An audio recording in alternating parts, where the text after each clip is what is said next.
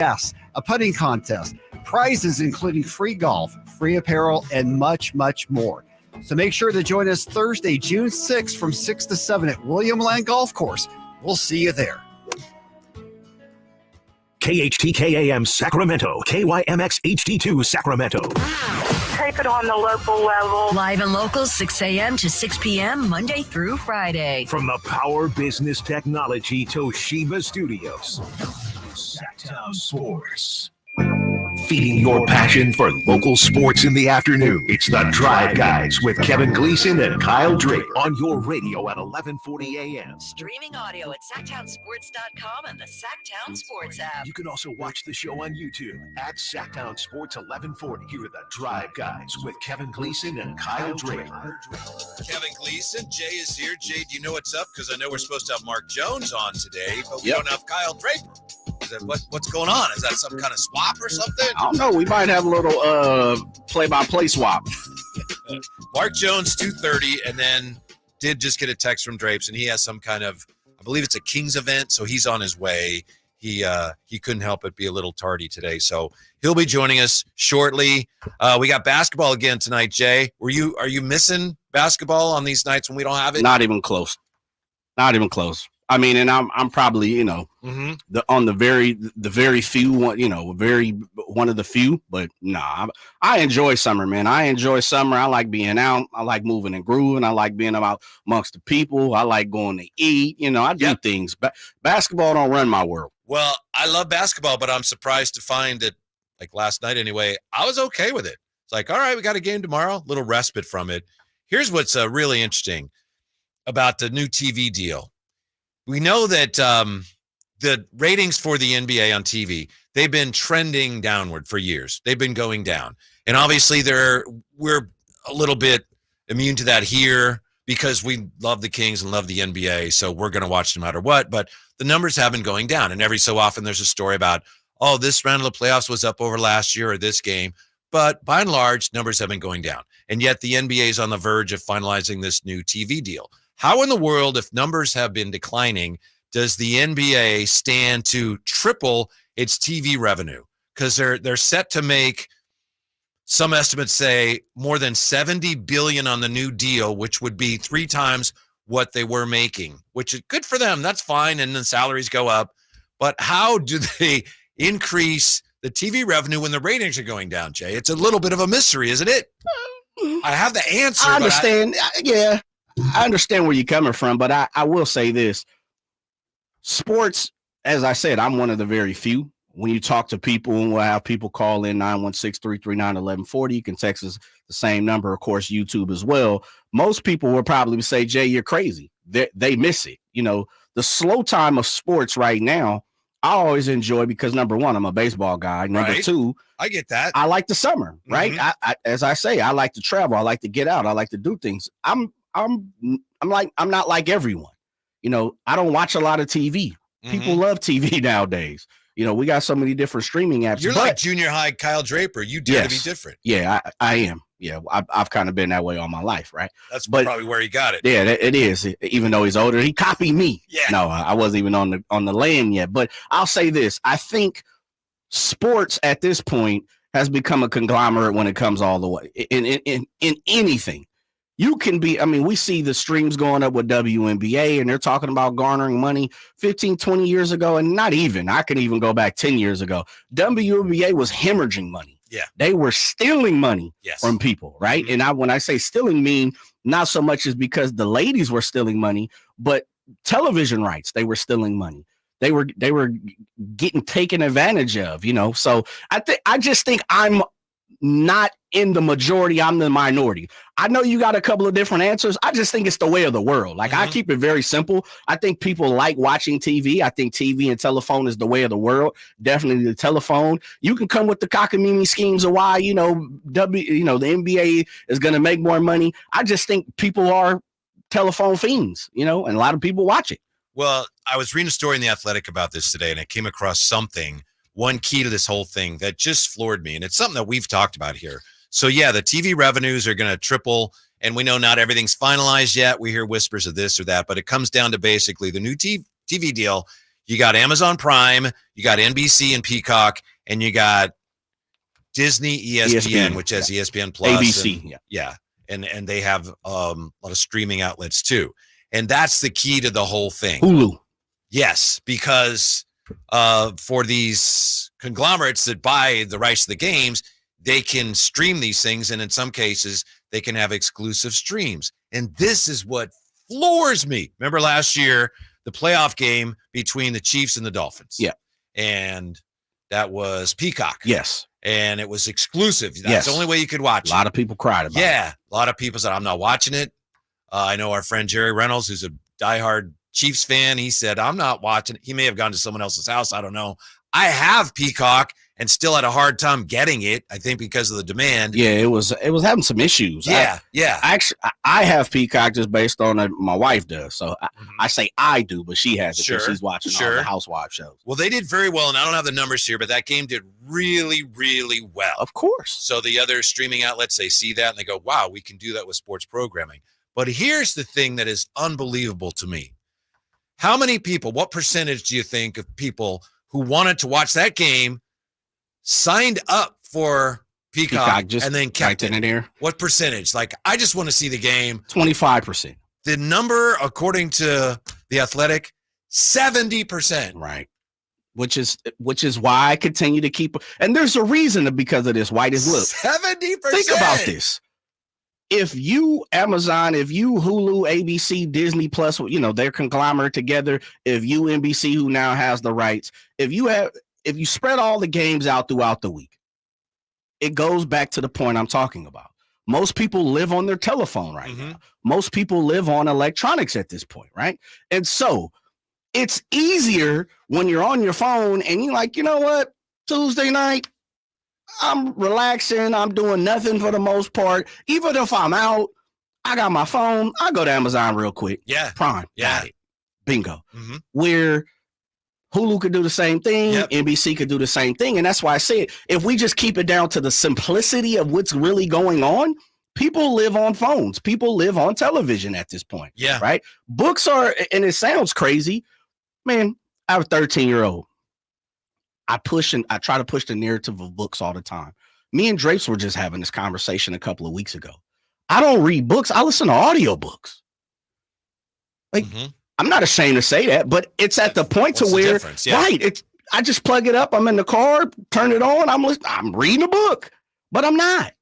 And so that's what I say. The simple part of all of this is in reality, we can say everything. Well, Hulu's got to have this and this, all these different conglomerates. People live on telephones. Well, I guess it'll be a while before I get that Ted Williams book back from you then. Huh? Oh, yeah. That thing is going to be, man, that thing will be forever. It is long. It is a long book. I'm probably in about 2 chapters, and I've had the book for like 4 months now. Yeah, and the early parts aren't as good. You're plowing through the more difficult parts. Yeah. But I would have been with you. My guess would have been, all right, people that want to watch the game on Peacock, signed up for it. You said 25% you would have guessed kept it. I probably would have guessed lower than that. Really? Yeah, because I've done that where, I'll get this service because I want to watch this one thing and then cancel the next day. But 70% just floored me. And according to this report, a lot of people, they got it and then like, oh, I think to your point, I'll watch this. I'll watch that. Hey, look at that. It's the way of the world. So no wonder some of and I know, the NBA is not the NFL as much as we love the NBA around here, but still for these streaming outlets, this is gold. Yeah. And this, the other part of this too, White, is, and I think we've had this conversation on this show.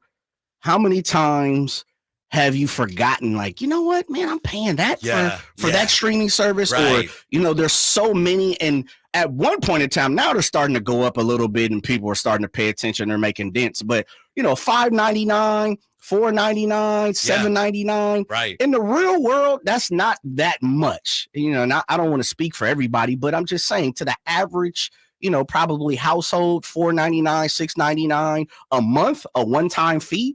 You kind of like, that's in the back of my mind. I know. Until you really have to go down and take, attrition of what's really going on. And you're like, wait a minute, I'm paying $7.99. Yeah, I think Drape said this. He said that. Yeah. He'll be with us shortly. Somebody's wondering here. Emma Drock's wondering, did Drapes forget to charge the battery in his new headphones? No, he's all set. He just had a Kings thing he had to do. Should be here any minute. But I think he said a couple weeks ago that we were talking about this, and I think he said, I have like 2 Netflix subscriptions. I didn't even know. And I'm sure there's a lot of people like that. Because most of the time, like, okay, one of the lines I have is T-Mobile, one of them Verizon. T-Mobile gives you Netflix for free. Oh, okay. Right? Yeah. And then we already had Netflix.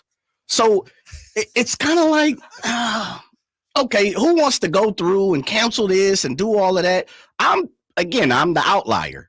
Most people $4.99 until you catch it or it starts to get on your nerves, it gets annoying. Then you'll go through and actually do all the cancellations, and they make it so hard. You go into the app or the website, you got to go through 13 different screens just to cancel. Oh, I know. And then at the end you get to, you're going to have to call us. Yes. You're like, you can't dude, cancel online. Right. So it just becomes one of those things. And it's interesting that all sports have become this. They're all spread out across all these different streaming services. Mm-hmm. It's amazing, man. Yeah. That's why, to your point about people living on their phones, that's why when you go to the baseball games now, why after years and years and years and years and years and years and years do they have to put the nets up?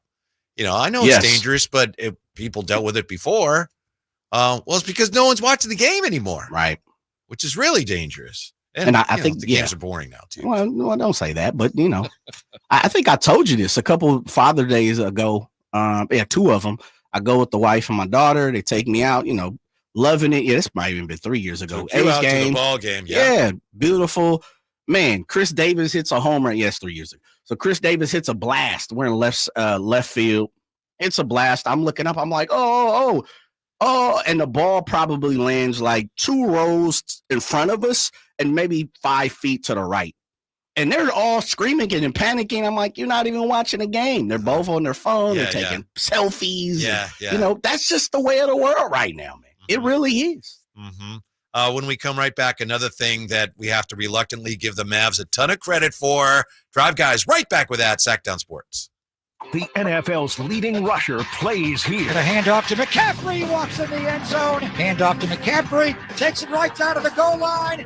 He does his thing again. McCaffrey goes in motion right. Backwards pass led by Juszczyk. A block there. Hurdles a man. 10-5. Touchdown! CMC! You can hear all of Christian McCaffrey's touchdowns on your home for 49ers football. Sactown Sports. Hey, it's Carmichael Dave inviting you to make the switch to electric this spring and save big with American Energy. Stay ahead of those spiking energy bills this summer with up to $9,000 in rebates on a new ultra-high efficiency comfort system. American Energy is providing huge rebates from SMUD as well as spring specials by installing one of many incredibly efficient AC options available to you right now. Get rid of those fluctuating gas bills in the winter and switch to year-round all-electric with American Energy. Let them perform a free in-home energy efficiency analysis and see where they can help you save for the warmer months ahead. These guys are the best. Been serving the greater Sacramento area since 1981. A+ from the Better Business Bureau. Learn more by calling 916-520-9990. That's 916-520-9990. Call 916-520-9990 now.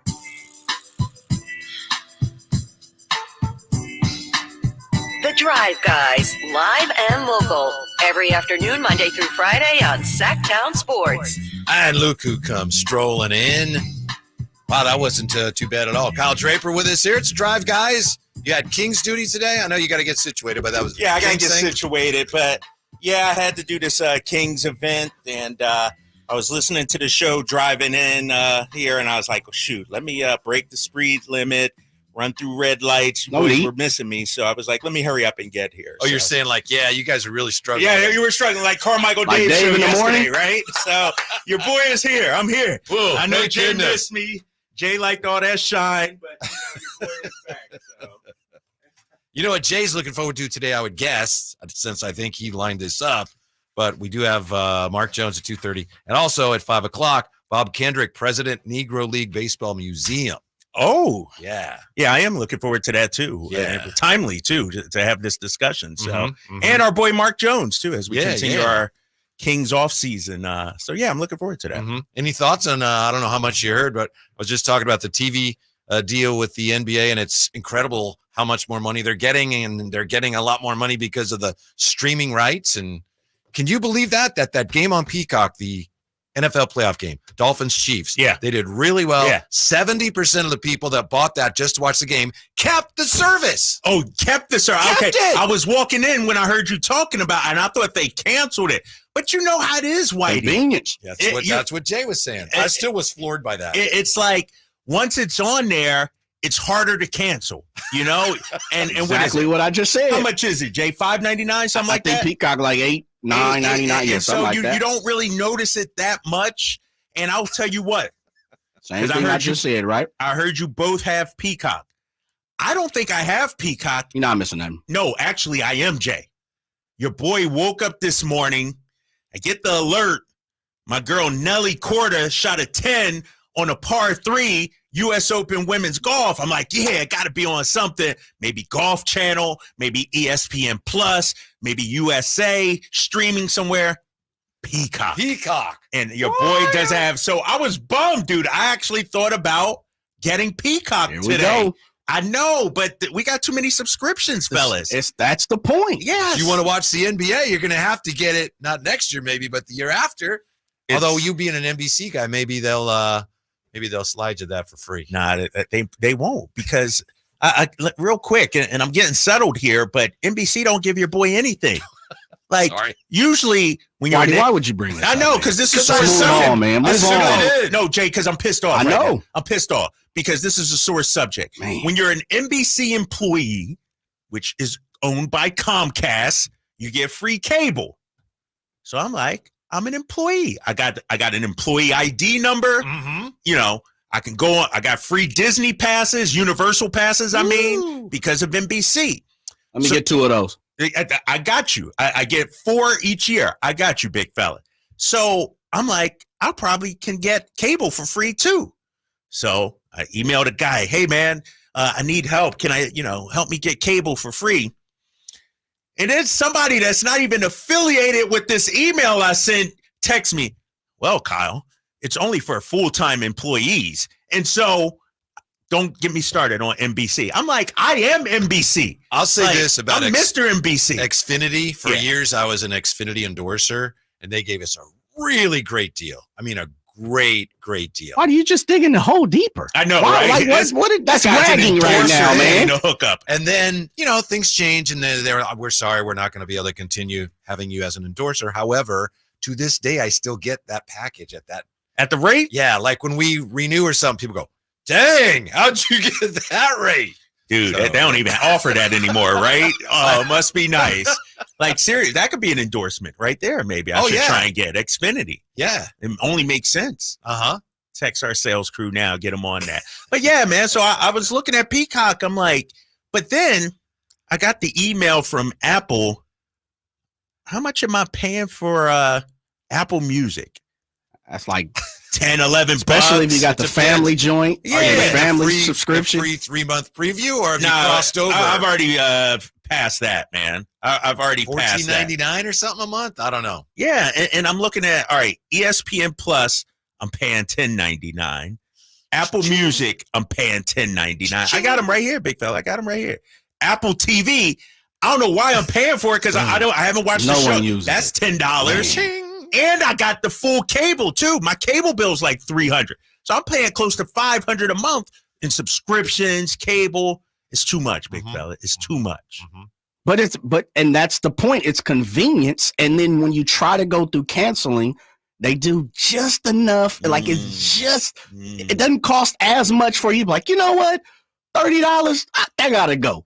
It's $8.99. How can we work this $7.99. Yeah, right. $10.99. Yeah, it was $10. Right. And that's a coffee. That's the point. Drapes, it's just a small convenience fee to the average person. And again, I'm not counting everybody's pockets, but to the average person, $7.99 a month. One time, you're like, whatever. But once it starts to get annoying is when you start to be like, you know what, man? Right. When you start to do your audit, I'm going through everything like Drake's system. I'm canceling all of it. What's the app? And I just saw an ad for it last night where you get the app, and then it'll tell you, you are paying. Is it Quicken? No, Experian or something like that. But don't you got to pay for the app too? Well, no, like that's. I don't know. See, I was a little skeptical. Like, I'm telling you, fellas, I swear I got at least 2 or 3 Apple Music or Apple TV subscriptions, like and Netflix as well. Yes. And it's just I'm gonna go through it right now. I'm gonna do the audit while we do the show. And if you don't use them often and you don't remember your password, good luck actually watching anything on it. Right. You got to scan the QR code, man. I'm telling you. And the worst, fellas. This is the worst. I know you guys travel. You're gonna say on the road. I knew it. You knew that. When you on the road, I knew it. And I made the mistake. And if you're listening at home, in your car, or at work, take Drape's advice. J.O. echo this and Whitey. Don't sign into your Netflix account in the hotel room. Dog, I did that one time. 3 months later, I get a notification. So-and-so in Wyoming has logged into your Netflix account. I'm like, how's he watching my Netflix? Because I left everything open in the hotel, and it's just that's how they get you, big fella. And so now you know what? I don't even do that anymore. Mm-hmm. Ernesto says with Xfinity at one point in time, you were able to get Peacock for free. Yep. No, when it first started out, that's how you got it. But you're not still getting it free, are you? Shut up.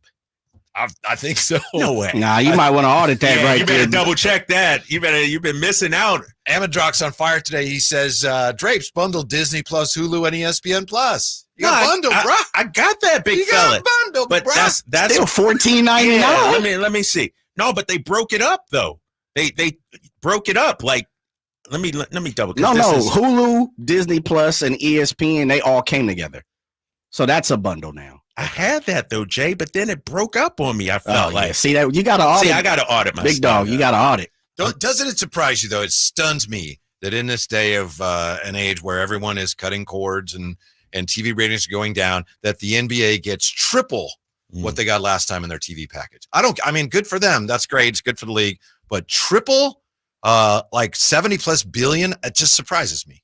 Yeah, but I do believe there will come a point where it'll be too much. You know what I mean? People will get fed up and say, nope, we're going back to good old fashioned cable, whatever we have. What does this do to the League Pass, by the way? I wonder when they start streaming that. Games. And then those games probably aren't going to be on League Pass. So, you're going to miss out. And so it's just too much, man. It's, maybe I'm old school. Maybe, they're not marketing to me, 49-year-old Drapes. Maybe they're marketing to the 20-year-old who doesn't mind, but there's too many. It's too many, like we were talking about with the NFL, man. It's like, I got to find out where games are now. I don't even know where games are. I'm trying to watch the U.S. Women's Open, and I don't know where it is because there's like 6-7 different streaming options that it might be on. So when you found it, it was on something you don't have. It was on Peacock. Yeah. I got everything else. Yeah, I got it. And you work for NBC. Not really. I found out not really. Blood. But it's like, all right, we went over that. And the worst, Jay, and you know this because you got a young teenager. Whew. These damn kids, they spoiled, big fella. Yeah. We got Disney Plus. We got Hulu. Count it. We got Max. Count it. We got everything. Count Netflix. It. Prime. And so my daughter, Prime. So my daughter's like, Dad, do we have Peacock? This is about a month ago. I'm like, nah, honey, it's the one thing. She's like, She want to watch Despicable Me or something. Yeah, at the card show, she could get it herself. That's what I'm like, these days, hey, if you didn't spend $20, $30 a week on Starbucks, maybe we would have it. But these damn kids, man, they are so spoiled. Oh, she really did that. I was like, the one thing we don't have, and she's losing it now. And it's probably for one show. One show or one movie. I think it was like Young Sheldon or something. The new season was on this or with a Peacock or something. And so she was listening. What's she doing again? She was like, Dad, do we have Peacock? I'm like, nah, honey, that's the one we don't have. She goes, that's exactly, it, Jay, these kids, man. So did you draw the line or did you give in? I still don't have Peacock. Okay. I'm sorry, but I'm about to do, so I'm looking subscription audit. You get Rocket Money, can do it. That's your boy Cleveland Cavaliers, Dan Gilbert. Experian. That's the one. Yeah, you can do as well. So I'm about to do it here while we do the show. And is it free? I don't know. Let me see. Experience, track and cancel. It's probably $10.99 a month. It probably is, right? It probably got to is. pay for that to pay for the other. Yeah, it's. I'm not sure how much it got to be something, right? They don't give anything away from free right now. All right, coming up, Mark Jones, TV voice of the Kings, on what the heck is going on with the Kings and where they go from here. The Drive guys on Sactown Sports. Keegan Murray plays here. Keegan scores another three-pointer. Keegan Murray knocking it down for 23 points. Matched De'Aaron Fox for game scoring numbers. Sactown Sports is your proud home of the Sacramento Kings. My friends swim no matter the season, but my moderate to severe plaque psoriasis can sometimes take me out of the moment. Now, thanks to Skyrizi and Clear Skin, count me in. With Skyrizi, Risankizumab Riza, a prescription-only 150 milligram injection for adults who are candidates for systemic or phototherapy. 3 out of 4 people achieve 90% clear skin at 4 months. Don't use if allergic to Skyrizi. Serious allergic reactions and an increased risk of infections or a lower ability to fight them may occur. Before treatment, your doctor should check for infection and tuberculosis. Tell your doctor if you have an infection or symptoms such as fever, sweats, chills, muscle aches, or cough, or if you plan to or recently received a vaccine. Thanks to Skyrizi, there's nothing on my skin, and that means everything. Ask your doctor today about Skyrizi, the #1 dermatologist prescribed biologic in psoriasis, and visit skyrizi.com or call 1-866-SKYRIZI to learn more. Power Business Technology is proud to be 100% independent, locally owned, and managed Toshiba copier dealer. Local ownership cuts out the red tape, allowing ourselves to never be too busy to personally answer the call when our clients need us. Recognized for excellence in service execution, training, and customer service, we're proud to be named a 2022 Toshiba ProMasters Elite Dealer. Contact us today for all of your business printing needs at 844-POWER-BZ. That's 844-769-3729, or visit us at powercopiers.com. Sacramento, Dirk Bentley is coming to town. Hey y'all, this is Dirk Bentley. Saturday, September 28th at Hart Health Park at Cal Expo for Country in the Park 2. And he's bringing some friends. This is Farley. Take my hand, let me make you mine. It's Dasha, hit your boots, Kelsey Hart, and more. Saturday, September 28th at Hart Health Park at Cal Expo. Get your tickets before they sell out at CITPFest.com. Brought to you by Coors Light. I'm Tiffany, founder of Harlem Pilates. When I couldn't find Pilates in my neighborhood, I started a studio from my studio apartment. Chase Inc. helped me grow from 1 Pilates studio to 3. Because when you start small, you're going to need some big help. With the Chase Inc. Business Cash Card, you can earn up to 5% cash back on business essentials, so your business can go from here to possible. Chase for business. Make more with yours. Real business owner compensated for their participation. Cards issued by J.P. Morgan Chase Bank and a member of FDIC, subject to credit approval. Terms apply. Contact Tax Relief Helpers for details and restrictions. Attention anyone that owes money to the IRS. The IRS has restarted aggressive enforcement actions against taxpayers who owe back taxes that were temporarily suspended for COVID. If you owe $10,000 or more, you must hear this because now is the time to clear your IRS tax debt. A special toll-free number has been established so you can stop penalty fees, avoid liens, levies, and other hostile measures by the IRS. Call Tax Relief Helpers right now at 800-934-9217. Tax Relief Helpers will provide you with the maximum protection afforded by law. I got behind on my taxes and owed $48,000. I didn't know what to do. I called and they got my bill lowered to just $3,500. I owed $87,000 in taxes and it was scary. I got the amount I owed down to just $3,500. I saved $83,500. If you owe money to the IRS, don't wait another day. Call 800-934-9217 right now before the IRS enforces liens, levies, and other aggressive measures. The call and consult are absolutely free. Call now. Call 800-934-9217. 800-934-9217. 800-934-9217. Sacramento sports fans, get ready to amp up your summer with the Sactown Sports live events calendar. We've got a lineup that's awesome. First up, mark your calendar for June 8th when NF takes the stage at the Golden One Center. Visit livenation.com for tickets and get ready for a killer high-energy show. Don't miss music legends Daryl Hall and Elvis Costello with the Imposters on June 12th and NSYNC and Backstreet artists Joey Fatone and AJ McLean on June 22nd. 2 great shows coming in June to Thunder Valley Casino Resort. Then looking ahead to August 4th, get ready for the Outlaw Music Festival at the Toyota Amphitheater, featuring legends like Willie Nelson, Bob Dylan, and John Mellencamp, presented by Live Nation. The Sactown Sports live events calendar, your ultimate playbook for the best shows and events in town. Stay tuned to Sactown Sports for exclusive updates and your chance to win tickets.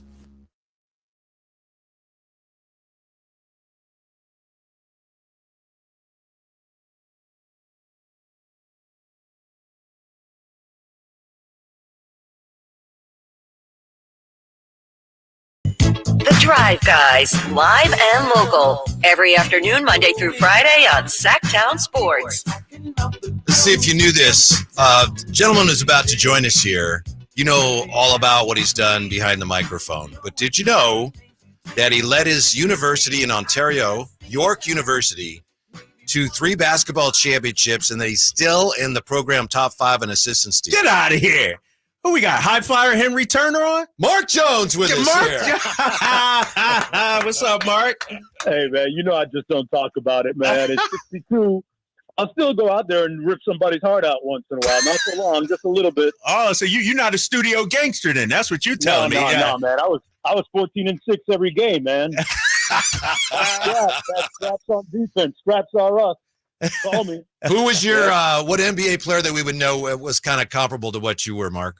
Oh boy, I would say oh boy, that's a great question. We can come back to it if you want more time to think about it. Yeah, give me a little. You got it. Give me a little CJ McCollum. You know? Give me a little CJ. Shifty with it. The crossover was nice. You know, you had the 3-ball like that too. Yeah. Back in the day, before like cats nowadays, they get away with a little bit carrying the ball. I'm not saying that everybody does, but that's back when a crossover was a crossover. You know what I mean? Yeah. Tim Hardaway's crossover for me, the UTEP 2-step. That's the last dying breed of the real. Not the Iverson one. Not the Iverson. No, Iverson, he get his hand under the ball a little bit. Yeah. But anyway, I'm not hating. I'm just saying. So, So he can talk it and he can play it. Yeah. Mark Jones. Hey, listen, I did represent Canada in international basketball competitions on the under-17 team a couple times, and really had a great time doing that. And basketball has brought me all around the world, man. I've really enjoyed my journey, on the court and behind the microphone. So, yeah, I'm a blessed guy, no joke. Well, we appreciate your time, Mark. Wanted to ask you, what were your first thoughts when you heard the news break Friday that, it looks like the Kings and Mike Brown have tabled extension talks? You know what? It's just kind of the course of business sometimes. You know, negotiations are sometimes going to be acrimonious. Sometimes are going to be extremely easy. And sometimes it's going to be right in between, or it's going to vary from one end of the spectrum to the other. So, we've got a little bit of time, and, I wasn't surprised, and I wasn't disappointed, and I just think at some point it's going to play its way out the way that it's meant to be, because it usually does in this business. But I will say one thing, to quote, the famous line, I like to say, hey, the price of the brick going up. Yeah. Because we saw what Ty Lue got yesterday, and Ty has an NBA championship on his resume. But, you look at Mike Budenholzer, you look at the marketplace now, and, Steve Kerr is a little bit of an outlier at about 17 a year. I'm down in Miami right now. Spo, the guy right across the way from me, he got, right around 15 a year. So, coaches' salaries have escalated en masse of late, and there's a new marketplace that's in the process of still being set. So I'm interested to see where this all lands. Hey, Mark, we'll get into the offseason here in a minute. Just give me your thoughts on the regular season, 82, picking up 46 wins, making the play-in, but not making the playoffs. How would you gauge the Kings season this past year? A mixed bag. The big qualifier for me, Kyle, is that, we ended the season with the 6th man of the year candidate and a starting shooting guard on the injured list, unable to play. And that's a big disclaimer. I know people are going to say, that's part of sports, but that was, I think, ultimately fatal for us when it came to trying to get into the playoffs and not making it out of the play-in tournament. We went from 48 to 46 wins. It's deceiving because the West got a lot better this year. Compare, the Golden State Warriors win total in the Eastern Conference to the Atlanta Hawks win total as the number 10 seed in the Eastern Conference, and in the West versus East, and you say, like, wow, look at the huge discrepancy there. And overall, it was a tough year, but I'm from the Giannis Antetokounmpo school. There are no failures in sports. You retool, you pick yourself up, and you get back to it again. And I think that more importantly, Mike Brown, Kyle, you and I have seen it happen in real time, courtside, up in the studio, from wherever your vantage point has been at practices. We've seen it on the bus. We've seen it at shoot-arounds. Mike Brown has indelibly turned around the franchise culture that had been there the previous 16 years before him. And you, at some point, have to put a price on that. Mm-hmm. Yeah, Mark Jones with us, or as he's known at basketballreference.com, Maple McCullum. That's his name. Maple McCullum. Hey, actually, my teammates call me the straw because I stirred the drink. Okay. Okay. Yeah, they call me the straw. Yeah. You talked about how much the West improved last year. How about looking ahead of the teams that finished behind the Kings last season, Mark? Which one of them do you think should concern Kings fans the most? And the West is still going to be difficult because, John missed the whole year, right, in Memphis pretty much. And he'll be back next year. And they've made significant changes on their coaching staff. So I think Memphis is going to be better. I don't think that the bottom part of the West is going to be that much improved. I think that, as far as teams that we might have to look out for in Sacramento, it's going to be the same group primarily that finished in the top 10 this year. Mm-hmm. I really do. Yeah, I think Memphis scares me. Memphis, too, yeah, and what Ime Udoka is doing down there, and Houston scares me as well, Mark. Yeah. So they made a late season charge, yeah. Yeah. And they're going to be that much better next year. Yeah. They got some decisions to make on Jalen Green, who's, extension eligible. Right. What do you think the Kings need to, make that leap where we're not talking play-in, but actual playoffs? Wow, a 6'9", 6'8" wing score that gives us a big-time third option offensively, mm-hmm. And can also, guard just enough within the scheme that the staff was able to establish this year. I mean, guys, we ended up 14th in defensive efficiency. That's pretty darn good mm-hmm. when you look at finishing 25th last year. But I would say that would be the primary need, is a lengthy wing scorer that will be able to play within the parameters of the offense that Mike and Jay Triano have established the last couple of years, the free-flowing Domas Sabonis heliocentric offense that involves a lot of DHOs and pin downs and movement off ball. And that's the tricky part, guys, is being able to find the piece that fits just right, because there are guys that can get buckets in this league that fit the parameters of what I just described as a player. But can you fit into a system where you don't have to take 4 or 5 dribbles to get it? You understand what I'm saying? Yeah.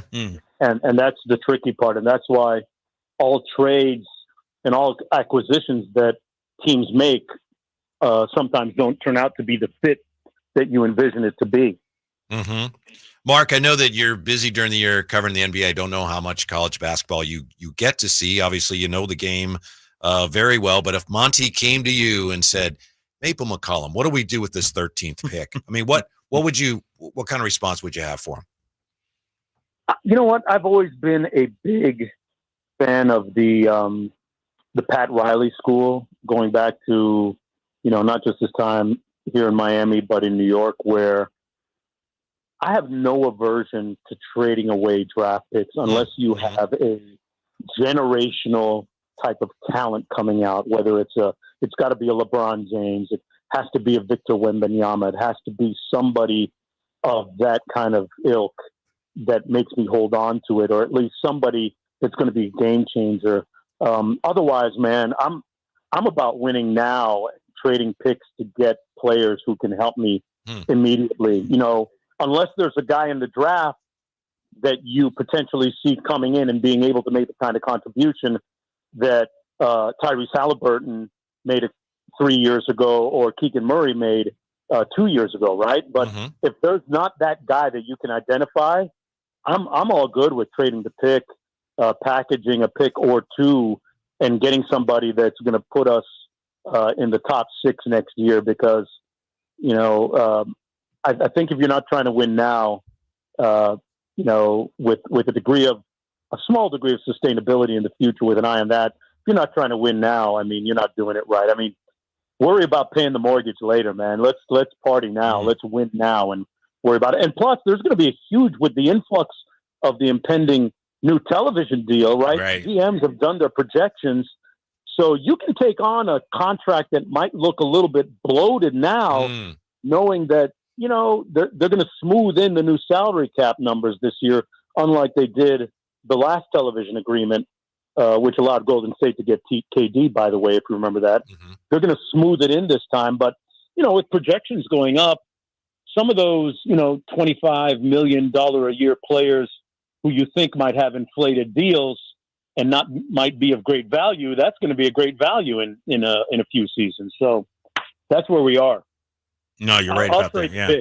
I'll trade the pick, man, unless you get a 4-year or 3-year guy, like a Jaquez who can come in and make all rookie, unless you get a Keegan Murray type that can come in and make an immediate contribution.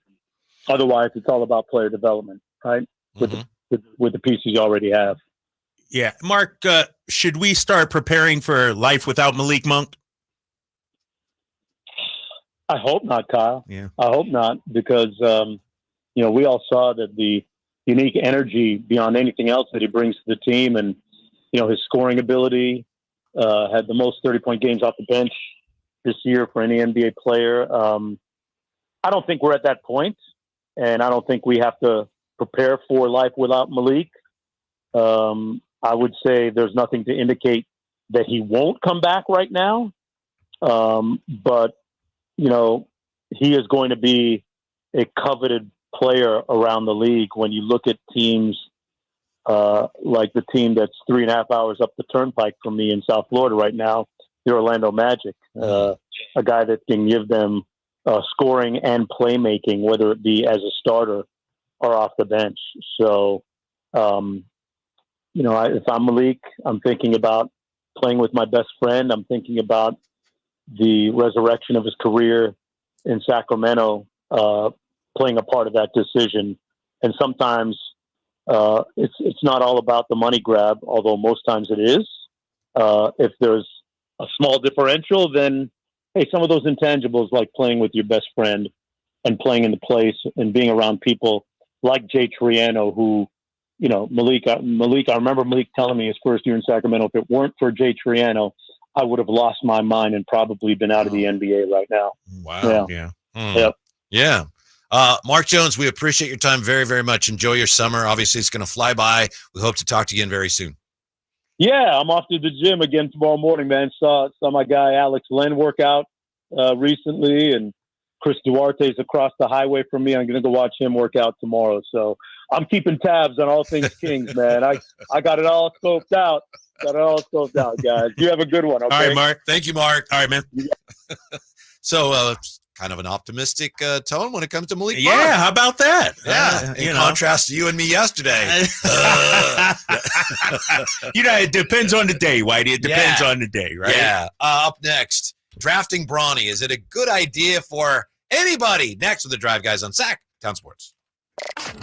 Did you miss any part of our live local shows? Don't worry, you never have to miss them again. Check out SactownSports.com and search our podcast page and play our shows when you want. The Carmichael Dave Show with Jason Ross, Stiles and Watkins, and the Drive Guys. Plus, other podcasts like Return of the Empire, Return of the Roar, the Stingers Up podcast, and Golf to Go with Frank LaRosa.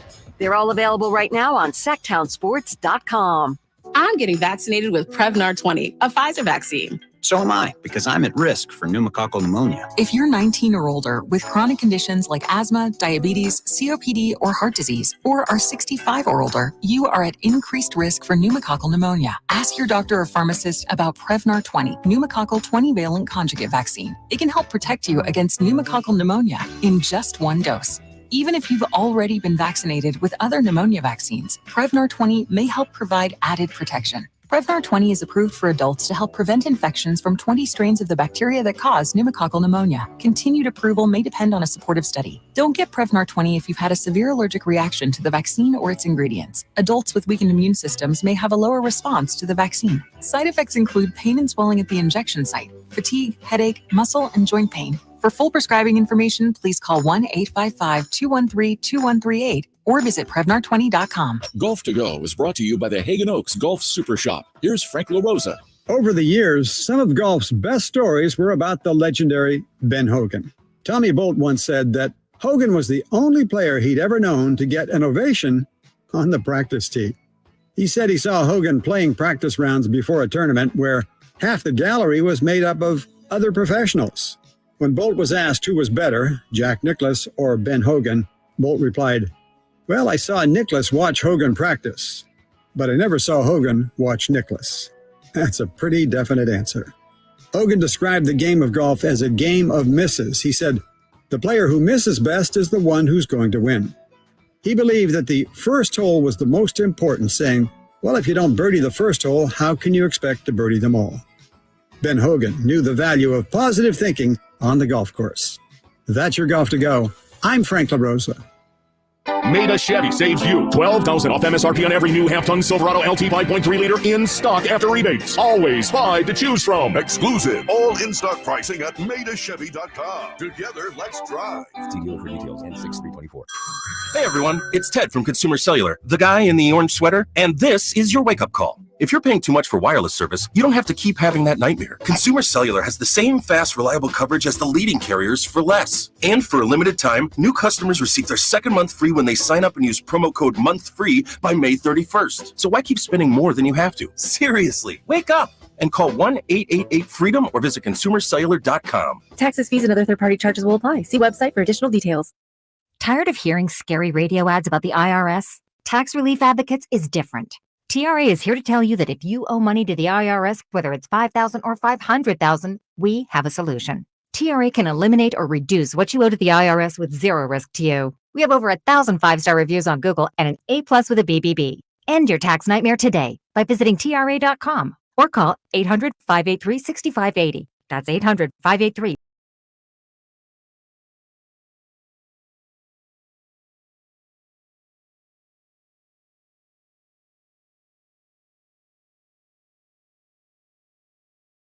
Your afternoon home for Kings talk and so much more.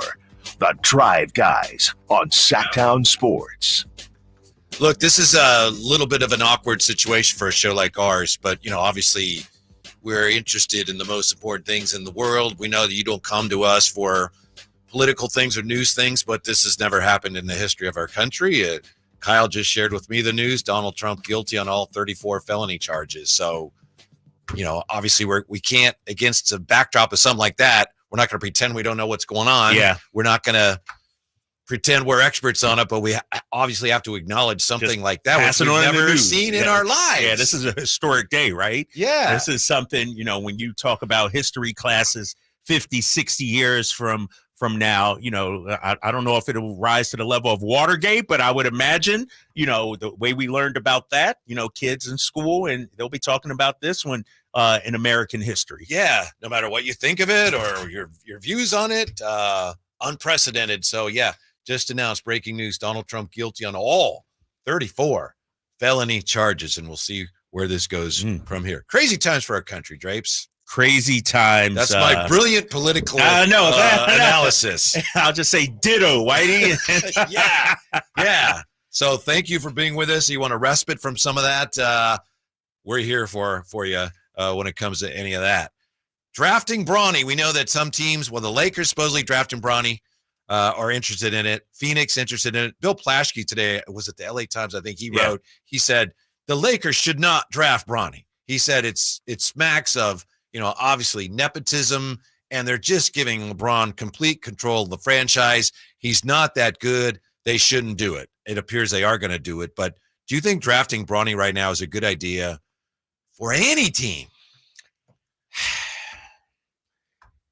This is, and I don't know Bronny's skill set. I don't know, do teams think he can help them? It depends on, in my opinion, Whitey, what are you drafting him for? If you're drafting him to try to lure LeBron, I don't think that's a good idea. But if you're drafting him because you think he has potential, whether it's a two-way deal, and I know Rich Paul said he's not doing the two-way, but as a team, yes, I would draft him if you believe in his basketball abilities. I wouldn't draft him just to maybe have a crack at getting LeBron James. Mm-hmm. And to, I'll push back against Plaschke, and we've talked about this before, Dr. Jerry Buss and Jeannie Buss, over the years, their mantra has been whatever it is to keep the star player happy. I look at Giannis in Milwaukee. Nobody's talking about Thanasis. I mean, he's kind of a joke. Yes, people make fun of him, but he's been on that roster for a number of years to placate Giannis. I'd rather draft Bronny and have a happy LeBron than not draft him and have a pissed off or an unsure LeBron. It's really interesting as I hear you talk, and you're right about the various Antetokounmpo brothers. I remember years ago, do you remember Jay? Chris Webber's brother they brought him into camp.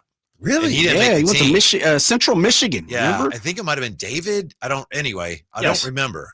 Well, just like a tryout kind of thing? Like give him a shot? At the time, it was kind of, for some reason, there's something about a guy of LeBron's magnitude and it being his son, which seems, in my mind, totally different from that. Now, it shouldn't. And that's what I realized as you're talking. I was like, oh, yeah, that's very similar. But it just seems a guy of LeBron's magnitude, my son's going to play. How about this, though? Let me throw this at you. It can't go well, can it? But let me throw this at you. What if LeBron goes to him and says, you know what, because LeBron can opt out, become a free agent. If you don't bring my son here, I'm walking. Then what do you do? If you're the Lakers, you can't be, all right, LeBron, see you later. Because LeBron, even with, the 47 wins this past season, flaming out against the Denver Nuggets, LeBron sells out wherever he goes. Mm-hmm. He's a moneymaker, not only for your team, but the entire league. And so even if you're not winning championships, when you check your bank account and the statements and everything, you've won. LeBron has made the Lakers must-see TV. Look at all their TV dates they get. Mm-hmm. If LeBron leaves, all that goes away. You're right. I would like to see the Lakers do something in the name of basketball integrity and say, no, that's too much. But as you say, it's a business, and people are going to want to go see that, right? Right. They'll be like the Lakers need any help being more popular, but they'll be an even bigger story, and therefore they will make more money by virtue of embracing that. Yeah, and it's ridiculous, but I get it. And I'll say rosters are expanded. It's not like the old 12-man roster. Now you got 15-man rosters. You can shuttle guys from inactive to active, and so I don't think that 15th man on your bench is really making a difference whether you win a championship or not. Case in point, Milwaukee. Case in point, from a basketball on the court optics, Udonis Haslem in Miami before he retired this past year. They could have just had Udonis be a player, a coach, or an assistant or something. They kept him on the actual roster when his usefulness from a playing standpoint has far passed. And sorry, but it makes it, from my standpoint, even easier to despise the Lakers. I get why they're doing it. Yeah. And you're right. It's like, what are they going to do? Say, no, we don't want you, LeBron. But in the grand scheme of things, I mean, we've never seen anything quite like that either. And there is an element of it's got a degree of being ridiculous about it. It's just ludicrous. But what if the kid can actually play? Well, I'm assuming he can't. I haven't seen it. You've seen him. I've seen the guy. I'm just going by what I've I've read. And if he can play, bless him. I don't have anything against him. But if he can't play, and the only reason he's playing is because his dad's on the team, yeah, that's similar to a guy bringing his brother on, but it's still a little different, and it's just ridiculous. Let me ask you this, because ESPN has him as their 54th best prospect. What if he's drafted 54, 55? Is that okay? Like, to me, it's about why are you picking him? I understand. You know, if you're picking him because he's LeBron's son and you want to get that's not a good idea. But if you actually think there might be something there, some potential, why not? But you know as well as I do, there are other scouts that say he's not a player. He's not a prospect. And I don't know. But if he's not, and the Lakers are just going, all right, LeBron, I understand why they have to do that. And maybe short term it's better for them, but long term, Lakers gonna Laker. Nah, but historically, Whitey, we've seen organizations, leagues, franchises draft guys who aren't even, for instance, I don't know the names, but I know there have been guys drafted in football that played basketball. You know what I mean? But like the potential that maybe, he can become a football player or, and I'm going way back now. They don't do that as much anymore. But I'm talking, who's my guy? Pat Connaughton, let's say, who can play both, I'm saying. But there was no way he was going to actually go play baseball. But we drafted him just in case. And so when you draft a guy like Bronny, LeBron's son, you're drafting him based on his genes, if you will, that, you know what? It's LeBron's son, so maybe, especially at that era, 54, 55, take a flyer on him. I'm okay with that. We won't know until we see how the draft unfolds and, like, who they pass on to take him and what kind of player he ends up where being, he's picked. Like, is he a first rounder? Does somebody reach? And, why is he only working out for Phoenix and the Lakers? What's that about? Well, the Lakers are kind of cornered in the way they have to. But for anyone else, like Phoenix right now, apparently considering it, that's stupid. No one else should even consider it, in my opinion. Not even bringing him in? No, it's a waste of time. LeBron's going to play for a minimum salary or whatever they'd fit him in. You're talking about if they're trying to lure LeBron. Yeah. Right, okay. And that's what they're trying to do. Yeah. Oh, for sure. Hey, come play with KD and Beal and Devin and we'll have your kid. And that's dumb. Yeah. Somebody's going to pick him, though. Somebody's going to take a flyer. And he might pull it, Eli or somebody like that. You know what? Don't draft me. If I'm a player, I don't want to be drafted in the late second round. I want to be a free agent and choose my situation, choose the fit, if you will. Look at a team and be like, oh, they're missing this. I can go there and have a chance. You have to go to Rich. Rich, is it okay if you're the Lakers? Is it okay if we don't draft and then re-sign him? Is that okay? Can you ask LeBron if that's okay? Yeah, hey, man. That's where it is. LeBron, and maybe I'm wrong on this. Call me out if I'm wrong, people. LeBron is the most powerful basketball player of all time. Yeah.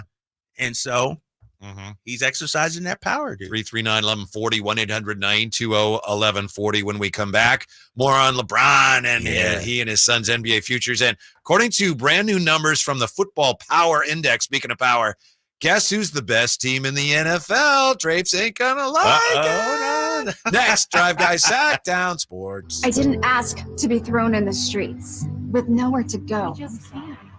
I didn't think I'd survive.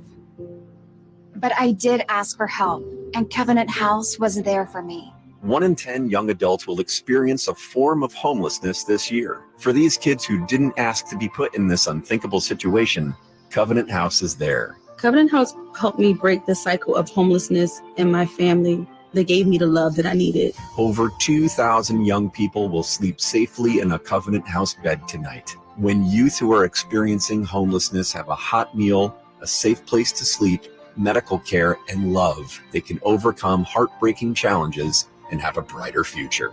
They just really genuinely just wanted to help me succeed, and I'm succeeding. I'm a speaker, I'm an author. Covenant House really helped me and really helped mold me into the woman I am today. If you or someone you love is asking for help, go to safeplacetosleep.org today. Sacramento, Dirks Bentley is coming to town. Hey, y'all, this is Dirks Bentley. Saturday, September 28th at Heart Health Park at Cal Expo for Country in the Park 2. And he's bringing some friends. This is Farmer. Take my hand, let me make you mine. Hey, it's Dasha, Kelsey Hart, and more. Saturday, September 28th at Heart Health Park at Cal Expo. Get your tickets before they sell out at CITPFest.com. Brought to you by Coors Light.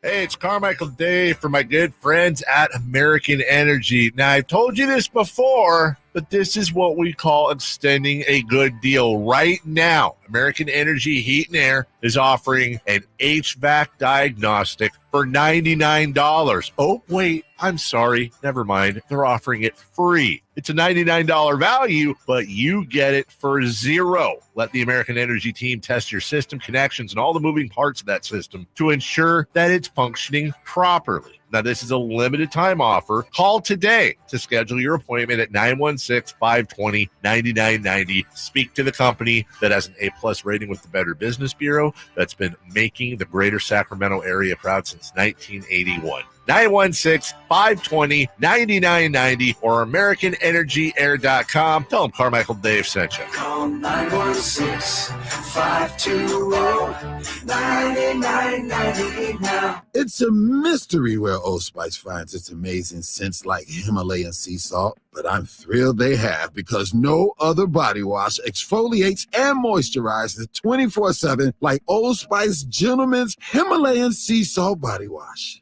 Now, if only there was a mountain range separating the Indian subcontinent from the Tibetan plateau where I could hide my Old Spice and keep my family from stealing it, my impossibly smooth skin will finally be safe.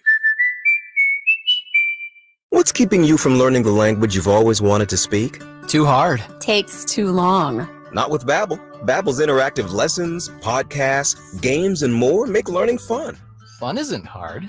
Right. And in 10 minutes a day, Babbel's bite-sized lessons are designed to get you having real conversations in as little as 3 weeks. That's not long. It's not hard. It's perfect. It starts here. Go to Babbel.com to try for free. That's BABBEL.com.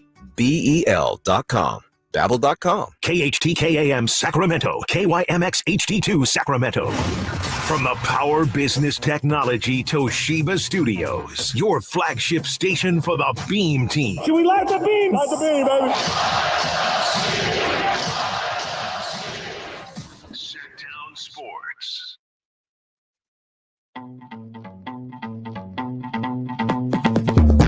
The only station in Sacramento giving you local sports coverage from 6 a.m. to 6 p.m. Monday through Friday. Sactown Sports. We have a lot of people on the chat anyway who see it the way you do, Drapes. Yeah, no doubt. Hey, Bronny, why not? He had a health scare. He's got, obviously, good bloodlines, as the 49ers like to say. Why not take a shot at him? From the 916 on the text line, Kings brought in Jason Thompson's brother, too. See? I don't remember that. I don't. Does Jay remember that one? That was before my time. Yep, according to a texter, though, he said that. I remember the great Elston Turner's son got a shot in G League as well. Former Sacramento Kings assistant, associate head coach. He played high school here, I remember. I think so. Junior, right. Elston Jr., Okay. Yeah. Yeah, I remember because Louise used to work in the building, and she shows, we got a letter from Duke today. Oh, really? Yeah. Oh, snap. Yeah. Okay. So back to work for Elston and the T-Wolves tonight. Yeah, what do you think about that? I was talking to somebody at the Kings event that I did. I think we're going to have history here in this Western Conference Finals. In the sense they're going to come back all the way? I think they're going to come back. I think this is the year it happens. I think it's going to happen eventually. Right. I think they've slowly planted the seeds of doubt in the Dallas Mavericks. And if they win tonight, that's a tall order, obviously. I got them winning the series because I think the pressure then shifts back on to Dallas.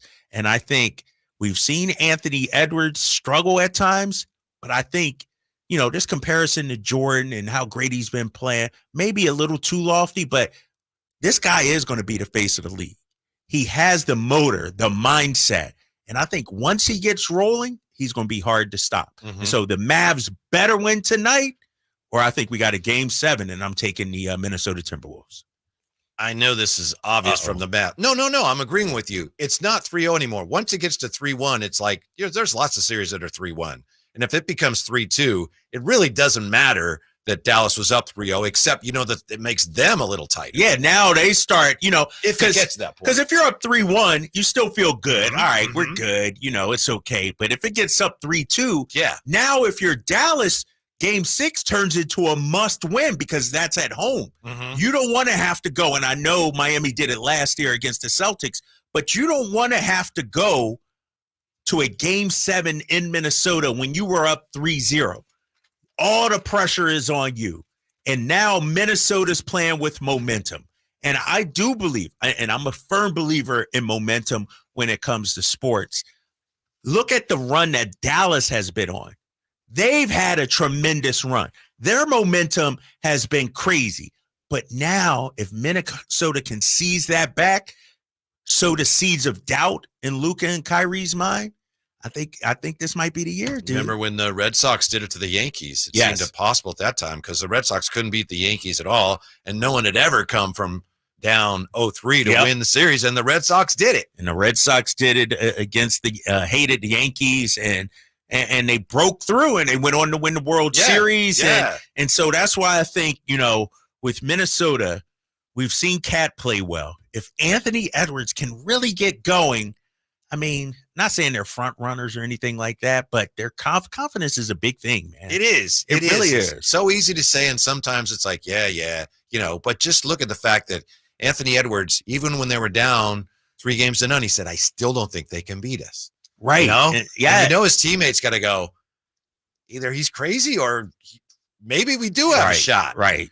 And did you hear some of the audio of him talking to like Kyrie on the court in the last game? I heard. I didn't see all of it. I seen some of it. This was done, huh? Yeah. See you in Minnesota. And it's sort of, and I bring this up a lot of times, but Magic Johnson subbing for the injured Kareem Abdul-Jabbar. They hop on the plane, headed back. Kareem's hurt. Magic sits in his seat. Have no fear. Magic is here. Mm-hmm. That sort of galvanized the team and had them believing. And it's sort of similar to what Anthony Edwards is doing when he said, I still believe. What did he say again? I don't think they can beat us. Exactly. If he says that, then you come out and win one game. Then you come out and win another. Then the locker room is like, you know what? They can't beat us. We got, and then it flips. And so I say, watch out. Tonight is obviously the game. If the Timberwolves can win this, they will win the series, in my opinion. Mm-hmm. By the way, we've been looking ahead a little bit with this being a slower period for some of the sports here. Yeah, we're looking ahead a little bit to the National Football League. And we have the latest power index came out today. This is something that ESPN does. The Football Power Index, FPI.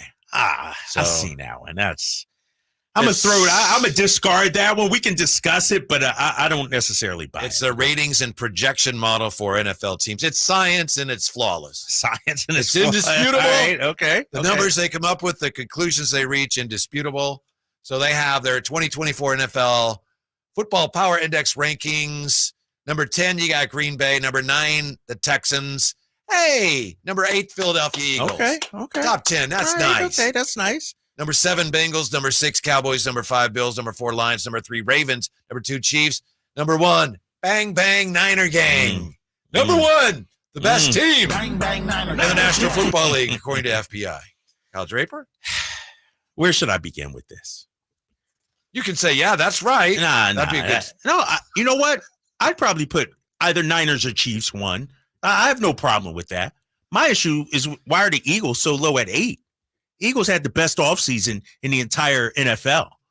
Talking about draft, free agency, trades. Like, the Eagles have been, everything they've done, coaching staff, everything they've done has been tremendous. The best of the best, dude.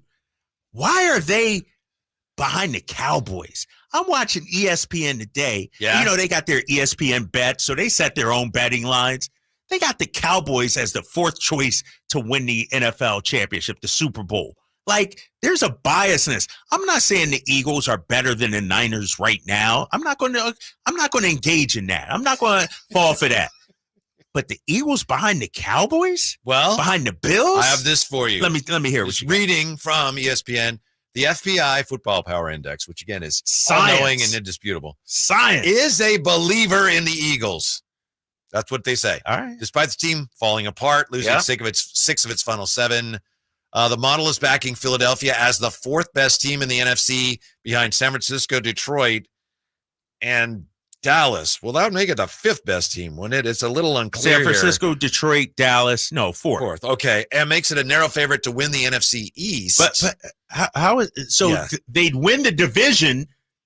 They're the favorites to win a division, but they're behind the Cowboys. Yeah, that's why I said that it's a little wonky there. But the Eagles have the foundation of a contender. Good or great players at critical positions, quarterback, tackle, wide receiver, along the defensive line. They've also added new coordinators. So they believe, FBI believes in your Eagles, but 8th is as high as we can go. After last year's disaster, debacle, see, you choose the word. But here's the mark of a great franchise. And the Niners need to take notes about this. The Eagles recognize their shortcomings, where they were deficient, and they went out and made changes, made moves, brought in new coordinators, got my guy Saquon Barkley, drafted top-level elite cornerbacks.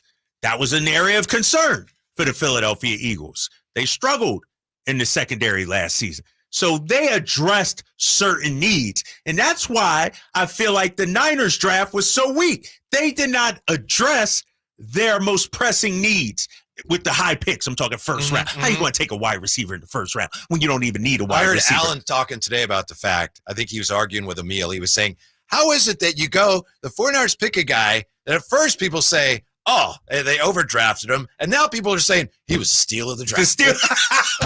How in the course of 5 weeks or whatever do we go from, oh, what are they doing to steal of the draft? Just, 2 days of OTAs or whatever it is? Oh, this guy is the steal of the draft. Yeah. That's what I'm saying. So I have no problem. And I thought you were going to go with Pro Football Focus here because they got the Niners as number 1 also. The Chiefs as 2, and I believe the Eagles 3. And obviously, I trust Pro Football Focus a lot more than ESPN. Oh, PFI is much more reliable, not at all. Historically, ESPN is all about trolling and it's trying to get clicks.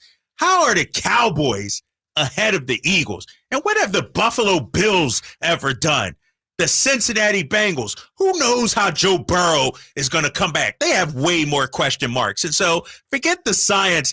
They're manipulating the numbers here with ESPN. We have more of this science for you, some interesting NFL findings, as well as how the Dolphins signing of a receiver may impact Brandon Ayuk going forward as we roll on Sactown Sports. On the move?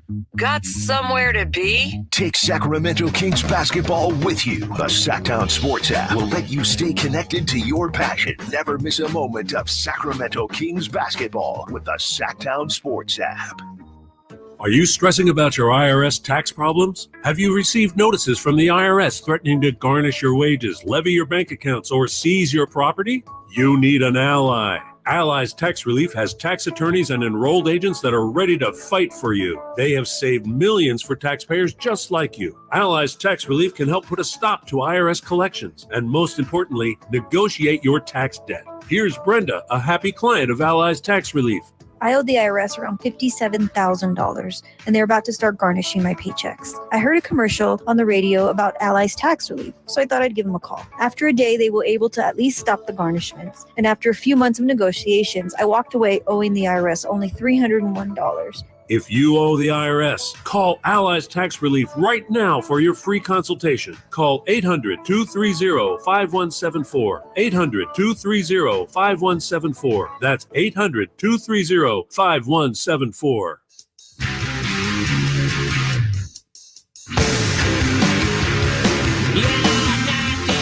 The Drive Guys, live and local, every afternoon, Monday through Friday on Sactown Sports. Carrying on, doing our best here, having a good time against the backdrop of, obviously, American history, no matter how you feel about it. Donald Trump guilty on all 34 felony charges. breaking news this afternoon.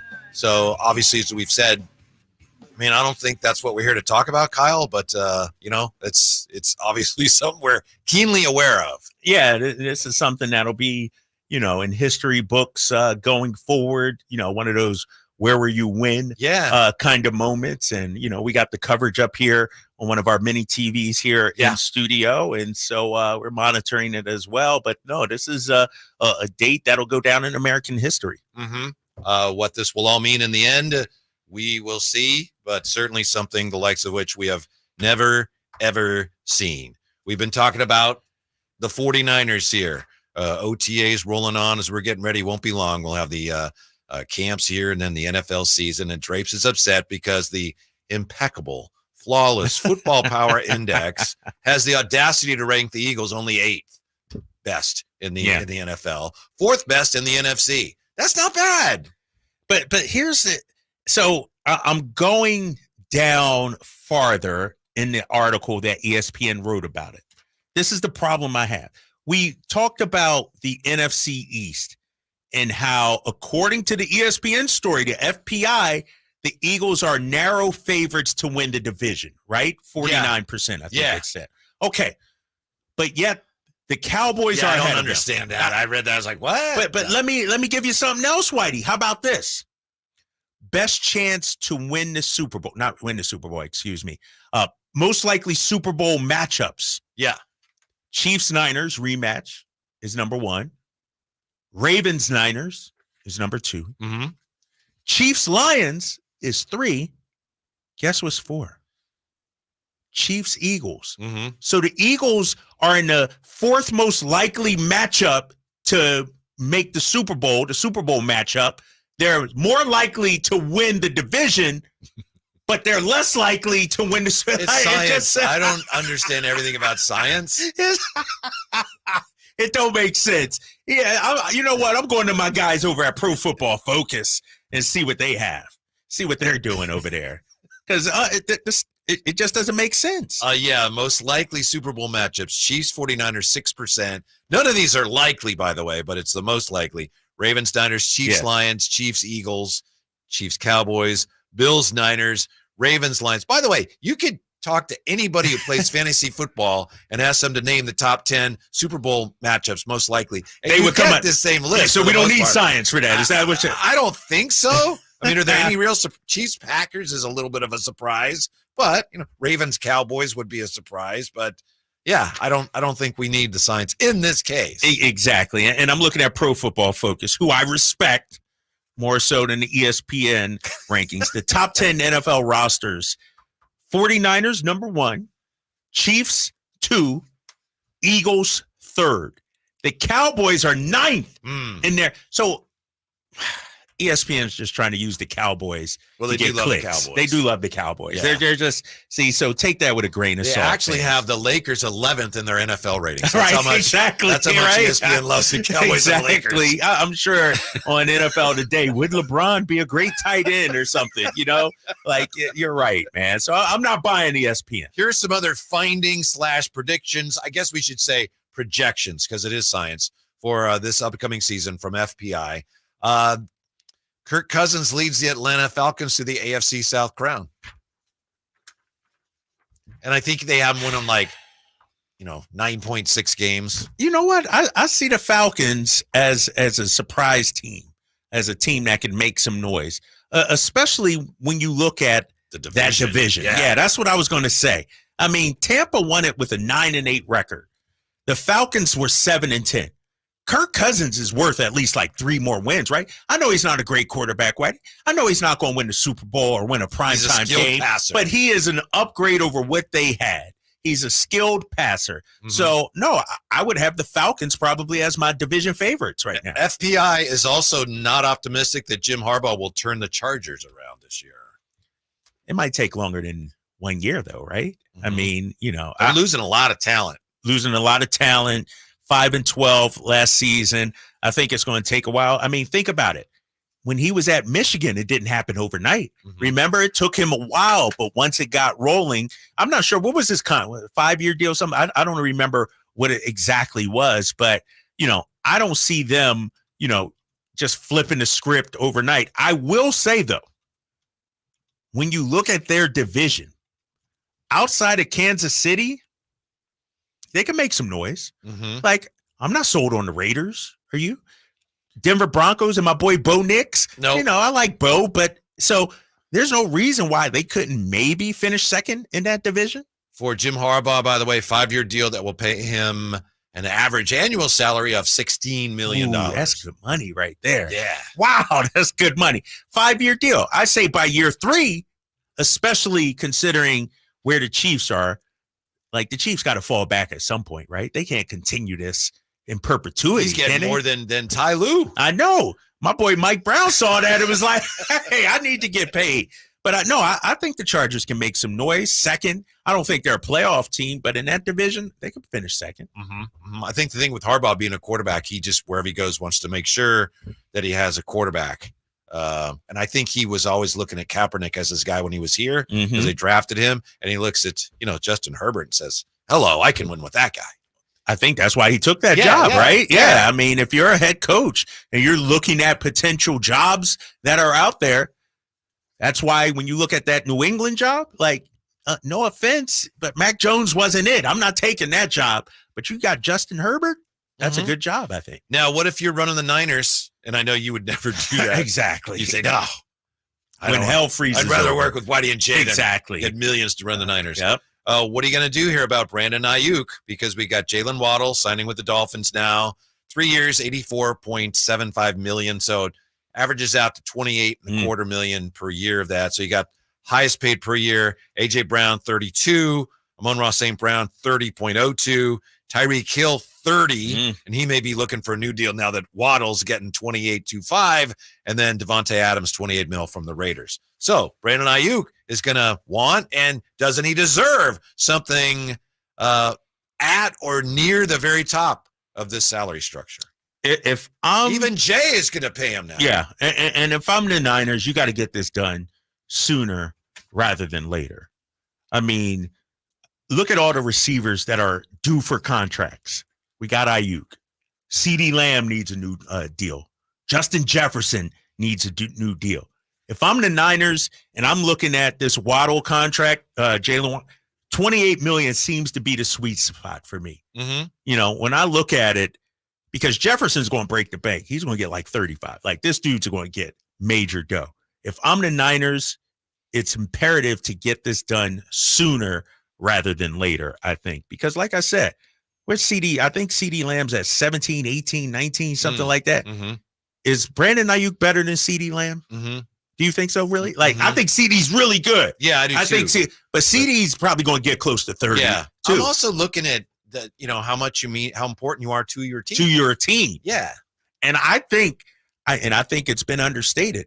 I think Ayuk's value is tremendous to this Niners team. Yes. You take him out, no offense to Debo, no offense to Pearsall or whoever that kid they drafted that's supposed to be the next Hall of Famer. Yeah.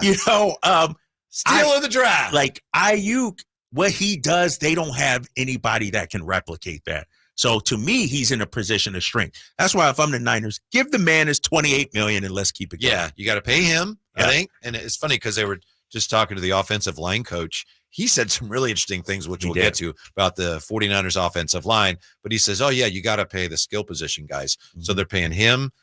Presumably, they'll pay Ayuk. You got Debo. Juwan Jennings just signed his new deal yesterday. Then you got the rookie coming in. To me, it looks like they're going to wait and see how this year plays out.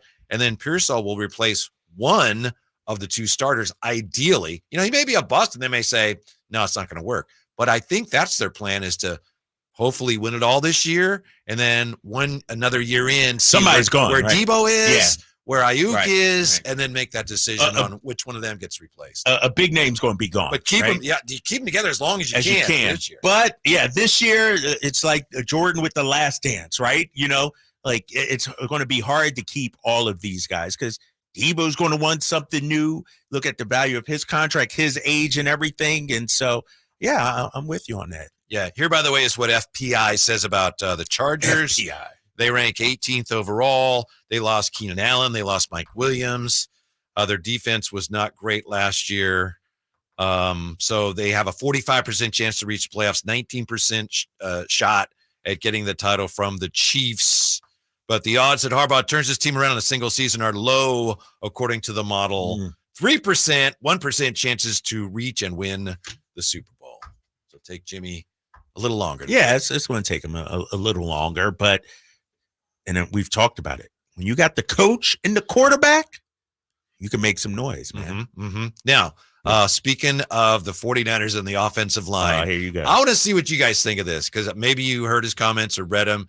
I think he just said our offensive line isn't that good, but it's okay. All right, let me hear it. Yeah, see what we have that when we come right back here. Drive Guys on Sactown Sports. The only place you'll find Kevin Herter is Sactown Sports. Herter's open, steps into three. He's got the triple. Hey, Sacramento, it's Kevin Herter, and you're listening to the home of the Sacramento Kings, Sactown Sports. Your local sports leader. Elevate your golf game at Timber Creek Golf Course in Roseville. Just named to the prestigious Golfer's Choice 2024 Top 25 Public Golf Courses in all of California by Golf Pass. Timber Creek offers an unparalleled experience. Our revamped practice facility features a grass driving range, expanded putting greens, and a chipping area complete with sand traps. Whether you're a pro or just starting your golf journey, Timber Creek is the place to be. Visit us and discover why we're the talk of Sacramento and beyond. Unwind and tee off at Timber Creek Golf Course. Power Business Technology is proud to be 100% independent, locally owned, and managed Toshiba copier dealer.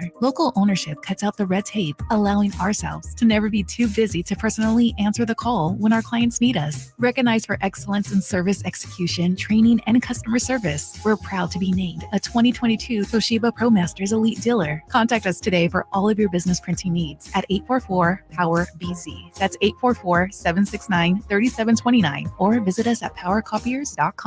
Twin Peaks is the best in the game. Here, your favorite drafts are poured at a frosty 29 degrees. It's bigger game days and bolder fight nights. I mean, where else can you find a scratch kitchen that always comes in clutch? Every day, from lunch to late night. Only at Twin Peaks, the #1 sports bar. The countdown to Miss Twin Peaks 2024 is on. Head over to MissTwinPeaks2024.com to learn about the contest and cast your 5 votes for your favorite Twin Peaks girl. Massive Memorial Day savings now at Maida Chevy with $12,000 off MSRP on every new Silverado half-ton 5.3 liter in stock after rebates. $12,000 off every Silverado LT 3 liter at Maida Chevy with at least 5 at this price. Massive Memorial Day savings up to $12,000 off MSRP exclusively at Maida Chevy at MaidaChevy.com. Sacramento Silverado headquarters. Together, let's drive. Not available with special financing, lease, and some other offers. Must trade in 2010 model year or newer. N6324. Made a great deal of Maida. Sacramento, Dirks Bentley is coming to town. Hey, y'all, this is Dirks Bentley. Saturday, September 28th at Heart Health Park at Cal Expo for Country in the Park 2. And he's bringing some friends. This is Bonnie. Take my hand, let me make you mine. It's Dasha, Kelsey Hart, and more. Saturday, September 28th at Heart Health Park at Cal Expo. Get your tickets before they sell out at CITPFest.com. Brought to you by Coors Light.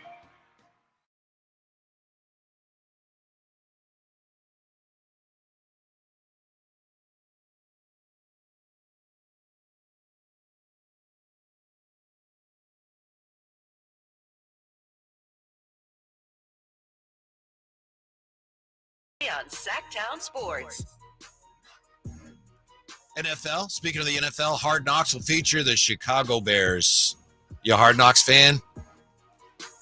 I'm not. I haven't watched it since, I think, the opening season or second season of it. I just haven't tuned in. Mm-hmm. I was a big fan, and then when the Raiders had it, and then the Raiders really manipulated what the content was, and there was everything with Antonio Brown, and and they really were they had a really tight grip on what was actually shown. The show just kind of lost all of its luster to me. It's like, if I can't really see what's going on behind the scenes, why am I watching? What's the point? Right. It's like a commercial. I don't need to see another commercial. I think the last one I watched was the Jets with Antonio Cromartie, and I'm going way back. Oh, is like, that? Let's go get a GD snack. Yeah, that one. Yeah, Rex Ryan, and that was that the one Cromartie couldn't name all his kids? That way. And we're going back a number of years, so I haven't watched Hard Knocks in a while. Mm-hmm. All right, speaking of the 49ers here, The one thing about the 49ers is they get ready, presumably, to pay Brandon Ayuk. I'm not Vince Lombardi or anything, but I wonder, as a lot of Niner fans do, why aren't they addressing the offensive line? Isn't that why they lost the Super Bowl, Jay? Or am I? Maybe there's too many other things. No, they lost the Super Bowl because they lost the Super Bowl. Not making no more excuses for that, man. I'm not looking for excuses. I'm looking for reasons why they lost the Super Bowl. Maybe I think that's part of it. We're trying to say injury. Yeah, I was going to say Greenlaw probably. I think injuries definitely played a part. Are you saying they lost it because Purdy didn't have as much time to throw the ball on that? That pass late in the game. It's one of the reasons. How about that? Okay. Well, I know a lot of people thought they might address the offensive line higher in the draft, sooner in the draft. They didn't. And it's interesting because Chris Forster, offensive line coach, run game coordinator, he is talking about the 49er philosophy. He says, this is my personal opinion, if they ask me. Invest in guys that touch the ball, guys that can touch the ball and score touchdowns. He just said this yesterday. And then there's a range of guys, 2nd, 3rd, 4th round, 5th round even, that we will find starting offensive linemen in. Okay. He says, at some point, can you draft them? Yeah, you draft Trent Williams. You pick a draft where you're getting a difference maker. But there's guys that can make a difference that touch the ball well into the 2nd, 3rd, 4th rounds, or 2nd and 3rd rounds, at least. Definitely in the 1st round. The right guard makes a difference. We've talked about it before. But that's where we're able to find 4th and 5th round draft picks. How dominant is the difference between pick 34 versus pick 54 in offensive line play? That's what you're trying to balance all the time. He says, and this to me is where he's saying, our guys aren't that good, but it's okay. He says, now there's a line. There's a line below which, with offensive line play, that if you just drop a little bit below it, it's a gaping hole. All of a sudden, you're like, he can't block anybody. Now you've got a major problem. But as long as they're at that line and just above it, you can survive it and you can take care of them. We've got ways with our system. We can chip. We can do all sorts of things to help guys. Slide lines, double team, the best rusher on the team. There's so many mechanisms to help alignment. If a guy can't get open, if a guy can't catch the ball and run, that's where we have a problem. But in offensive line play, you have to be careful. You have to have those 6, 7, 8 guys that are just at that line or above. And that's the challenge. So he's saying they're not, an average offensive line is good. Yes. It's that. We'll scheme around there. He's in the minority. Yes, he got to be in the minority with this thinking. You ask any coach around the league how invaluable the offensive line is. Look at my guys, the Philadelphia Eagles. My quarterback, Jalen Hurts. Jalen Hurts didn't take off till when, Whitey? They beefed up and had the best offensive line in football. What's your most important commodity as a franchise? The quarterback. The most important thing is protecting the quarterback. This guy is saying, you know what? It's like having a car. Let's say your boy Brock Purdy is a Mercedes EQS SUV. But you got it riding on the cheap tires. That's what he's saying. Not all terrain. Not all seasons. Not all seasons. And not the Michelins or whatever. And this guy's an excellent coach, Chris Forster. He says, could you put 5 first-rounders across the front? I don't know that we have to have success. And it hasn't been that case as far as running the football and protecting the quarterback. We don't have 5 first-rounders, so there's always going to be that. But the fact that you can throw a short pass to Debo, even though the right tackle's getting beat, it ends up being a 60-yard touchdown. So, yeah, the right tackle blocks somebody, but if the guy gets tackled at 5 yards, you don't have the 60-yard touchdown. Boy, that right tackle did a great job. What's it matter if the guy touching the ball can't take it to the house? So there's a trade-off, and you're constantly playing that game, end quote. So what he's saying is his offense is throw it 2 yards and hope you can bust one for 60. But that's true. No, it's not, Whitey. Well, that's what the 49ers do. It's like that's when Jimmy was there. One of the reasons Jimmy had the success he had, he wasn't great, but he was successful in the system because he got the ball out. So you'd have these offensive lines that are, like he's describing. It's like, well, that's kind of a Brady trait. You get it out before they're there. So they're scheming around an offensive line, and that's the blueprint. Seattle used to do that when the Legion of Boom was so great. They had to pay those guys. Yeah, they did. And you had to pay Marshawn Lynch, and you had to pay Russ. Where's the money coming from? It comes from the offensive line. Cross your fingers, scheme around it. That's where they are. I don't like that thinking at all. It's dangerous. It's building the house on straw. You know, it's building the house on a deck of cards because, the skill position players are super important. I get that. But we saw with the Niners this past year, when Brock Purdy doesn't have time, look at his numbers. When Trent Williams was out the 3 games, 2 or 3 games, look at his numbers. How amazing was that offense? The offense was great. Sure, the skill players, but you also had the Hall of Famer Trent Williams out there. So don't tell me, if we get an average, as long as they're average, they're halfway decent. Isn't that incredible? That is that he says incredible, especially in today's day and age in this NFL when pass rushing. I mean, you got guys like Michael Parsons, Garrett Wilson, guys that can get after the quarterback so quickly. Like, to me, you got to shore up the offensive line or your quarterback's going to get killed. How would you feel if you're one of those players? Right. Our coach saying basically. Yeah, as long as you're like here, if you can't literally block anybody, we have a problem. Otherwise, we'll figure something out. Yeah, I mean, it's, it's like, just get a seat, Johnny. Yeah, that's it. What did he say? They've proven it. They have. How many titles have they won? Well, I mean, they've had success. They've had success. They've won 2 NFC championships. Yeah. That's not nothing. That's You're not right. nothing. They won a Super Bowl, but they have been successful.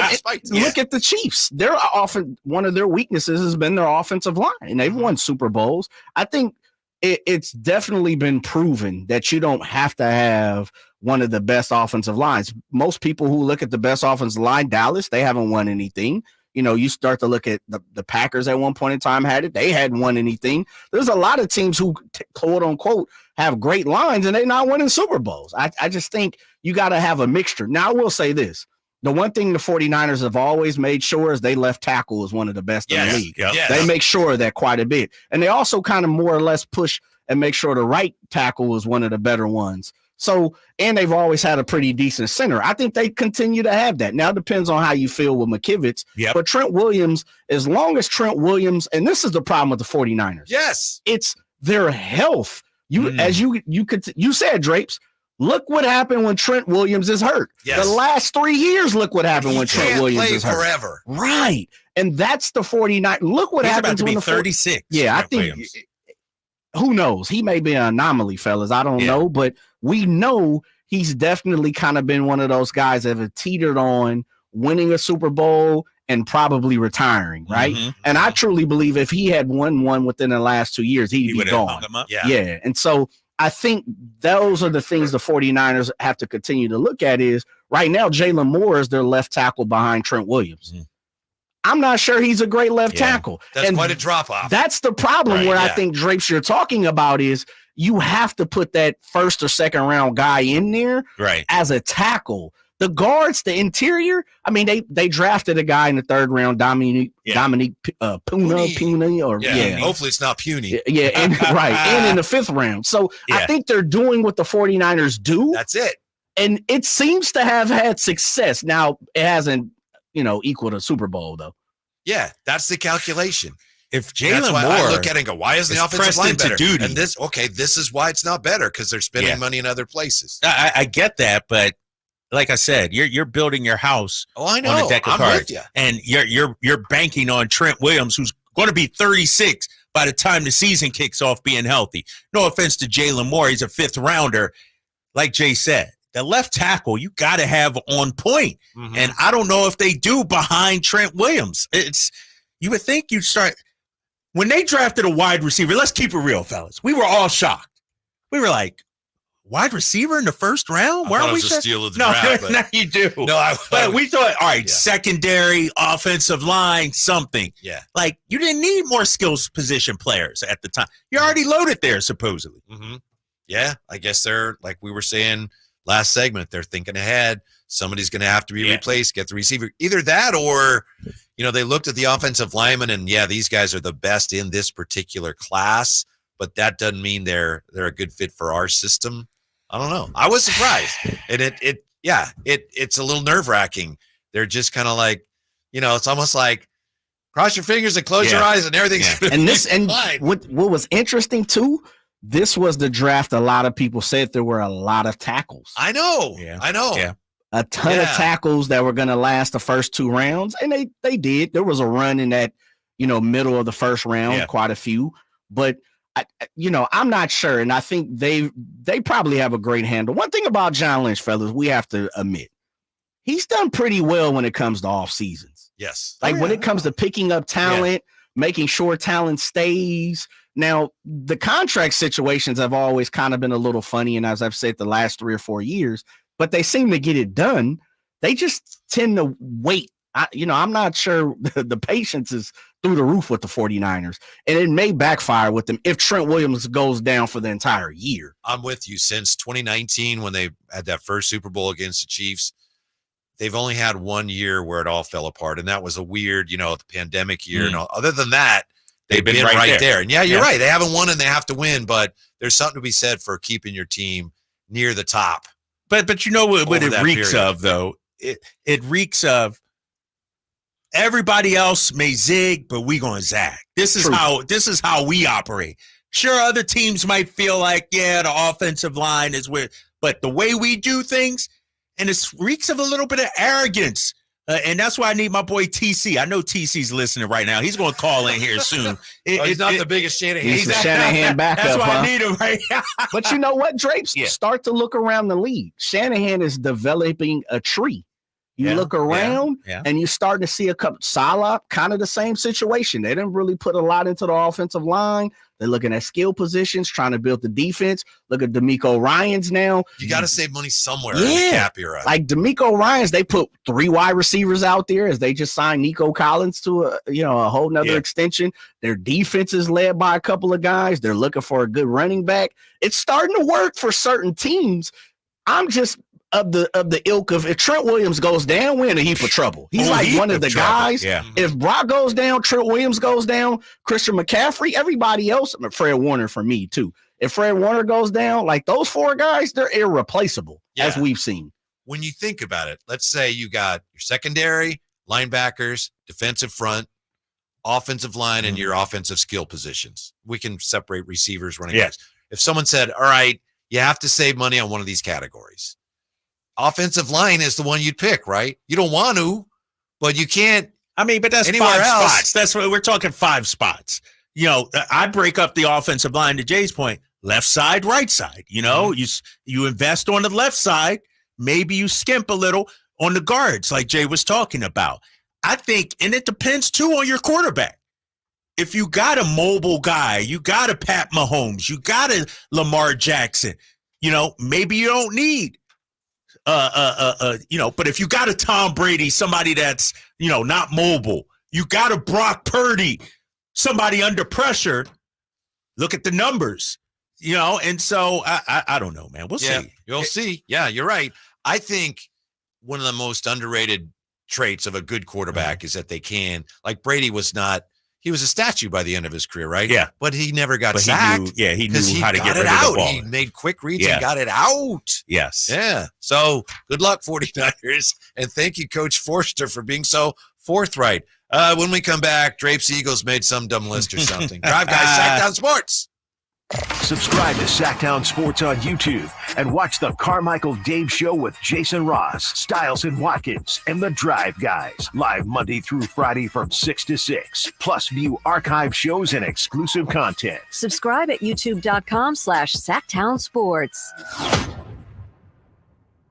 Golf to Go is brought to you by the Hagen Oaks Golf Super Shop. Here's Frank LaRosa. We are fortunate in Northern California to have weather that allows us to play golf year-round. On the other hand, that's a lot of time to be exposed to the sun's harmful rays. So just remember to apply the sunscreen. Experts say that SPF 30 blocks 97% of the UVB rays that cause sunburn, and you should apply sunscreen at least every 2 hours. So put it on before you play and reapply at the turn. Apply it evenly and thoroughly. When you use a spray, don't step into the spray because you won't be putting it on evenly. We all tend to get our arms, legs, and face, but make sure you apply to your ears, neck, hands, and scalp, and don't forget the backs of your knees. And make sure you check the expiration date. Experts also say the sunscreen that works is the sunscreen that you actually are going to put on your skin. That's your Golf to Go. I'm Frank LaRosa. The Arnold Law Firm has seen how an injury can turn anyone's life upside down. Whether it's a slip and fall, a car accident, or any other kind of injury. For almost 50 years, the Arnold Law Firm has been here to help you through the entire process to protect you and your family. If you are ever injured or in an accident, call the Arnold Law Firm. The Arnold Law Firm, providing real justice for you since 1975.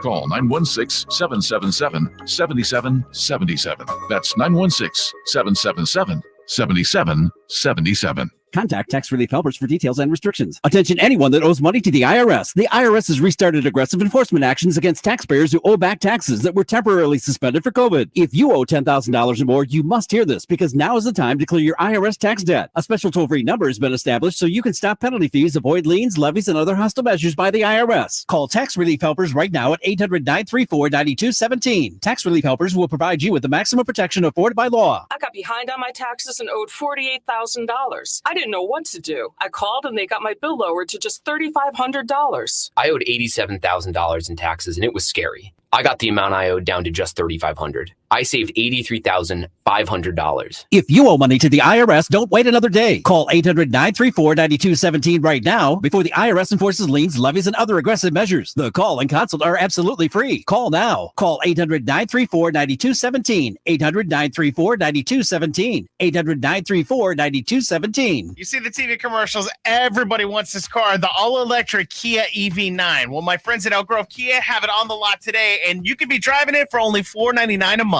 That's right, the 2024 North American Utility Vehicle of the Year. The all-electric Kia EV9 can be yours right now at Elk Grove Kia for only $499 a month. The summer sales event is going on right now at Elk Grove Kia and the Elk Grove Auto Mall. Everything, I would love to be driving a brand new car this summer, or maybe even just a car that's new to me. Well, guess what? Your credit won't be an issue out here at Elk Grove Kia. Everyone's approved. And Elk Grove Kia is committed to providing excellent customer service and getting you behind the wheel of a vehicle you're going to love. They go above and beyond the average dealerships. You're not going to find this kind of experience in Roseville or Vacaville or Sacramento or Davis. Only at Elk Grove Kia. That's why they have so many 5-star reviews. Come visit the showroom, see for yourself. Elk Grove Kia is in the Elk Grove Auto Mall. Or check out what they got on the lot right now anytime online at elkgrovekia.com. One at this price, $3,500 down plus taxes and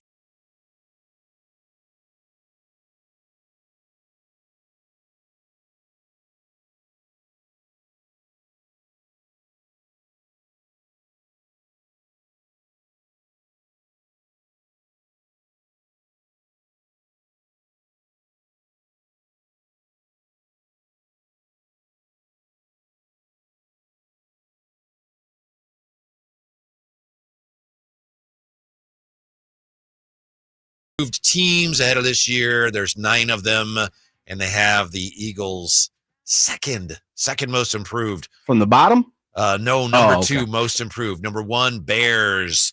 Number 2, Eagles. Bears. Then they got the Jets third. This is Adam Shines. The Jets third? Yep. I ain't believing that one. 4th, they've got the Lions. That'd be scary if that's true, if they're improved after last year. 5th, the Pittsburgh Steelers. 6th would be the Houston Texans. 7, the Chargers. So a lot of varying views on the Chargers, obviously. Cincinnati Bengals 8th and the Washington Commanders 9th. But yes, it's great. We can talk about it here before he comes back into the room. Philadelphia Eagles. That's a scary thought for 49er fans. The Eagles were also on the list. Yeah.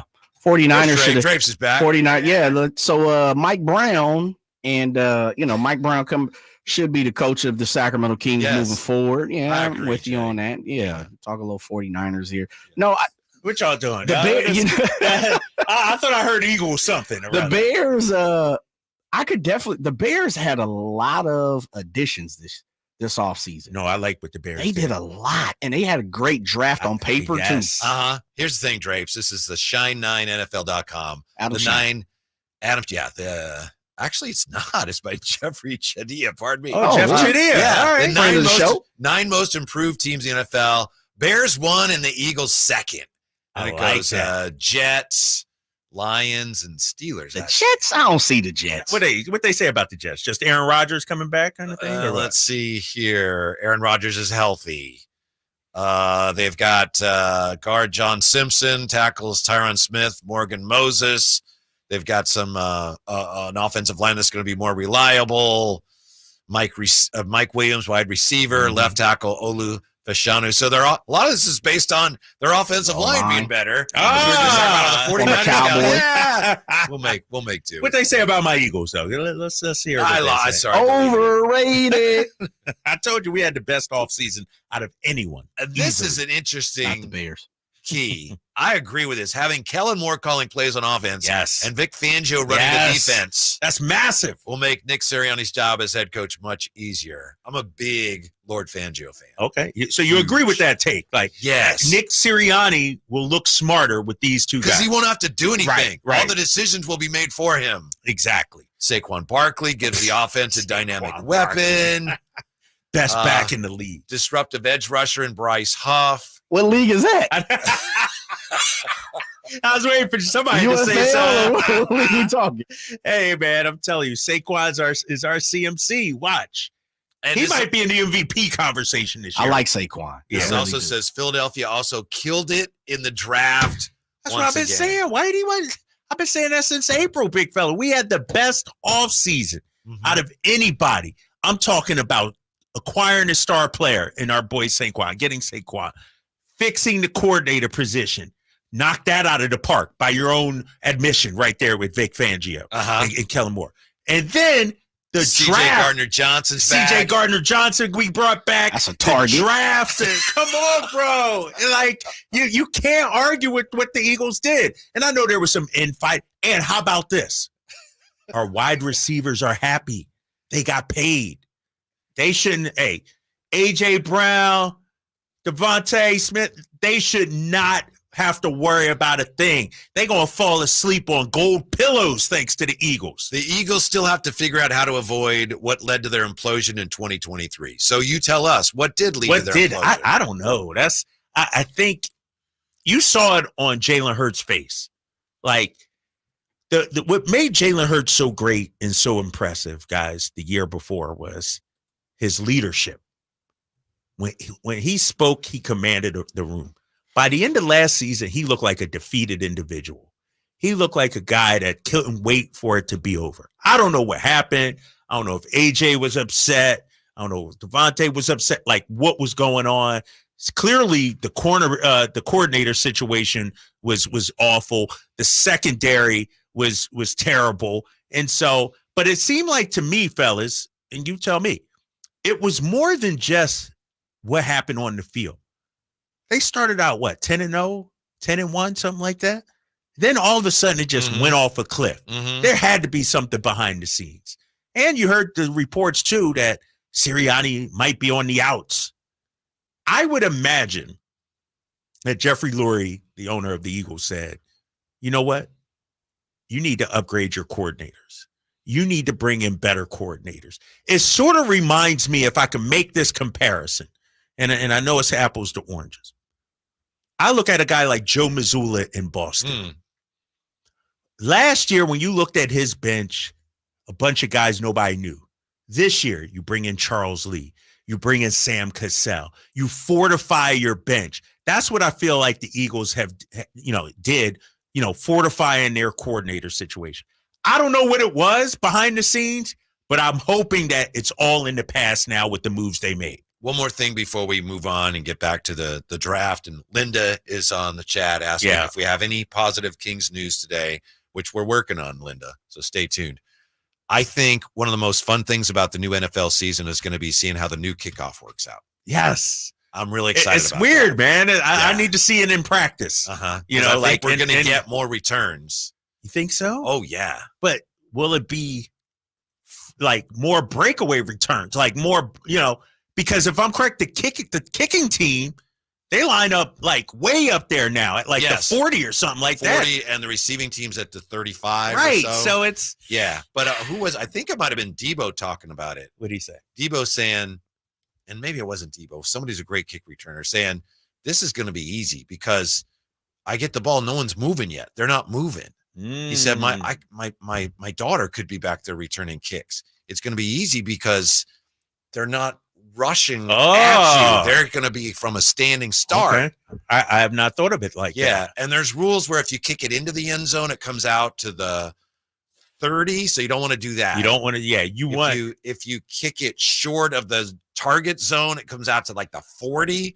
So they're making it where your best bet is to kick it to the returner. I think you can have 2 returners back there. Yeah. Between the goal line and the 20-yard line, and then we'll see what happens. And the coaches, everybody's going, we're not sure how this is going to work. We're figuring it all out. And did you see what Andy Reid, I think he said? No. Harrison Butker, they aren't going to use him on kickoffs because I think he didn't want him to get injured or something like that. It's, too injury prone. I need to read more on that. But, it's going to change the way some things are done. Mm-hmm. Money Moody's going to be a great asset. He's Money very Moody. accurate. He's very accurate. I'm about to say, who on the field goal? Who came up with that nickname? Same guy. Not see him in a Super Bowl? Right. Oh, Jay. 50-yard boots, baby. Count them. It was a record for like 15 seconds. Oh, yeah. The longest field goal. Yeah. So that's going to be fun, I think. And at least it has a chance to bring back the kickoff return. Yeah, I'm all for that. Yeah, the kickoff return, when my kids were younger, that was their favorite part of the game. Yeah. Seeing the guys line up and run around, run down and crash into each other. The possibility of somebody breaking one open.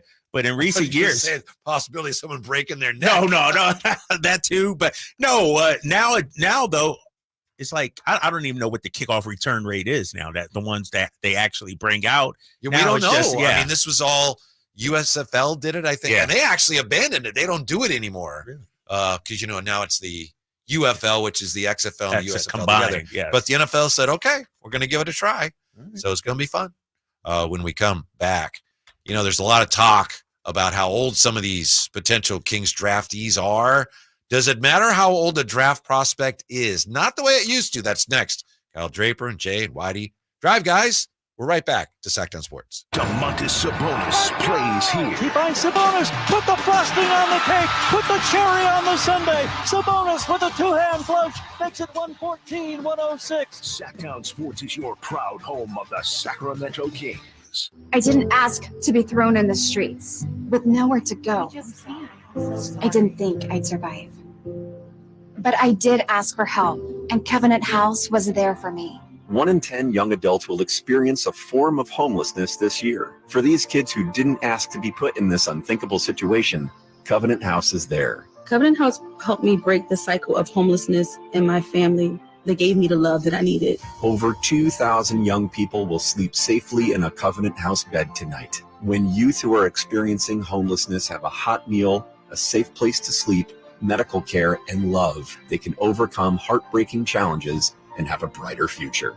They just really genuinely just wanted to help me succeed, and I'm succeeding. I'm a speaker, I'm an author. Covenant House really helped me and really helped mold me into the woman I am today. If you or someone you love is asking for help, go to safeplacetosleep.org today. What is Subcontractors United? It's a list of 3 pre-qualified and licensed contractors in over 40 trades to help with your home project needs. From cabinets to heating and air to landscapers and everything in between, Subcontractors United makes finding qualified contractors free and easy with no accounts to set up. Visit subcontractorsunited.com today and experience the joy of stress-free home improvement. Save time and money at subcontractorsunited.com. The Summer Starts Here sales event is on now through Memorial Day at your Toyota dealer. Hit the road in a brand new Toyota truck and explore new trails on any terrain. The time is now, so don't miss out. Right now, get financing as low as 0% APR on 2024 Tundra Hybrid or up to $2,000 cash back. Or check out the all-new redesigned 2024 Tacoma. Hurry, Toyota's Summer Starts Here sales event ends soon. Toyota, let's go places. Offer available for TFS to buyers with premium rated credit. Tundra Capstone models only. Excludes TRD Pro. N6324. Contact Tax Relief Helpers for details and restrictions. Attention anyone that owes money to the IRS. The IRS has restarted aggressive enforcement actions against taxpayers who owe back taxes that were temporarily suspended for COVID. If you owe $10,000 or more, you must hear this because now is the time to clear your IRS tax debt. A special toll-free number has been established so you can stop penalty fees, avoid liens, levies, and other hostile measures by the IRS. Call Tax Relief Helpers right now at 800-934-9217. Tax Relief Helpers will provide you with the maximum protection afforded by law. I got behind on my taxes and owed $48,000. I didn't know what to do. I called and they got my bill lowered to just $3,500. I owed $87,000 in taxes, and it was scary. I got the amount I owed down to just $3,500. I saved $83,500. If you owe money to the IRS, don't wait another day. Call 800-934-9217 right now before the IRS enforces liens, levies, and other aggressive measures. The call and consult are absolutely free. Call now. Call 800-934-9217. 800-934-9217. 800-934-9217. At Ashton & Price, over the last 25 years, we've won just about every injury case you can think of. Slip and fall, falling merchandise, fell through rotted decking, we won those. Dangerous stairs, falls into holes, dog bites, won them. Injured while pedestrian or on a bicycle, auto, motorcycle, big rig, company vehicle, Uber, or Lyft accident, we've won them all. And the best news is there's no fee until you win. So no matter how you got injured, remember, for the best advice, don't think twice. Call Ashton & Price. From the Power Business Technology Toshiba Studios. KHTK AM Sacramento. KYMX HD2 Sacramento. Sacramento's official home for the San Francisco 49ers. Touchdown! San Francisco! Sactown Sports.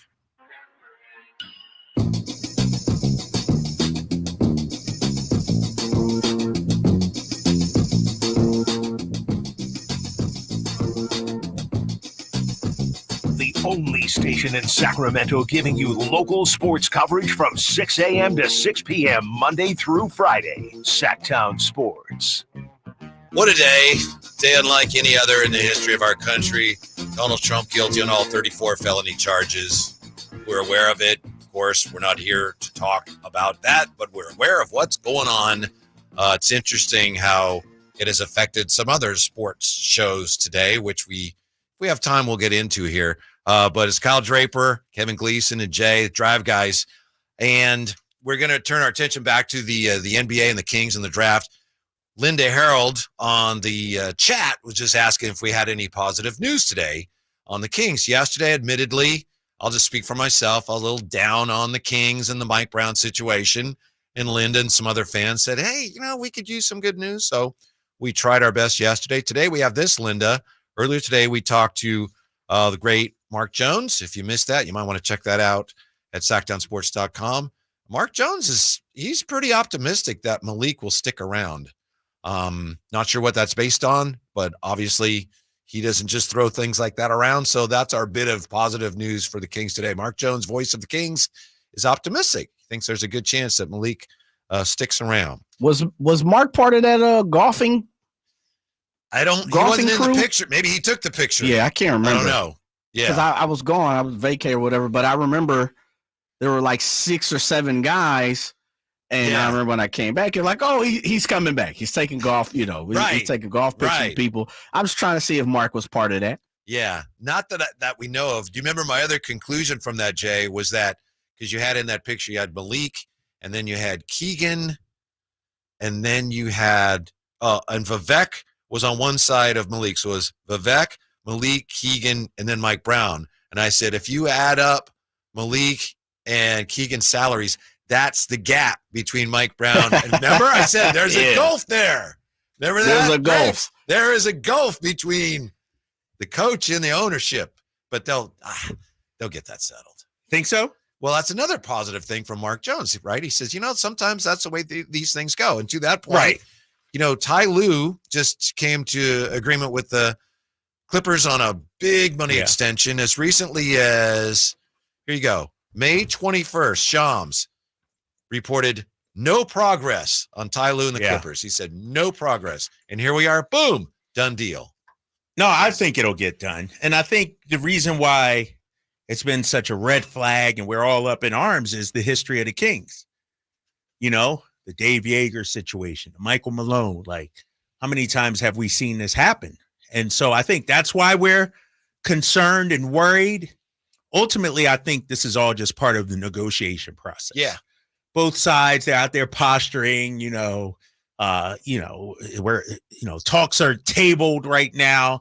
And so I think both sides will look at this and say, we need each other. Let's give Mike Brown, this as well. The Sacramento Kings gave him a chance too. Mm-hmm. Remember, Mike flamed out with the Lakers. Flamed out in his second chance with the Cleveland Cavaliers. Had to go to Golden State to sort of rehabilitate himself. Who gave him the opportunity? Sacramento. So I think both sides need each other. It's a good marriage. It's been a good fit through the first 2 years. There are a lot of players that are ranking highly, at least so far in the mock drafts, that are a little older. Is that fair to say? Or at least are a handful. There are some players. Yeah. And I saw this note today on older players in the draft. Players who have been selected that high at 22 years or older have not, for the most part, gone on to productive NBA careers. There have been 30 players who have been at least 22 on the day of the draft, selected over the last 15 years. Okay. Of those, roughly 3 have become reliable starter level players. Buddy Hield, Cam Johnson, and Kelly Olynyk. Taurean Prince has consistently been a rotation player over his career. Corey Kispert, Obi Toppin, Jaime Jaquez Jr. seem to be on their way to getting there. The rest is a mixed bag, and I think the rest includes, for example, Davion Mitchell. But it's a little different now because, guys that are still in college now are getting ready to come out into the draft. Some of them were in college during the pandemic, which was a mess for everybody, and they were granted an extra year of eligibility. And then also you got the NIL thing. So there's more reason for players to stay in college a little later. Yeah. It doesn't mean that they weren't good enough to be drafted. Sometimes they go, no, this is a good situation. It's a good deal. Yeah. I'm getting paid here. I'm king of the castle on this campus. I'm so I boosting my don't draft think it's stock. as much of a talent or it's not as much of a blemish as it used to be. That guy's 22 or 23. No, I don't think so because, to your point, you mentioned a guy like Jaime Jaquez. Stayed all 4 years at UCLA and was a key member of a playoff team, a starter on a playoff team. I think, what we're seeing is, a lot of teams now would rather have the ready-made guy, especially when we're talking about contenders. Like if I'm Denver, no offense, I don't want a 18, 19-year-old that can't, is still wet behind the ear. I want a guy that can come in, and that's where we are if you're the Sacramento Kings. We want a guy that can help right now. Yeah, there are 6 players 22 or older who figured to go in the top 20. And, of course, it could be more, it could be fewer, but that's the way it looks right now. To your point, it used to be pretty easy to identify a handful of teams that would be willing to, they're going to want young guys they can develop. Yeah. There aren't very many of those teams right now, are there? Maybe Washington, maybe Portland. Yeah. Atlanta? I don't know. I don't know. I don't know. I don't know about Atlanta. I think there are a lot more teams now that, for better or worse, feel like we got to make a run at it now. Who's one of those teams? I think Detroit is tired of the youth movement. Yeah. I think they're tired of having lottery picks. Like, how many more lottery picks do you want? They're done with the Killian Hazers of the world. Right, exactly. I think they're, trying to get some veterans in there, some grown-ups in there.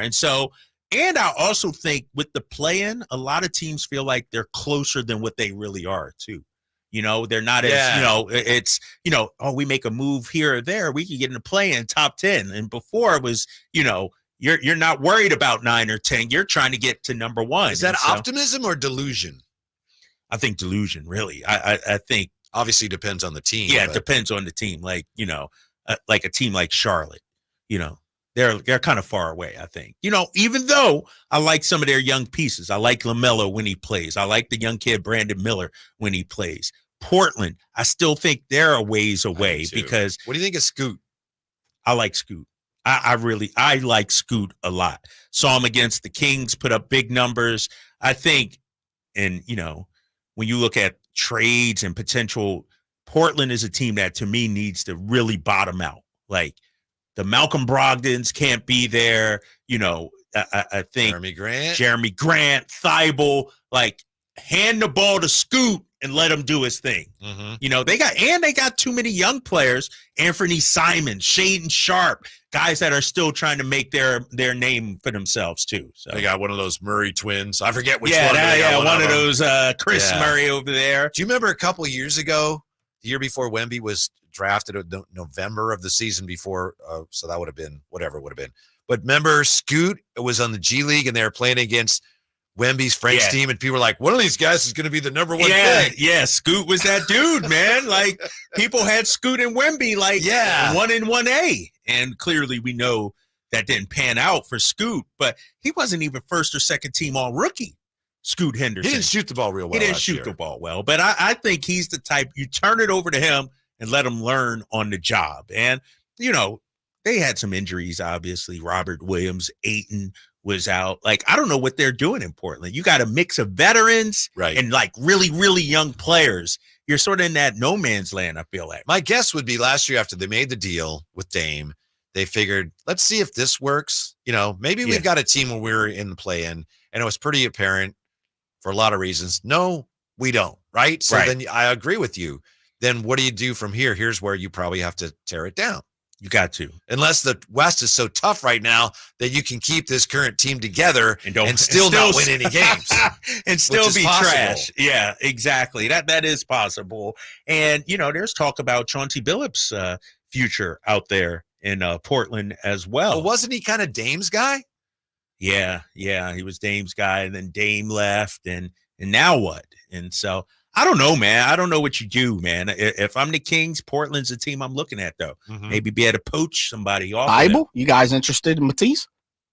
You know, my thing is if you can upgrade my talent, I'm interested right now in anybody. I'm open. He's not like high on my list, but I'm open to it. Yeah, he's not top 5 on the D list, but you know. Oh, the D list. Yeah, we got to get that in. I got the D list right here. You wanna do that when we come back? Yeah, let's do that. All right. This is the debut of the D list. It's Kyle Draper's top 5. Do you even want to tell us what it is? No. What? Yeah. Okay. Let's do it.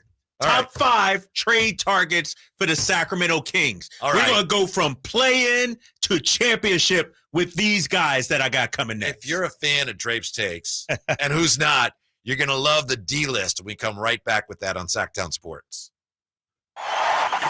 Trying to find out where to catch your favorite team's games? Are you a fan of the Kings, Niners, and the NFL? Well, Sactown Sports has you covered. Touchdown!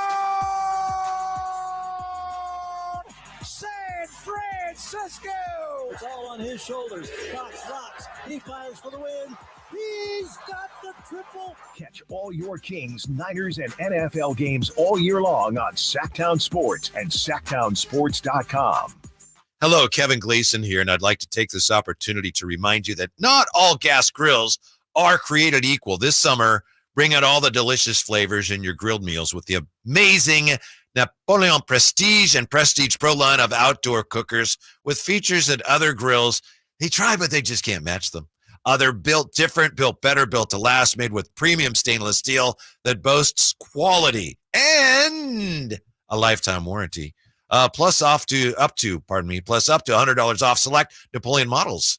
Napoleon grills and accessories are now available at your nearby Amy's, Ace Hardware in Sacramento, and now, El Dorado.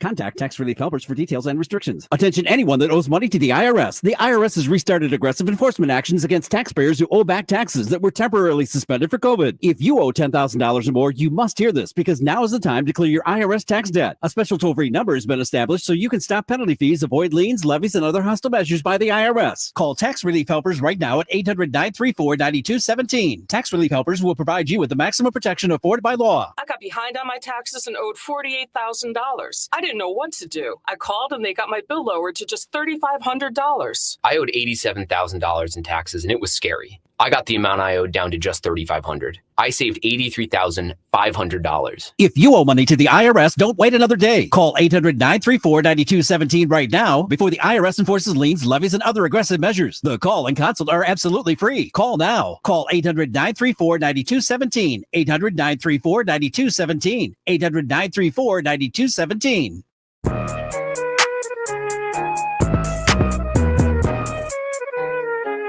The Drive Guys, live and local, every afternoon, Monday through Friday on Sactown Sports. Well, this is an auspicious occasion. We're going to debut something brand new from Kyle Draper. And I apologize, Drapes. I should have thought of this earlier. Maybe you did. Maybe Jay did. Do you need any music? Is there anything in particular? Come on now. You know we got something. Jay got me. Jay, test it. It's not even going to need to be spoken. Jay has my back. I got you. What do we have here? All right. This is the debut. Yes. Of the D list. It's not the A list. Yeah. It's not the B list. It's not the C list, the J list, or the Whitey list. It's my list, the Drapes list, the D list. And here's what we're talking about today. My top 5 trade targets. Jay, crank my music up, big fella. The top 5 trade targets to turn the Sacramento Kings from play-in to championship contenders. Now, we got some ground rules I need to set first, Whitey. Okay. These are realistic targets. This isn't some Yahoo in his basement pulling up the ESPN trade machine and saying, oh, we can get Kevin Durant for, 2 second-round picks and so. No, these are the guys I actually thought out and said, you know what? If I'm Monty McNair, I'm picking up the phone and I'm making a deal. And I got some surprises on this list. All right. It's not your Brandon Ingrams, your Kevin Durant's, not even my guy Bobby Portis. I know I've been talking about Bobby Portis and Brook Lopez. These are realistic targets for the Sacramento Kings. Let's start it. As we begin the D list. Rounding out. Number 5. I'm going to go down to the Peachtree State. I'm going to go down to the ATL. Home of T.I., home of who else, Jay? Who else we got? Outkast, 2 Chainz.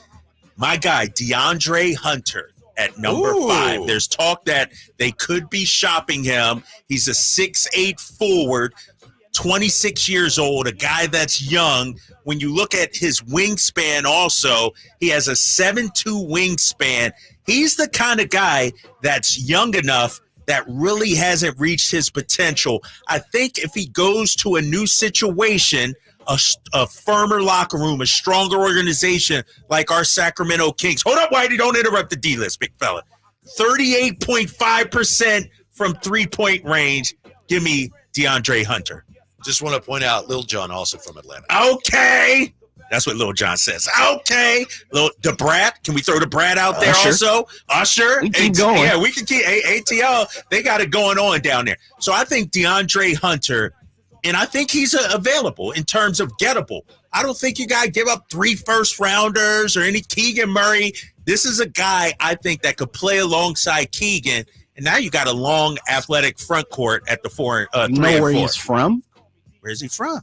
He's a Philadelphia guy. Oh, yeah, I did know that. Okay. Yeah, I did know that. I remember that. The deadline. I know a lot of people were interested in him. Yes, Philadelphia went to Friend Central High School right around the corner from where I grew up. This list is off to a great start. What do you think about DeAndre Hunter? Yes. You in on him? Uh-huh. Okay, all right. We won I was for hoping one the so Kings far. would make a move for him at the deadline last year. Yeah, I think he's going to be available. Atlanta, to me, they're going to be sellers. They're going to be looking to move on. A former number 4 overall pick. Got his numbers right here, 15.6 points, Whitey. 38.5% from 3, and he only played 29.5 minutes. He comes here, he plays 33 minutes. His numbers will go Did he up. have his knee was banged up, or he had some health issues, didn't he, last year? Yeah, that's the one question mark about him. He hasn't played a full season yet. He's had some, but that's why I think he can be had. Mm-hmm. He's the sort of, buy low, sell high kind of guy, a low risk kind of guy that you can get. Talent upgrade. So that's number 5 on the D list, the Drapes list. Number 4, and I need to find out how you're feeling about this guy today, Jeremy Grant. The reason why I say Jeremy Grant is because he's long, athletic. I think he has the cojones, the stones to perform at a big level. We talked about it before when he was in Denver. He played in high-level games, OKC, Detroit. He's bounced around Portland. He's been, no offense to Detroit and Portland, he's been on some dog franchises as of late. But I feel like he can rebound. He has the wingspan. He's athletic enough. He can play alongside Domantas Sabonis. In Portland, they got to make some moves. They got to bottom out, in my opinion. Get younger, and I think Jeremy Grant can be had. The things I love about Jeremy Grant, he can shoot. Yes. He can shoot the basketball. Yes. Also, he's played on good teams. He's been kind of a glue guy. Yep. And then on lesser teams, he's been like the go-to guy, and he's been a good defensive player. He can play both forward positions. So he's already proven, well, can he do this, do that? Yes, he already has. One thing I quibble with is rebounding to me is a little lacking. You mentioned rebounding, but otherwise, That's my guy. Yeah, he doesn't rebound at a high rate, only 3.5. That's, but I feel like in Portland, they were kind of just out there playing. I didn't feel like any structure. They know they weren't going anywhere. And when you look at Jeremy Grant, you talked about his shooting, 40% from three last year, 40% from three the year before. And we talk about who's our Aaron Gordon. This might be our Aaron Gordon. Not saying he's a lockdown defender or anything, but a veteran who's put up numbers, but on the bad team that could come here and be a really good role player. He's been an above-average defender, if I'm not mistaken. He's been a good defender. I think he's trending as he gets a little older as being more of a 3 than a 4, but he can't play both forward positions. Yes, let's do it. All right, so at number 4, Same Jeremy amount of Grant. rebounds as Harrison Barnes. All right, Jay, don't. No, I'm just saying it works here because DeMontis, right? With DeMontis, who's the league leader in rebounds, you don't need a bruising 12 rebound kind of guy. HB would have 9 or 10 rebounds a game if he was playing with somebody else. That's what I'm saying. Domas is eating them up like Tic Tacs. Right. So you're not going to get a whole lot of rebounds when he's around. But I think he's long enough to defend, too. One of the things I love about your list is it has got 5s like, that's good. 4's like, 4's better than 5. Dude, this is going to be a surprise.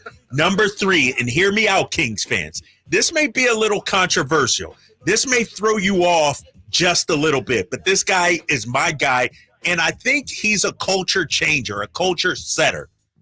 At number 3 on the D list, the Drapes list. Out of Houston, Texas. Former Boston Celtic. Former Dallas Maverick. Grant Williams. I like it. I'm looking at what. Hold on. Let me make my case here, Whitey. Number 3. Okay. First of all, he's my guy. Isn't Beyonce from H-Town? Yeah, Beyonce's from H-Town. Slim Thug? Slim Thugger? Yes, sir. He's my guy, first of all, so that he gets bumped up a little. Here's the thing about Grant Williams that I like. He started off his career, missed his first 25 threes. But look at what he's been able to do. 37%, 37.6, 37.5, 39.5. He's developed into a pretty darn good three-point shooter. And I'm talking about at the 4 spot, when I watched him in Boston, you know who he was tasked with guarding? Giannis Antetokounmpo. Grant Williams is interchangeable on the defensive end. He can guard 5s, he can guard 2s, he can guard 3s. His basketball IQ is high. And you know what I like about Grant Williams? I'm going to tell you why it didn't work in Dallas. Because Grant Williams challenged Luka. Mm-hmm. Luka is an alpha. He's not trying to hear it from nobody. It's his team. Everybody else fall in line. Grant wasn't falling in line. He goes to Charlotte. He improved that team. Look at their run that they made that towards the end of the season with Grant. And when he comes here to Sacramento, we don't have alphas like that. De'Aaron Fox isn't walking into the locker room and everybody's, turtling and scared to talk. It's Fox's team and all that. I think Grant Williams can give us the toughness, the tenacity. He's kind of a J.A., if you will, and an a-hole, if you will, if I could say that on our station. And that's what we need, Whitey. Forget about how many teams he's been on. Forget about 13.9. I'm talking about the intangibles, the things, Whitey, that don't show up in the box score. That's what Grant Williams brings. Can I comment? I would just say, I know you're going to be out on this. There's 3 teams left playing. 2 of them traded him last year. So that's for guys that help them, for great packages. Mm-hmm. Look what he netted. Mm-hmm. He netted them some quality pieces. If I can get him so that I can trade him and net a quality piece, I'm in. I'm just saying, Grant Williams, because here's the thing, Whitey, this is my list. This is the D list. This is the Draper list. I know. It's not your list. That's why I made sure I could comment. I'm not going to go to Basketball Reference or NBA.com stats and look at the guys with the highest scoring average and say, I want him. Those guys aren't available, Whitey. I'm digging deeper in the roster saying, who could Monty McNair actually get? How about number 2? Okay.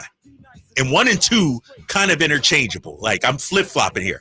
I'm going number 2. It's a guy we've talked about. John Collins. John Collins is the answer for us at the 4 spot. John Collins at the 4 is my top choice. Bobby Porter's not going to be available. I slipped on it. I thought about it. My guy, Bobby Porter's not. But John Collins, I looked at the numbers, Whitey. He got 2 years left on his deal. Player option for his second year. $26.5 million. A little hefty, but you got the new TV money set to come in. Yes. 15 points, 8.5 rebounds, 37%. Says the guy who said, I'm not looking at the points per game. I'm not looking at their stats. Oh, because I'm setting you up here. 28 minutes. But his defensive rebound rate was 22.2. Top 30 in the league. He's one of the better defensive rebounders in the league. Defensive rebound rate means when he's on the floor, he's getting 22.5 rebounds out of 100. 1 out of every 5 defensive rebounds, he's grabbing. I think the Kings were already number 1. Yeah, they were. They were very high in that. And I think John Collins can play alongside Domantas Sabonis. Yes. He can knock down the 3, as evidenced by the 37%. I don't think he'll cost a lot. Remember, this list is realistic. Mm-hmm. Like I said, this isn't somebody, Compio and all these guys in their mom's basement cranking out the trade machine. These are guys that are actually available that can improve our team. Like 5, a lot. Love 4, 2, I like a lot. 3, I think you threw it in there to see if I was listening. Dude. But the thing about Collins, I think Jeremy Grant's a better player, but Collins is clearly a better fit for the Kings, and he's a better rebounder, and he could play with Domas. And the thing I like about Collins, and I'll throw Grant Williams in, they're not coming in looking to be 20-point, 25-point per game scorers, in my opinion. They're coming in to play a role. They're coming in to be the P.J. Washington of the Sacramento Kings. Knock down the open 3, play great defense, get us a championship. And my number 1 guy. The only problem, by the way, with trading for John Collins, we've talked about it, is you'd have to trade with Danny Ainge. Yeah, I got it in with Danny. Okay, all right. He take it easy on us. That's my guy, Danny Ainge. Number 1, and it's a guy we've brought up before. And before I get to number 1, I'm going to tell you a couple of honorable mentions. Okay. Marcus Smart. Love Marcus Smart. Give me Marcus Smart in a heartbeat. Karis LeVert. Love that. That's an honorable mention. Nobody's talking. How about my boy Colin Sexton? Yay, nay? I like Colin Sexton. Solid guy. What about Tari Eason? Yeah, okay. Kind of a blank canvas. Word is Spurs might be out on Keldon Johnson. Oh, You like that? These are honorable mentions, guys. But let me get to my number 1. And this is the answer to all our problems, Kings fans. My guy, Zach LaVine. And I brought him up time and time again. Brought him up last year. Brought him up trade deadline. I'll bring him up right now. As I was driving into the radio station today, I thought, man, wouldn't it be nice if we had somebody that could take the load off of De'Aaron Fox? The problem the Kings have right now is we won 48 games 2 seasons ago. But the reason we won 48 was because De'Aaron Fox bailed us out in the 4th and won a lot of games. We've seen this season Fox have some ebbs and flows. I think it might be too much for him to carry by himself. I look at what's happening out there in the great city of Boston. As great as Jason Tatum is, Jaylen Brown takes some of the pressure off him. Tatum doesn't have to be elite every night. Here in Sacramento, we need Fox to be elite every night. Wouldn't it be nice if we had somebody that could take the pressure off De'Aaron Fox? And the thing about Zach LaVine, I don't think he's coming in here to be an alpha.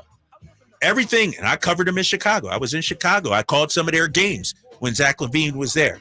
I never got the feeling that Zach LaVine walked around like it was his team. I think what Zach LaVine needs is some structure and some elite coaching. No offense, Billy Donovan. But the Chicago situation is a mess right now. Minnesota was a mess when Zach LaVine was there. I think he comes here and is our 1A or our number 2 and can give us 20 to 25 a night and take some of the pressure off De'Aaron Fox. Zach LaVine is the answer. That's the Drapes list, the D list tonight. I'm a big fan of the D list. Really? Absolutely. Appreciate that. Absolutely. Appreciate that. Yeah. What do you think? Tell you what I think of number 1 when we come right back. Great job. Thank you. Let's open it up to phones, too, because I want to hear what the people say. 916-339-1140. Yeah, what do you think of the D list this particular D list. Next, Drive Guys, Sactown Sports.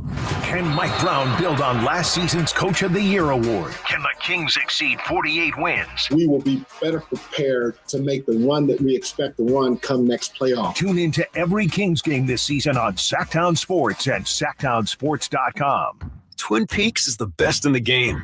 Here, your favorite drafts are poured at a frosty 29 degrees. It's bigger game days and bolder fight nights. I mean, where else can you find a scratch kitchen that always comes in clutch? Every day, from lunch to late night.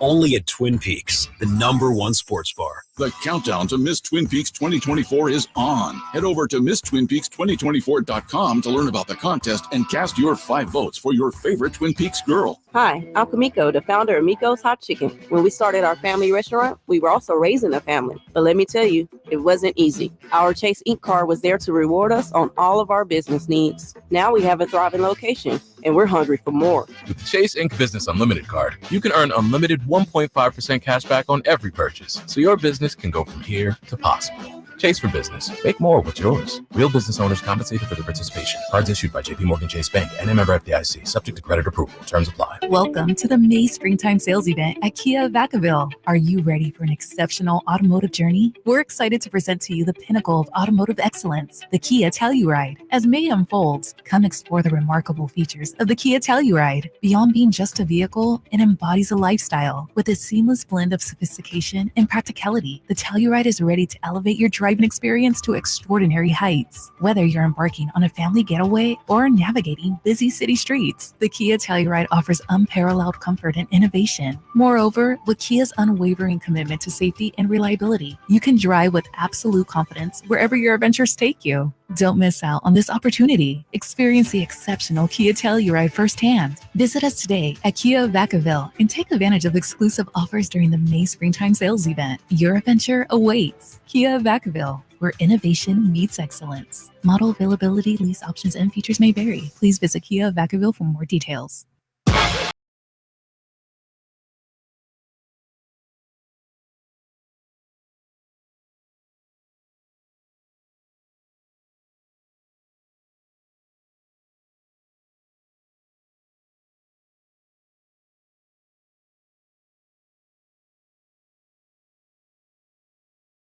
News on Donald Trump. Before we get back to the D list, which is already a sensation, get some reactions to Kyle Draper's debut D list on 5 players the Kings could need to bring in via trade. You're just one of these guys, right? Are you open can we get multiple guys? We might be able to get multiple guys. We might be able, but at least one of those guys will move the needle for us. Mm-hmm. Yes. Just real quick, wanted to share something. You know, Mad Dog, Christopher Russo. Get out there! What is he? What does he say? How does he start his show? What is this thing? Come on, everybody! Whatever he does. Anyway, he's doing his show today, and this Trump news is breaking. So he's trying to do a sports show, and he's trying to talk about tennis. And obviously, there's other things on his mind, and this is what it sounded like. Djokovic won today, so he's won 2 in a row today, pretty comfortably. Maybe he's getting back on the beam a little bit. He's not. He's won a couple of matches in a row. He had a very uneven clay court season. He's had a very uneven year. So we shall see here with Djokovic here down the road. You got Sinner there. You got Alcaraz there. Remember, Sinner and Alcaraz are on the same side of the draw. Trump is with Medvedev on his side. Trump playing tennis now? He's Medvedev squaring off? Yeah. Oh, that was awesome. Yeah. That was awesome. Yeah, you're trying to do a couple things at once there. So anyway, Lawrence has some comments, I believe, on your D list here. 339-1140, 1-800-920-1140. How are you, Lawrence? Oh, I'm great. I think they're great picks. What I like about it is, like you said, they're realistic. Why bother wasting time with talking about people we can never get? Mm-hmm. And that's once again, Drapes comes through. So appreciate you, big fella. It. Yeah, it was tremendous. I like it. Yeah. Yeah. Thank you, Lawrence. So go Kings. Yeah, we have on the text line. Great effing list. Also, my name is D. Nice is nice. Oh. I wish that John Collins played under a different general manager. Danny Ainge will take you to the cleaners for him. Someone says, Draper, this is shaky. I don't know about that. Great call on Grant Williams, on point. Yes. We need some dogs. We need tough guys, plain and simple. That's what I'm saying, man. The D list isn't about, what's going to be on SportsCenter or ESPN or, Durant and Ingram and all that. These are realistic guys that, let's be honest, I think we can get. We can't be shooting for the Ingrams of the world. Another guy I thought about is Julius Randle. I don't think Randle, we have the assets to get a Julius Randle. And right. So, right. These guys I mentioned. What'd you say? What'd you call them? Distressed assets? Distressed assets. These are the guys you go to the yard sale and somebody's, like I mentioned, we're going to have our boy Imran Pilati on tomorrow. You go to the card store. I found these in the basement. I don't know what to do with them. You go through them and, oh, my God, there's an Honus Wagner or a Babe Ruth rookie. Right. That's what one of these guys can be for us. And I'm really high, and I know you're against my guy, but Grant Williams, I'm convincing myself he might move up the D list because I think Grant has a little toughness, and sure, he talks a lot, but we need talkers on this team.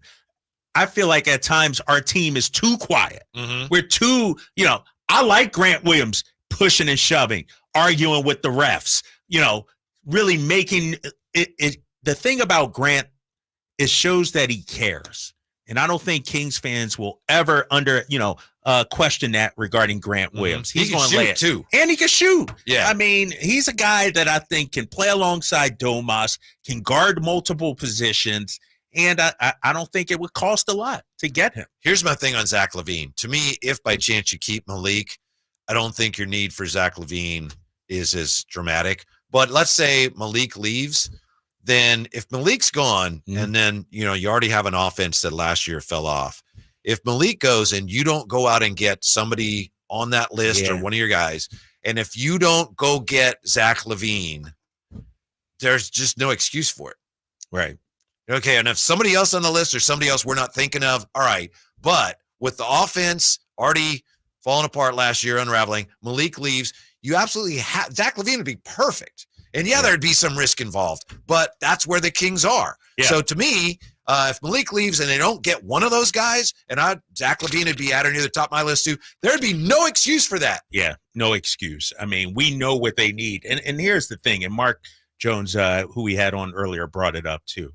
The TV money's about to come in a couple of years. The cap's going to go up. So I'm not worried about LaVine's salary or anything like that. Like, all that matters for the Sacramento Kings and all that should matter for the fans is whether or not the move works or not. Forget about the finances. If Zach LaVine comes here and helps us win playoff games, it was money well spent. And so it doesn't, like, whether you get him for $45 million or $5 million, it doesn't matter because the Kings can't use that money. It's not like they can go out there and throw $40 million at somebody to get him to come here. Why not get a $40 million player by way of trade who I think under Mike Brown, under this leadership, in this environment, can really thrive. The Chicago situation, clearly something's wrong there because they haven't won anything. And I'm not blaming Zach for that. It's been bad, even before Zach got there. You think we could get our guy Swirsky on to talk about LaVine or Winnington?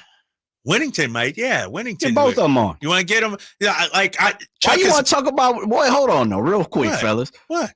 Why we want to talk about Zach if Zach ain't coming yet?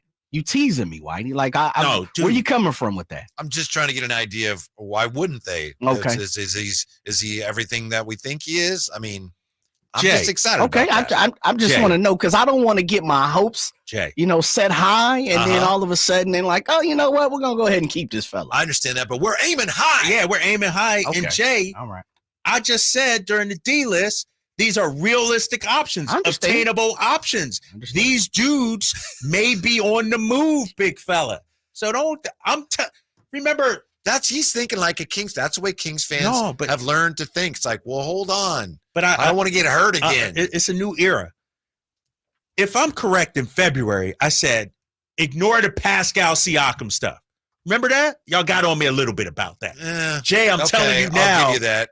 Don't ignore this, big fella. Zach LaVine is the answer for us, and I think he's obtainable. Noah from West Sac. First of all, Noah, thank you for putting your name on it. The D list is the A list. Yes, sir. Look at that. It's a sensation. I like that already. You know what I mean? And so those are all my guys, man. And Jeremy Grant, like these guys are realistic, man. If we get one of these guys, I think it's a fantastic offseason for Monty McNair. Yes, assuming that you're also going to – well, you're right. You do that. That's great. Then you add a pick maybe. Hopefully re-sign. Mid-level. Yeah. Things are looking a lot brighter. Steven joins us, Sactown Sports. Hello, Steven. What's up? Steven? Oh, sorry. Got to take you off mute, baby. Yeah. Yes. Man, anyway, so quick question for you, Kyle, because, I got to do it, man. How many box scores did it take you to look up? How many box scores did you look up in order to get this list, man? Because this list is fire. The list is fire, right? Absolutely fire. I look at stat lines, not box scores anymore. I don't walk around with them like Whitey over here. I look at stat lines. Every time you say the word box score, I could hear it and feel it and just see it. Even though I'm listening through the app, you're cringe. I could just tell that you just hate the box score, and that's okay, dude. Fire list, absolute fire list. I really think that Zach LaVine, you make a really good point about taking the pressure off of De'Aaron, because it really makes a lot of sense as we've kind of seen, man.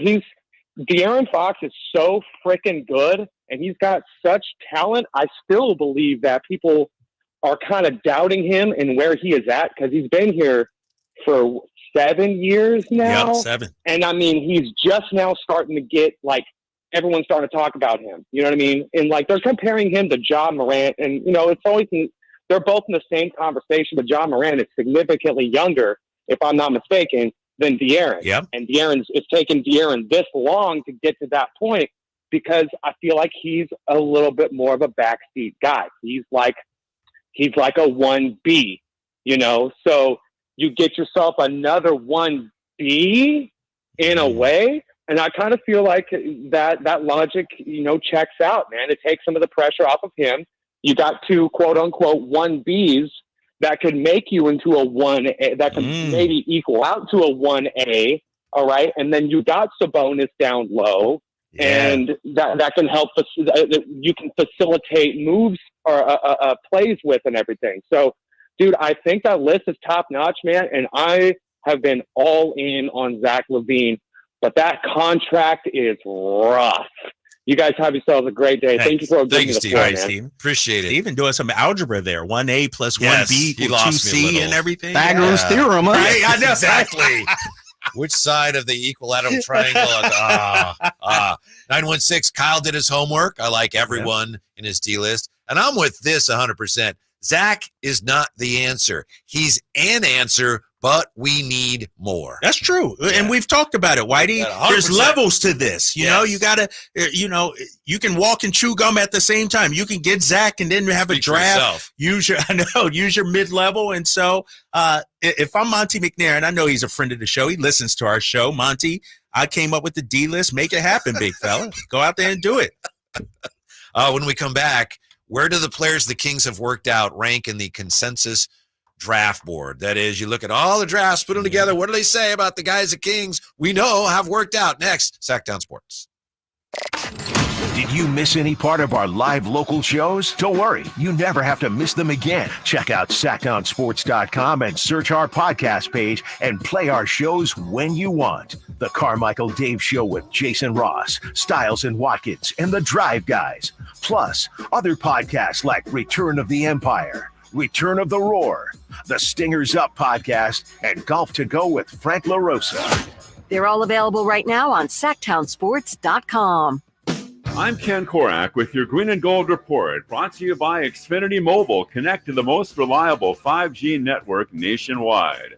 Well, one of the quirky things about the A's record so far is the way the A's have played a third of the way into the season against the National League. Yes, they haven't played the Phillies or the Dodgers or the Giants, but still, the A's are 10-5 against the senior circuit, minus 16 against the American League. And speaking of the Dodgers, they come to the Coliseum the first weekend in August. Want more speed? Well, Xfinity just increased their internet speeds, and they're faster than ever. It's time to get more out of your internet with faster speeds from Xfinity. Now through June 21st, get 150 megabit Xfinity internet for only $19.99 a month for 12 months with a 1-year contract. That's double the speed for the same great price. Click, call, or visit a store today. Requires paperless billing and autopay with stored bank account. Restrictions apply. Equipment, taxes, and other charges extra. After promo, regular rates apply. Actual speeds vary. At Lowe's, save big every day when you buy in bulk. Save 10% when you buy 68 or more OSB sheathing. And there's more. Save 10% on select James Hardie products when you buy in bulk. Visit us in-store or online for low prices on the materials you need. Because Lowe's knows savings. Lowe's knows pros. Selection varies by location while supplies last. Discount taken at time of purchase. See sales associate for details.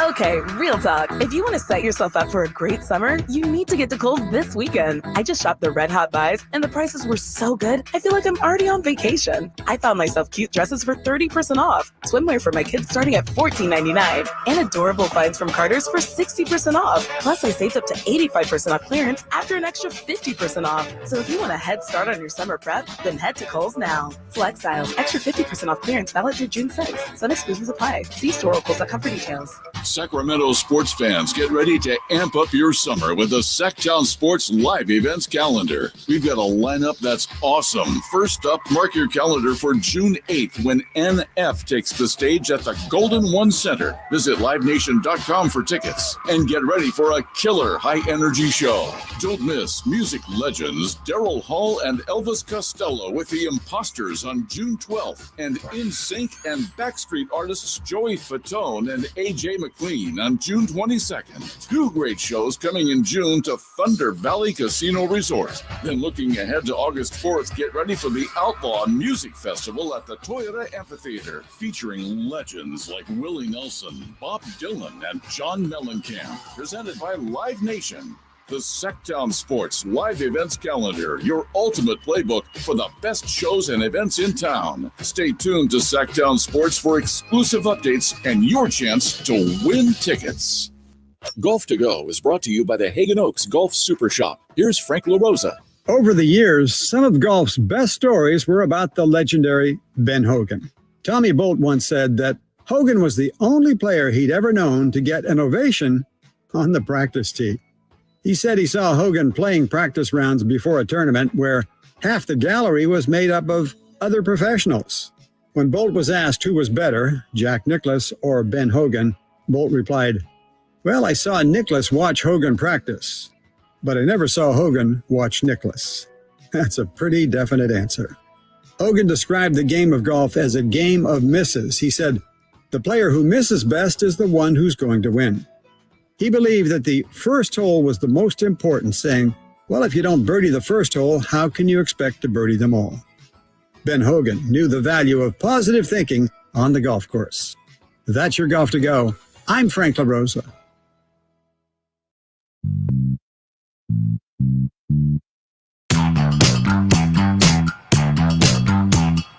Live and local, it's The Drive Guys. Watch the show on youtube.com/Sactown Sports 1140. Or listen on the Sactown Sports app. Taking another peek at the NBA draft here, but want to remind you, coming up top of the hour, Bob Kendrick, president, Negro League Baseball Museum's going to join us. We already talked to Mark Jones today. You can check that out, sactownsports.com. Very interesting conversation. And I didn't really know. I'd looked it up today when we were getting ready to talk about Mark Jones. I didn't know that he was such an accomplished basketball player himself. Neither did I. No, I just thought he talked a good game. But literally, yeah.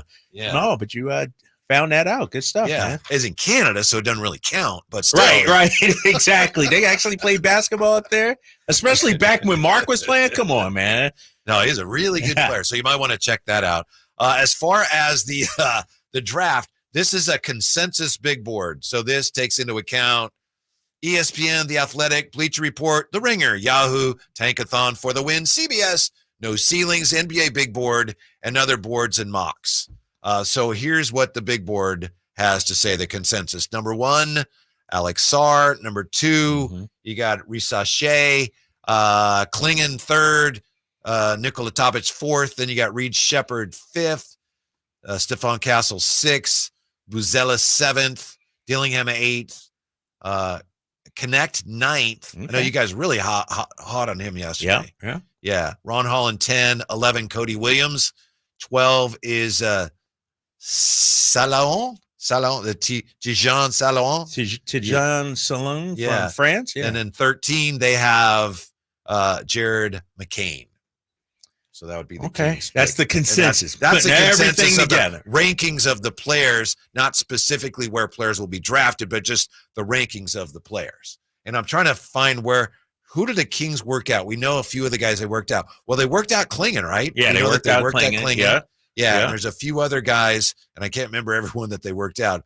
Zach Edey is 20th on here. Tristan Da Silva is 19th. Where's my boy, Jacoby Walter? He's on here. Oh, why you got to look that far 14. down? Oh, all right. 14. So one pick behind us. Devin Carter, 15. Okay. All right. Mm-hmm. So, again, the Kings have a good chance to get a really good player. And I wanted to look at the draft this way. This is from Bleacher Report. And they have a mock draft. They have the team. They have the player. And then for every player, they have an NBA comp. Ooh, I like So that. let's just assume that the NBA comps were the players and just see how wise these choices are, okay? Atlanta Hawks first pick, they have them taking Risache, and his NBA comp, Harrison Barnes. Number 1. Yeah. How do Kings fans feel? No, you ain't going to get me talking bad about my boy HB. Love Harrison Barnes. Moving on. Right. Number 2, Wizards, Alex Sarr. Pro comparison with the second pick, the Washington Wizards select Evan Mobley. Good when he was picked, what number? Wasn't he 4 or 3? Somewhere. 3 and 4? Yeah, somewhere like around there. Yeah. 3, Houston Rockets, Reed Shepard, his pro comp with the third pick. The Houston Rockets select Dante DiVincenzo. Ooh, dang. Doesn't mean these are right, of course, but it's just to me a funny way to look at it. Right, right. Number 4, San Antonio Spurs, Nikola Topic, Goran Dragic. Okay, good player. Good player. Yeah, I don't know. Would you draft him 4th overall? Mm-hmm. Cody Williams. By the way, Cody Williams he'd be a good pick for the Kings. He's anywhere from 5 to 11 or 12. I've seen. They have Cody Williams going to Detroit with 5th pick. Jaden McDaniels is his pro comp. Okay. Nothing wrong with that. I'd like to have him. Balling out. Number 6, Hornets, Donovan Clingan. Yeah. Rudy Gobert. Really? That's the comp they have. 4-time defensive player of the year. 7, Trailblazers, Dalton Connect. His pro comparison, Wally Zerbiak. I can see that a little bit. I guess. You were hoping for like Duncan Robinson, Tyler Hero or something. Zerbiak, okay. He was a good player for a while. Solid. Yeah, he was solid.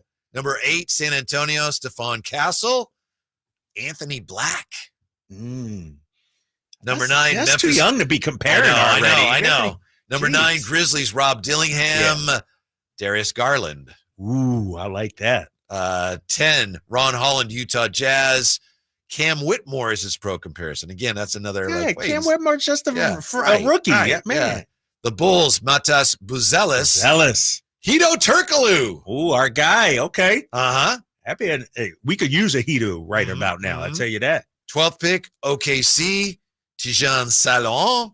His Obi Toppin is his comp. And then we'll conclude it with the Sacramento Kings, Devin Carter. And his comp, Derek White. Oh, we need that. Yeah. Who's that? Carter? Devin Carter? Devin Carter. Okay. We need that. What form Derek White? Like now Derek White or 3-4 years when he's like, San Antonio Derek White or here Derek White. Big winner from athletic testing, Devin Carter set an NBA combine record in the sprint, tied for the highest max vertical, finished 3rd in lane agility time. Wingspan, Jay, 6'9". Tall is it? He's only 6'2". Oh, no, 6'2", but with a 6'9". Yeah, but that's pretty good. A little small for a 2. Yeah. Strange shooting mechanics, but he made plenty of jumpers during drills after hitting 84 threes this season. What's Malik? 6'3"? Yeah, 6'3", Malik. But he's not listed it? really 6'3", is he? I don't think so. No, he's not that much taller than me, I don't think. Yeah. Yeah. IQ, quickness, intensity, nifty ball screen, shot making improvement, needs some of that. Carter looks like a top 20 lock who gets looks in the late lottery. So Okay. there you go. Let's go down. Yeah, my guy and McCain also. Yeah. We'll see what you got. Jared McCain, 15 Miami Heat. Who they compare? Emmanuel Quickly.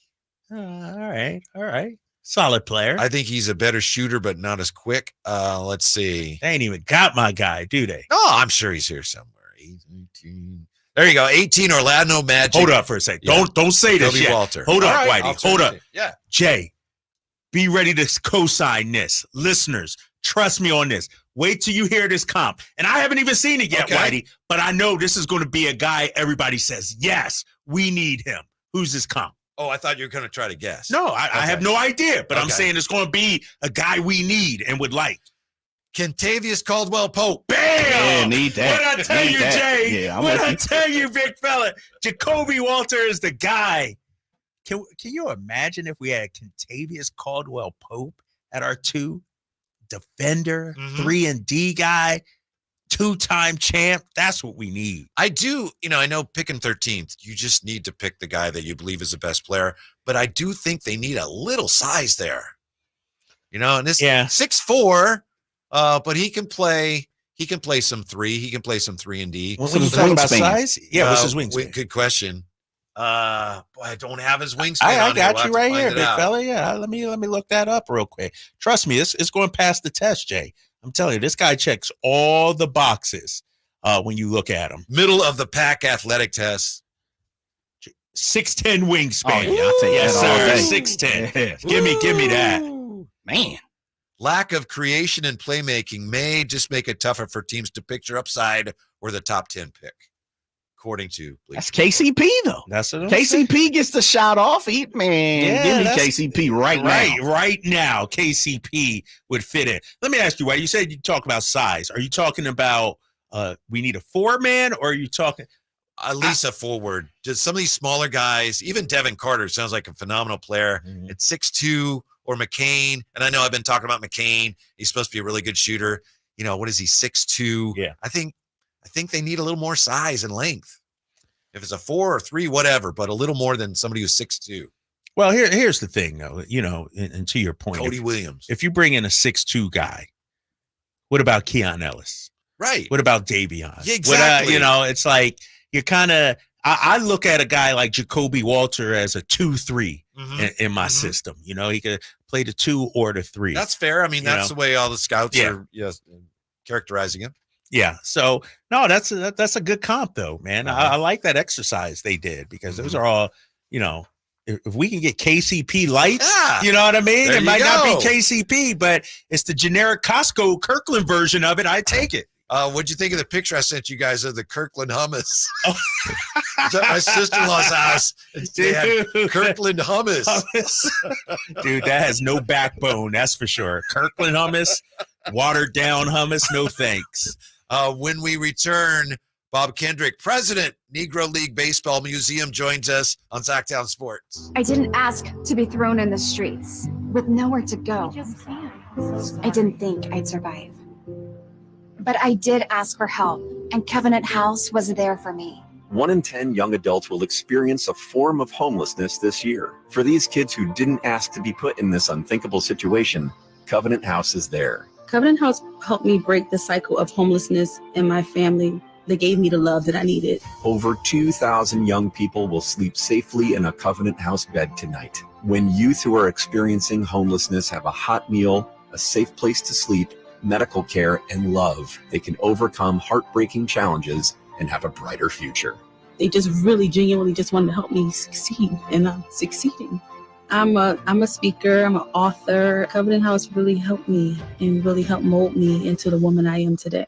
If you or someone you love is asking for help, go to safeplacetosleep.org today. Hey, what's up, everybody? It's your boy Kyle Draper. Drapes here for Mercedes-Benz of Stockton. We know Northern California has gorgeous weather, and I tell you what, this weather is prime for car shopping. How about a road trip in a newer pre-owned Mercedes-Benz? My friends at Mercedes-Benz of Stockton, they do a pretty cool job. They are the dream makers. They make their living outfitting people like you and I with the finest car in the world. Mercedes-Benz of Stockton's gorgeous new dealership, and you got to go check out their gorgeous new dealership, Mercedes-Benz of Stockton. It's only a half hour from Sacramento, straight down I-5. It has a huge selection of brand new and pre-owned Mercedes vehicles. They've also got an amazing commercial van center. So if you own a small business, their commercial van center can outfit you with Sprinter vans that can haul anything. And you can qualify for very generous tax breaks if you use it for your business. It's Kyle Draper from Mercedes-Benz of Stockton. Go check them out anytime online at mbfstockton.com. Massive Memorial Day savings now at Maida Chevy with $12,000 off MSRP on every new Silverado half-ton 5.3 liter in stock after rebates. $12,000 off every Silverado LT 5.3 liter at Maida Chevy with at least 5 at this price. Massive Memorial Day savings up to $12,000 off MSRP exclusively at Maida Chevy at MaidaChevy.com. Sacramento Silverado headquarters. Together, let's drive. Not available with special financing, lease, and some other offers. Must trade in 2010 model year or newer. N6324. Made a great deal at Maida. What is Subcontractors United? It's a list of 3 pre-qualified and licensed contractors in over 40 trades to help with your home project needs. From cabinets to heating and air to landscapers and everything in between, Subcontractors United makes finding qualified contractors free and easy with no accounts to set up. Visit subcontractorsunited.com today and experience the joy of stress-free home improvement. Save time and money at subcontractorsunited.com. You've seen the specials on Amazon, Netflix, Showtime, and more. Don't miss an evening with Steve Trevino. Babe, can I go with Steve and have a drink at the casino? And then she started to speak wife. She looked at him right in the face and she goes, you can do whatever you want. And his dumb goes, told you. I go, oh, no, it's a trap. It's a trap. Steve Trevino, Saturday, June 1st, the venue at Thunder Valley Casino Resort. Tickets on sale now at ThunderValleyResort.com. Don't miss an evening with Steve Trevino. From the Power Business Technology Toshiba Studios, KHTKAM Sacramento, KYMX HD2 Sacramento, the only station in Sacramento giving you local sports coverage from 6 a.m. to 6 p.m. Monday through Friday. Sactown Sports.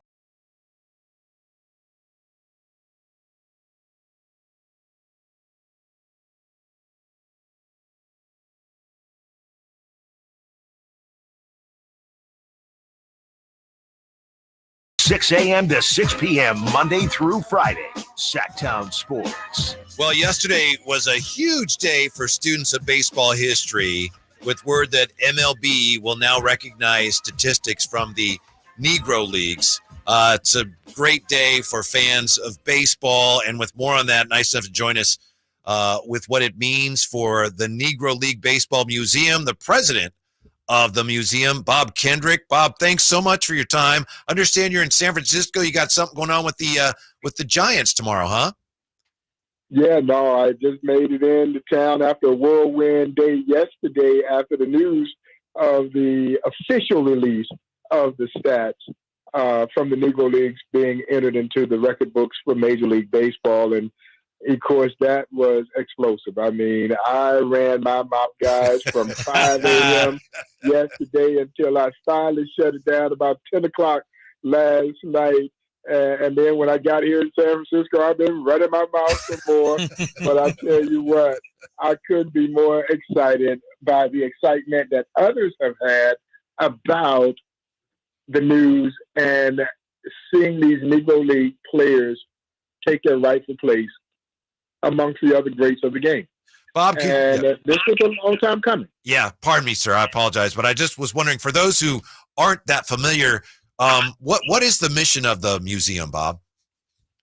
We started this museum in a little one-room office in 1990 to preserve, celebrate, educate people about the rich history of Black baseball and its profound impact on the social advancement of America. And quite frankly, guys, it's that latter statement that grabs the hearts, the minds, the imaginations now of the thousands of people each and every year that come to visit us. I do believe the work that we've done now over the last 3 decades plus, that people come to the Negro League Baseball Museum expecting to meet some pretty good baseball players. And of course, you're going to leave not being disappointed. You're going to be some of the greatest athletes to ever put on a baseball uniform. But by the time you walk away from this story, I do believe that you walk away with a much deeper, richer appreciation for what these athletes not only did for the game of baseball, but more importantly, what they did for this country. And it changed the game, but it changed this country for the better. And that's all embodied in the story that we now tell and bring to light there at the Negro Leagues Baseball Museum in Kansas City. Hey, Bob, can you take us behind the scenes if you know, how did this all come about and, how did we finally get this day to happen? How much hard work and how much lobbying did it take? Oddly enough, it didn't take a lot of lobbying because this was the brainchild, really, of Major League Baseball, spurred on by Commissioner Rob Manfred. In December 2020, you may recall, while we're in the midst of pandemic, and there was some social unrest going on because of the murder of George Floyd. Mm-hmm. In December 2020, Commissioner Manfred made the historic announcement that Major League Baseball, first and foremost, was going to finally recognize the Negro Leagues for what we already knew it to be, a major league. But it had never been acknowledged that way by baseball, going back to a 1969 commission that acknowledged all these other rinky-dink leagues, but basically dismissed the Negro Leagues. And on top of that, he added this notion of bringing the stats from the Negro Leagues and rolling them into the record books of Major League Baseball. 3 years of very dedicated, diligent work by, I call, a dream team of Negro League historians and researchers basically got us to this point where that quantitative data was finally brought to the public yesterday. And it's still an ongoing effort. We're about 75% complete. And I'm hoping, you'll see that the time frame essentially is from 1920 to 1948. So at the very beginning of the Negro Leagues, and then a year after integration. My hope is that we'll be able to eventually add the stats up to about 1955, because by 1948, there was really only about six black players in the Major League. So there was still some substantial talent that was there playing in the Negro Leagues, and it'd be great to be able to include them in this mix as well. But man, what a historic date, I would say a milestone moment for not just the Negro Leagues, but baseball history, and you might even say American history. Yeah, absolutely. Bob Kendrick with us, President, Negro League Baseball Museum. One of the things that just seems appropriate to me, Bob, with the statistics now being recognized, is that the highest career batting average, it's no longer Ty Cobb at 367, of course, Josh Gibson at 372. And my hope is that so many baseball, I was aware of the name Josh Gibson. I vaguely knew who he was, but now he's like, oh, he had the highest average, in baseball history. How significant is this going to be with players and fans all over the country learning about some of these players anew? Well, and that's what you hope comes out of this. The stats are one thing, but guys, you can never reduce the Negro Leagues to just statistics. It is far more grandiose than that. But for that baseball fan who needed quantitative data, they got it now. Yeah. But you're right. I hope that it is now that gateway into a deeper desire to learn about these players. Because as I've been saying throughout the last 2 days, we carry a wonderful poster inside the Negro Leagues Baseball Museum that was created some years ago by a Richmond, Virginia advertising agency. And the poster so beautifully summarizes what we saw yesterday. And it says, just because they weren't in the same league as Babe Ruth and Ty Cobb doesn't mean that they weren't in the same league as Babe Ruth and Ty Cobb. And I think that's what we're seeing. So as a baseball fan, if you're a true fan of the game and you see the name Josh Gibson, or you see the name Norman Turkish Stearns, or Oscar Charleston, or Chino Smith, Artie Wilson, I would want to learn more about who they are. And that's what I'm hoping that really comes out of this.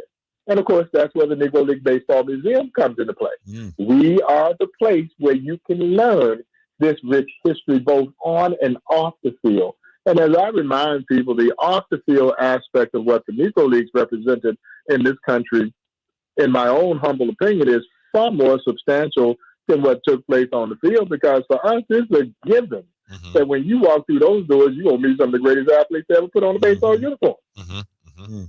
Good stuff. Bob, I was going to ask you, and you sort of addressed it with your last comment right there, how do we still also maintain the, what's the word I'm looking for, the sort of separation of the Negro Leagues, that it was a special place and not get it swallowed up by MLB minutia, if you will. Well, I mean, and you raise a very valid point, and I think it speaks to why the Negro Leagues Museum, in my eyes, becomes even more important, because you are absolutely right. 10, 15, 20 years from now, a new baseball fan will look at those numbers and they'll see these players listed, and there's a likelihood that they will think that they were alongside them all the time. And it's important that they understand that once upon a time, Josh Gibson couldn't play in the major league. He never had that opportunity. And that it was the Negro League that became his sanctuary. And so you don't want to lose what created this kind of barrier from Major League Baseball.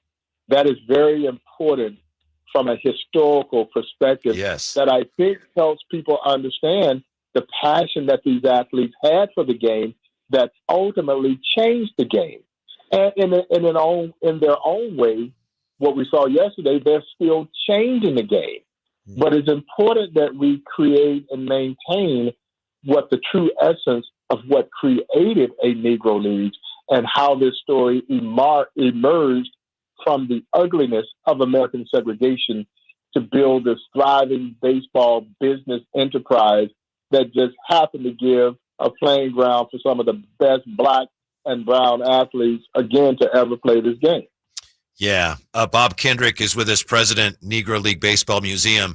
I mentioned this yesterday, Bob. One of the facts about, baseball segregation that it's hard for me to believe is that the Boston Red Sox did not have an African-American player until 1959. And I know that was a long time ago, but in a sense, that wasn't that long ago where the Red Sox had not had any African-American players. It's absolutely stunning to me. But I wanted to ask you about a player, if I may. We've all taught about the Jackie Robinson story. It's a great story, how Jackie Robinson broke the color barrier, so to speak. But I've, in my research, come across a player named Moses Fleetwood Walker, who played many years before Jackie. Was Moses Walker actually the first African-American Major League Baseball player? We kind of characterize him as the first known black to play on what would be considered a major league. Now, since that time, we've discovered that there was a ball player by the name of William Edward White, who played one game prior to Moses Fleetwood Walker. But fellas, here's the caveat. And this is why there has to be a dramatic TV series done on Negro League. Yes. William Edward White didn't know he was black. He thought he was white. Oh my he goodness. identified as white. His father was white. And it was later discovered that he was the byproduct of an affair that his father had with one of the slaves, thus making him black and the novelty of him being the first. But Moses Fleetwood Walker was of darker skin. There was no denying his ethnicity, and Moses Fleetwood Walker was a barehanded catcher. Oh my! Ouch! Yeah, as I tell my guests at the museum, didn't last long before he was essentially exiled from Major League Baseball through a gentleman's agreement. Wow! Led by guys like Cap Anson and others that essentially said, if you allow a black to play with you, you can't play with us. That would be in place for the next 6 decades until Jackie Robinson re-breaks the color barrier. So there was no written doctrine that kept black players out. It was just a verbalized agreement that the owners and players adhered to for over 60 years. That's good stuff, Bob. So we got the Negro League Museum in Kansas City. Tell me about that. Why should people visit? What can we expect there? It is such a special place, and I'm so thrilled that people are learning more about the great work that we're doing. It is essentially a journey back in time. The Negro Leagues were formed in Kansas City in 1920, and you get to witness how this league emerged. And as I remind folks, the genesis behind it was very simple. You won't let me play with you? I'll create a league of my own. And as I remind folks, that's the American way. And while America tried to prevent them from sharing in the joys of her so-called national pastime, it was the American spirit that actually allowed them to persevere and prevail. So not only did they create a playing ground for some of the best black and brown athletes, they built a thriving business enterprise that impacted African-American communities in ways in which we've not seen since the loss of the Negro Leagues. And that story comes to light in its entirety at the Negro Leagues Baseball Museum through a touring experience that features multimedia displays of obviously photographs, text panels, and of course, the Field of Legends, which obviously I am biased, but I think it is one of the most amazing displays in any museum anywhere in the world. It features 10 life-size bronze sculptures of Negro League greats and guys they're cast in position as if they were playing a game. And they represent 10 of the first group of Negro Leaguers to be inducted into the National Baseball Hall of Fame in Cooperstown, New York. Joined by Mr. Bob Kendrick, Negro League Baseball Museum president. Bob, we've had you on a few times here, and I always say, you know, we have super friends, our superheroes, and I consider you one of those, of course, growing up playing baseball myself. One of the things that I'm super interested in, I don't think I've ever heard you say, is one of your favorite, you have a threshold of knowledge, and I always try to do my research with the Negro Leagues, and Cool Papa Bell is like one of my favorite players to ever play. Of course, I didn't get to see him, but as much research I've done, he's one of my favorites. Who is someone that you've always kind of admired from afar as far as like one of your favorites in Negro League? Henry Aaron was my all-time favorite baseball player and my childhood idol as a kid growing up in Crawfordville, Georgia. Crawfordville, Georgia is east of Atlanta, west of Augusta, guys, all of 500 people. And every day on the playground, fellas, I had to be Henry Aaron. Now, I know some kids sometimes wanted to be Henry Aaron, but I had to be Henry Aaron. And here I am, a baseball fan. And until I got involved with the Negro Leagues Baseball Museum as a volunteer some 31 years ago, I did not know that his career started in the Negro Leagues. Oh. And he's my all-time favorite ball player. Mm-hmm. And so at that point, I'm blown away. And then in 1999, 25 years ago, as we now celebrate the 50th anniversary of him breaking Babe Ruth's record, I got an opportunity to take my childhood idol on a tour of the Negro Leagues Baseball Museum. Dang. And man, let me tell you, that's the first and only time I've ever been starstruck. And we've taken American presidents through this museum. We've taken first ladies of these United States, First Lady Laura Bush, Michelle Obama, General Colin Powell, Vice President Al Gore, a plethora of athletes and entertainers. And as I oftentimes say, with no disrespect to any of them, they are not Henry Aaron in the eyes, mind, and heart of this kid from Crawfordville, Georgia. He comes to the Negro Leagues as an 18-year-old, skinny, cross-handed hitting shortstop. Mm-hmm. So in the case of Mr. Aaron, he was a right-hand hitter who was hitting with his left hand on top. And as you all know, that's unorthodox. Mm-hmm. The fear is that you would break your wrist hitting in that manner. Henry Aaron is knocking the cover off the baseball in a highly unorthodox fashion when he gets to a team called the Indianapolis Clowns in 1952. They put the right hand on top, and the rest, as they say, is history. Yeah, he was shortly after discovered by the Boston Braves, who would become the Milwaukee Braves, of course, who would become the Atlanta Braves.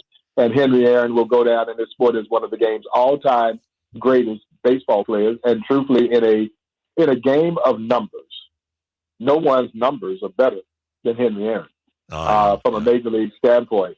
I'm not sure his total base record will ever be eclipsed, and I don't think his RBI record will ever be broken. I don't know if anyone will play long enough to get either of those. Bob, I know that Henry's third all-time in career hits. Did he pick up any hits yesterday? with his?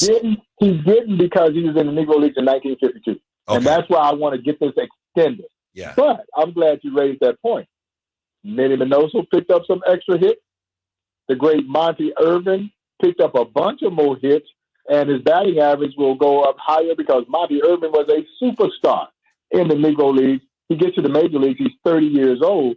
As I'm here in San Francisco getting ready to do some work with the Giants, Monty comes to the New York Giants. He's 30 years old, and he's still a star at 30. Yeah. So, y'all, if they'd gotten him when he was 19, 20 years old, there was nothing that Monty Irvin could not do. Many thought that he was going to be the guy to break the color barrier. Mm-hmm. And so he picked up some more hits. Satchel Paige picked up another 125 wins, just yesterday to his major league total. Now, I can tell you this, wherever Satchel is, somewhere in that great somewhere, he upset. Because he's going to tell you, they didn't get all my wins. Right. Didn't get them all. That's what I was thinking. Yeah. Yep. Bob, that which kind of leads me to the question before we let you go. From what I've read and what we've talked about here on the Drive Guys on the show, a lot of the barnstorming stats weren't counted, but you said great historians, people in the know. And one of the things in our lineage and in our culture is storytelling. We like to storytell. We do this every single day. We have some great storytellers on this show. How are you going to kind of go about trying to add some of those stats beside extending the years, but as far as counting some of those, stats that quote unquote weren't during the regular season? Yeah. And again, another great point, because that's why for me the stats are what they are. But I don't ever want the stories to die. I don't want to lose the lore and legend surrounding the Negro Leagues. Josh Gibson, I tell people all the time, in Major League Baseball history, Babe Ruth was Paul Bunyan. For black folks, Josh Gibson was John Henry. Yeah, no, we don't want to lose that. Right. We don't want to not believe the speed of Cool Papa Bell, which I'm telling you, it was real. Cool Papa Bell could circle the bases in 12 seconds, and he may have been the greatest base runner this sport has ever seen. So, yeah, if they say he hit a ball up the middle and got hit in the rear end by his own line drive, of course that's an exaggeration, but it's trying to help people understand just how fast Cool Papa Bell really was. And I don't want to lose that. And so the stats are what they are. They provide a quantification for those who need it. For man, that oral history that has been presented, and essentially that's how we've always learned about ourselves in the African American community. Your grandparents sat you down and told you and said, "Boy, let me tell you about these ball players you still speak." And I don't want to lose that. Just as we assimilate these stats into the record books of Major League Baseball. It is commendable. We all celebrate that because it gets them mentioned. I think for all of us at the Negro Leagues Baseball Museum, it has never been about us trying to say that the players in the Negro Leagues were better than their white counterparts. That's not what we're here to do. What we're here to do is give you a premise so that you will understand the significance of these athletes and the talent that was there in the Negro Leagues so that they are included in the conversation when we start talking about the greats in baseball. They should not be excluded. So they deserve to be listed right there amongst those who are the greats in this game, whether it was black baseball or white baseball. And it was no fault of their own that they couldn't play in the major leagues. They wanted to. They just wouldn't allow them to. So they created their own. Mm-hmm. Bob, I remember watching as a kid the game of the week. I think it was Joe Garagiola saying, Cool Papa Bell was so fast, he could turn out the lights and he'd be in bed before it was dark. And I remember as a kid going, man, that guy must have been, he must have been fast. And that is a true story. Now, Satchel Paige told that story, but what Satchel didn't tell everybody was there was a shortage in the lights. And Cool Papa Bell, who had bet his meal money, he pulled one of the greatest sports pranks in sports history when he got his friend and clipped him of his meal money because that light switch had a shortage in it. Cool was able to turn it off, run over, hop in bed, cover up before the room went dark. That's incredible. Bob, thank you so much for your time. We appreciate it. Enjoy your trip to San Francisco. We hope to talk to you again very soon, sir. Hey, guys, thanks so much for having me. All right, And good stuff, Bob. congratulations Thanks, on the news. man. Yeah, that's tremendous. When we come back, we have some breaking Mike Brown Kings information for you. Drive Guys. We'll be right back with that on Sactown Sports. You never know what you might hear when listening to a Sacramento Kings game. Out of Keegan, going for another triple. Man, is he feeling it. Keegan, can he do it? Yes, there's number 11, Keegan Murray. Keegan steps back. He just knocked down his 12th three-pointer, a Kings franchise record. He's got 45 points. Never miss a moment of Sacramento Kings basketball with Sactown Sports and the Sactown Sports app. Hey, it's Carmichael Dave for American Energy Heating and Air with a question. Have you recently had a technician diagnose your HVAC system and you were a bit surprised at how much it cost? Or did something seem off about their quote? Because at American Energy, they take pride in giving you honest, straightforward solutions to get that system up and running. Have their qualified technicians come out and give you a free second opinion. It's free. You got nothing to lose but some dollars off of that original quote. They're making the uncomfortable comfortable. They've been doing it since 1981, serving the greater Sacramento area. A+ with the Better Business Bureau. That's why they keep having customers coming back for more and more and more. You can call them and set that appointment at 916-520-9990. That's 916-520-9990 or AmericanEnergyAir.com. Call 916-520-9990 now. Malik Monk plays here. Started left, goes right, steps back, launches the three. Nothing but net. Oh, that was just filthy. Oh, my, that was sweet. Sactown Sports is your proud home of the Sacramento Kings. Seems like all this artificial intelligence stuff stirs up the age-old debate of man versus machine. Hi, it's Dan from the Good Feet store, and let me ask you, would you let a robot cut your hair? Would you rely on an app to teach a kid to ride a two-wheeler? Let's face it, some things require the human touch. People come to us seeking a solution to foot, leg, and back pain after trying all kinds of things recommended by in-store machines or website blurbs. An impersonal, generic approach to solving a problem that's unique to you. No wonder they usually don't work. At the Good Feet store, you'll meet with an arch support specialist who will take the time to learn about your needs, your feet, your lifestyle, and then fit you from over 300 models and sizes of arch supports, designed for pain relief, better balance, and more comfort. Do you have sore feet, an aching back, or plantar fasciitis? Then get to the Good Feet store nearest you for your free arch support fitting. Good Feet arch supports are only available at the Good Feet store. At Fisher Investments, we may seem like other money managers, but we're different. Are you really that different than the rest of us? We are. As a fiduciary, we always focus on what's best for our clients. What services do you offer besides investing? We have a team of specialists in financial planning, estate planning, and more. Your clients rely on you for all that? Yes, we ensure clients receive unparalleled service at every step of the relationship. Okay, but you still sell commission-based products, right? No, because we believe that's a conflict of interest. We prioritize service over sales goals. So then how do your fees work? We have a simple and transparent fee that's a percentage of our clients' portfolios. So we do better when our clients do better. Wow, we're more different than I thought. At Fisher Investments, we're clearly different. Learn more at FisherInvestments.com. Investing in securities involves the risk of loss. In a world where everybody and their mother makes a primed trim board, contractors have to ask one question. Do I know what's under the primer? Available at just about every lumber yard you can imagine. Vintage trim boards are made from lodgepole pine. That's the stuff telephone poles and railroad ties are made of. It's durable. It's straight. It's been doing the job for generations. Manufactured right here in the USA. Ask for it by name. VintageTrimboards.com. At Ashton & Price, we get injury victims to yes. Experience, yes. Ashton & Price has been around for over 25 years.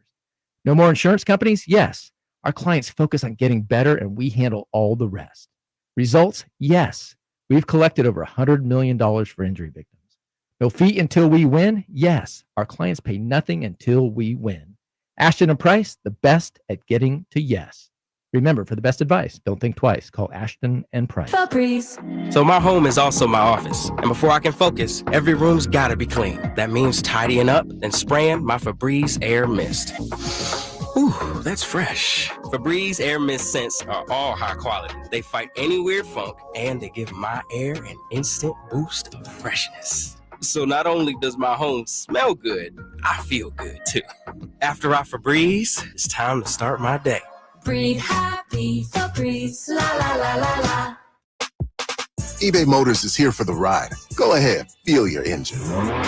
Admire that perfectly installed exhaust. Your vehicle's moving along this freeway like it was made from fresh installs and a whole lot of love. With eBay Motors, you get over 122 million parts to keep it running. And with eBay Guaranteed Fit, they'll be the perfect fit every time. Plus, at these prices, well, we're burning rubber, not cash. Keep your ride or die alive at ebaymotors.com. Eligible items only. Exclusions apply.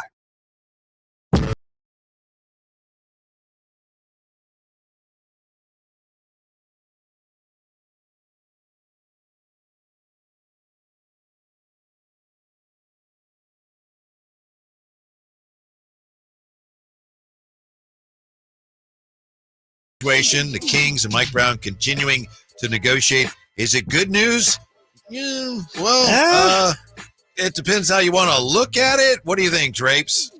Drapes saw this first. I don't like it. I don't like this news. I don't like the way it's being done. I don't like the public nature of it. I don't like the numbers. I don't like any of this right now, Whitey. I may give it to him. Go ahead. Yeah, you saw it first. Shams just dropped the bomb. He tweeted out, the Sacramento Kings have made a competitive offer to head coach Mike Brown on a contract extension.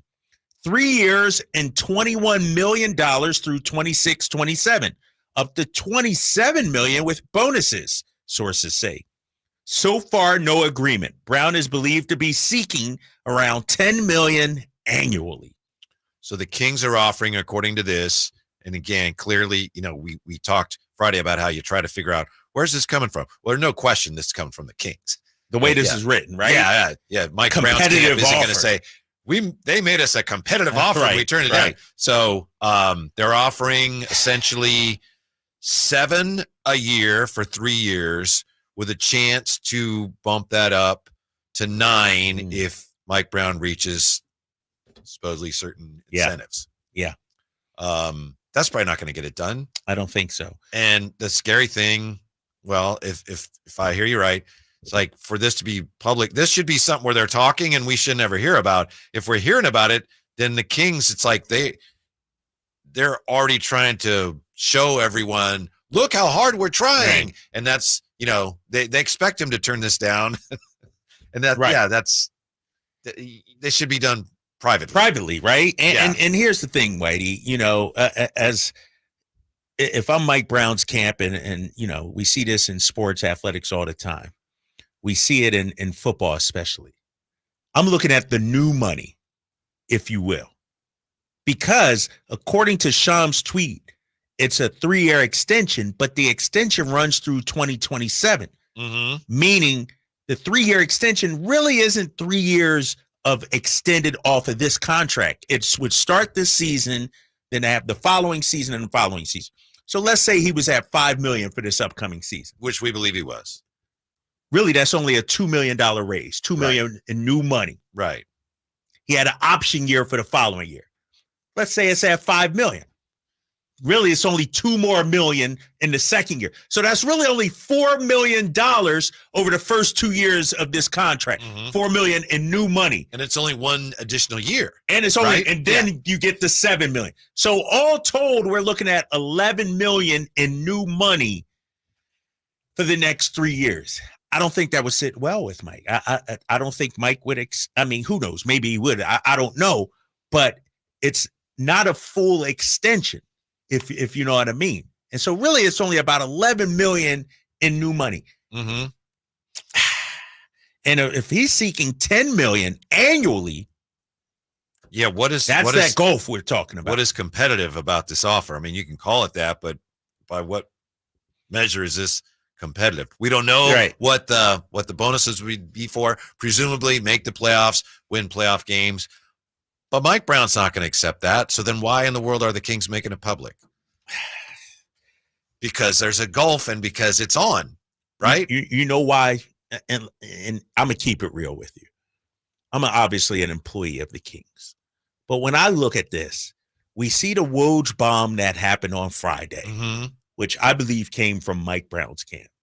The Kings saw the reaction from the public, the fans, and now they're like, uh-oh. So it seems like both sides are negotiating in the court of public opinion.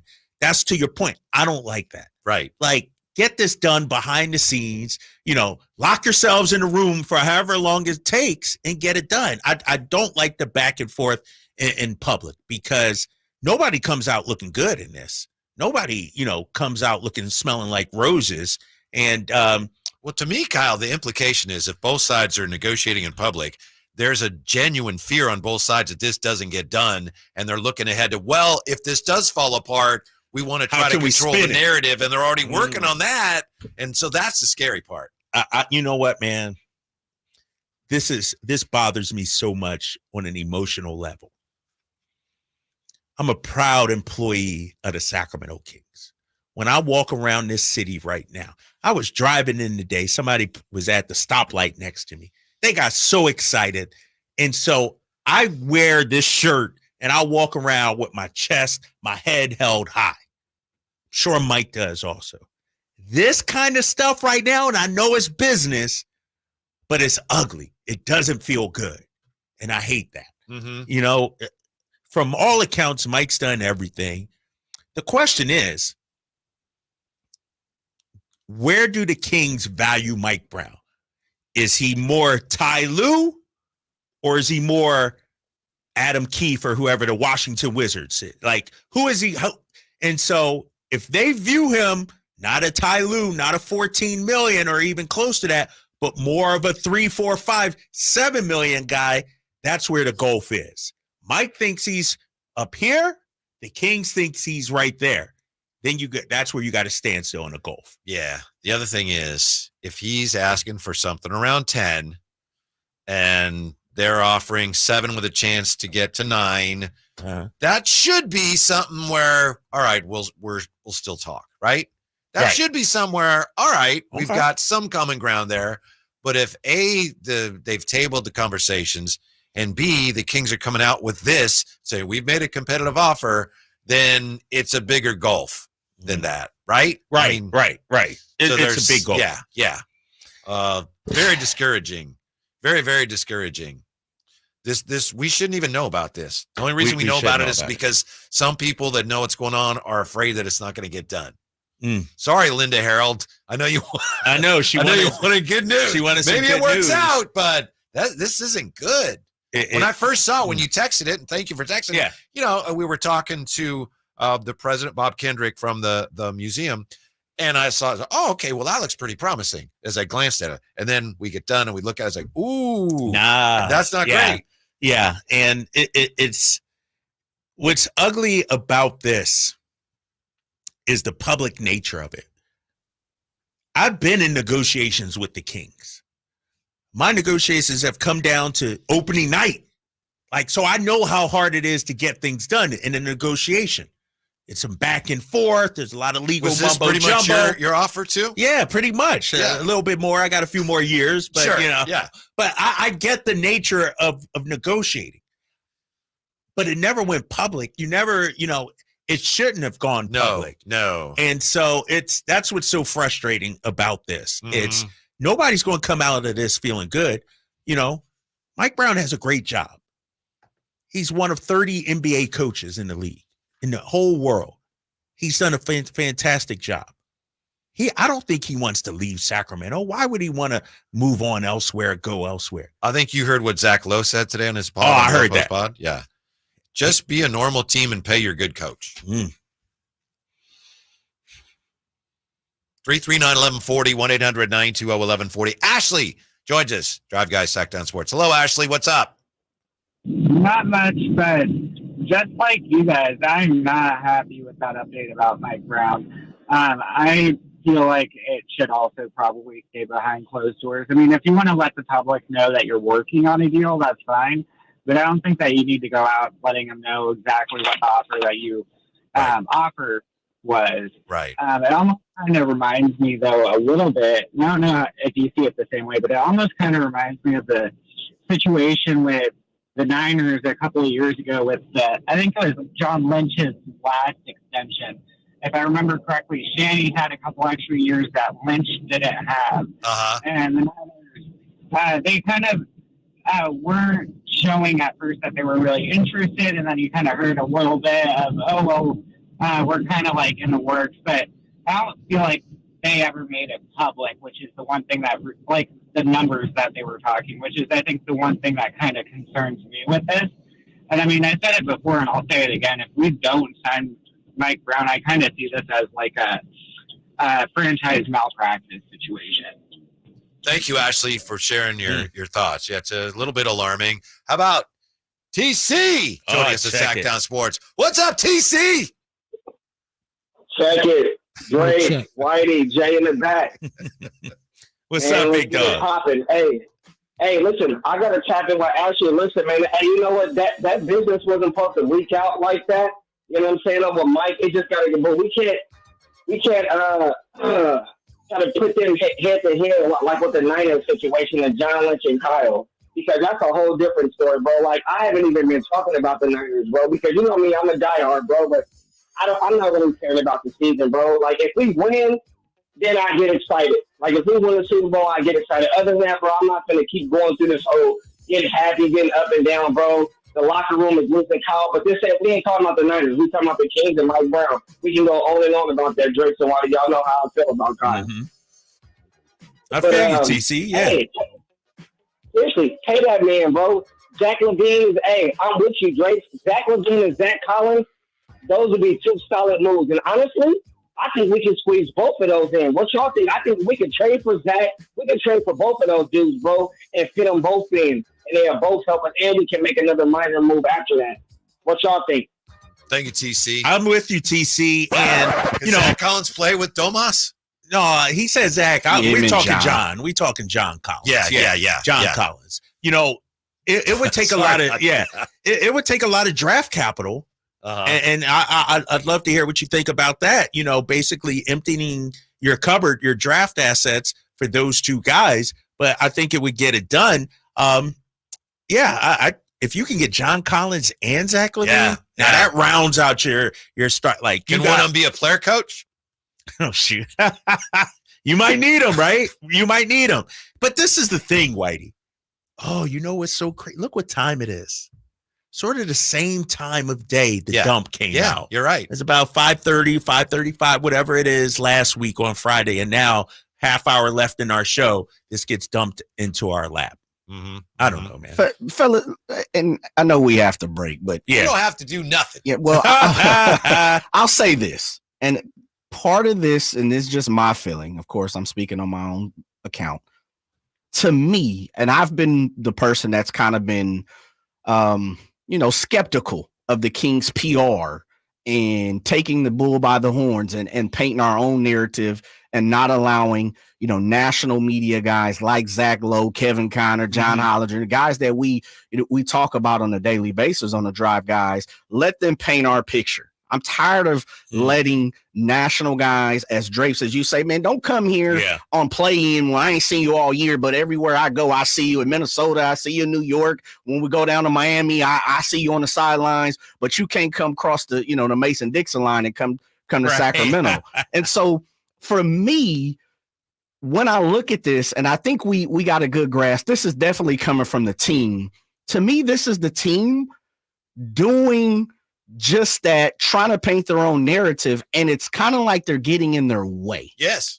And it's almost like the reverse of what we're asking, or at least I'm asking, again, speaking for myself, what I'm asking the Kings to do is jump out there, paint the narrative when we have a third team all-league guy, when we're trying to push for Domantas Sabonis to be an all-star. We need a Heisman campaign for De'Aaron Fox. We need a 6-man campaign. I'll be honest. I didn't see none of that from the G1C this year. Like, I didn't see the narrative of Malik Monk, out there. They're not even giving Malik Monk national interviews. We don't see these guys on ESPN. We don't see them on the Jim Romes. We don't see them on the Drive Guys. And to me, that's a problem. But then when someone drops something and it makes you look bad a little bit to certain people, now all of a sudden we want to just run out and throw out all our business. It's like, why are we throwing out all our business right now when we should have been doing that for Malik Monk, 6-man, and DeMontis? You know what I mean? And so that for me is the frustration, because that's what I'm looking for, is be this transparent when we need you to be transparent, compared to right now, we don't need you to do the social network stuff and show all your hand and tell your business. Keep this in-house a little bit. It's like this, Jay. I think you'd agree with this, and maybe this still gets done. But when you're, like you said, getting in your own way, it's like, as a baseball player, sometimes a pitcher gets you out. Sometimes you get yourself out. And that's great point. That's like unforced errors. Like the Kings now, they're getting in their own way. They're getting themselves out. We'll have more on today's Breaking Mike Brown information when we come right back and wrap it up on Sactown Sports. Sacramento weather is brought to you by the Arnold Law Firm. I'm meteorologist Heather Waldman in the KCRA3 Weather Center. Mild again Thursday night. Temperatures Friday morning start in the upper 50s, on our way into the mid-90s for the afternoon with an evening Delta breeze. Get the latest forecast on the KCRA News and the KCRA app. The Arnold Law Firm has seen how a collision can turn anyone's life upside down in a heartbeat. So remember to be a little more alert on the road and stay safe. The Arnold Law Firm, providing real justice for you since 1975. Call 916-777-7777. Contact Tax Relief Helpers for details and restrictions. Attention anyone that owes money to the IRS. The IRS has restarted aggressive enforcement actions against taxpayers who owe back taxes that were temporarily suspended for COVID. If you owe $10,000 or more, you must hear this, because now is the time to clear your IRS tax debt. A special toll-free number has been established so you can stop penalty fees, avoid liens, levies, and other hostile measures by the IRS. Call Tax Relief Helpers right now at 800-934-9217. Tax Relief Helpers will provide you with the maximum protection afforded by law. I got behind on my taxes and owed $48,000. I didn't know what to do. I called and they got my bill lowered to just $3,500. I owed $87,000 in taxes and it was scary. I got the amount I owed down to just $3,500.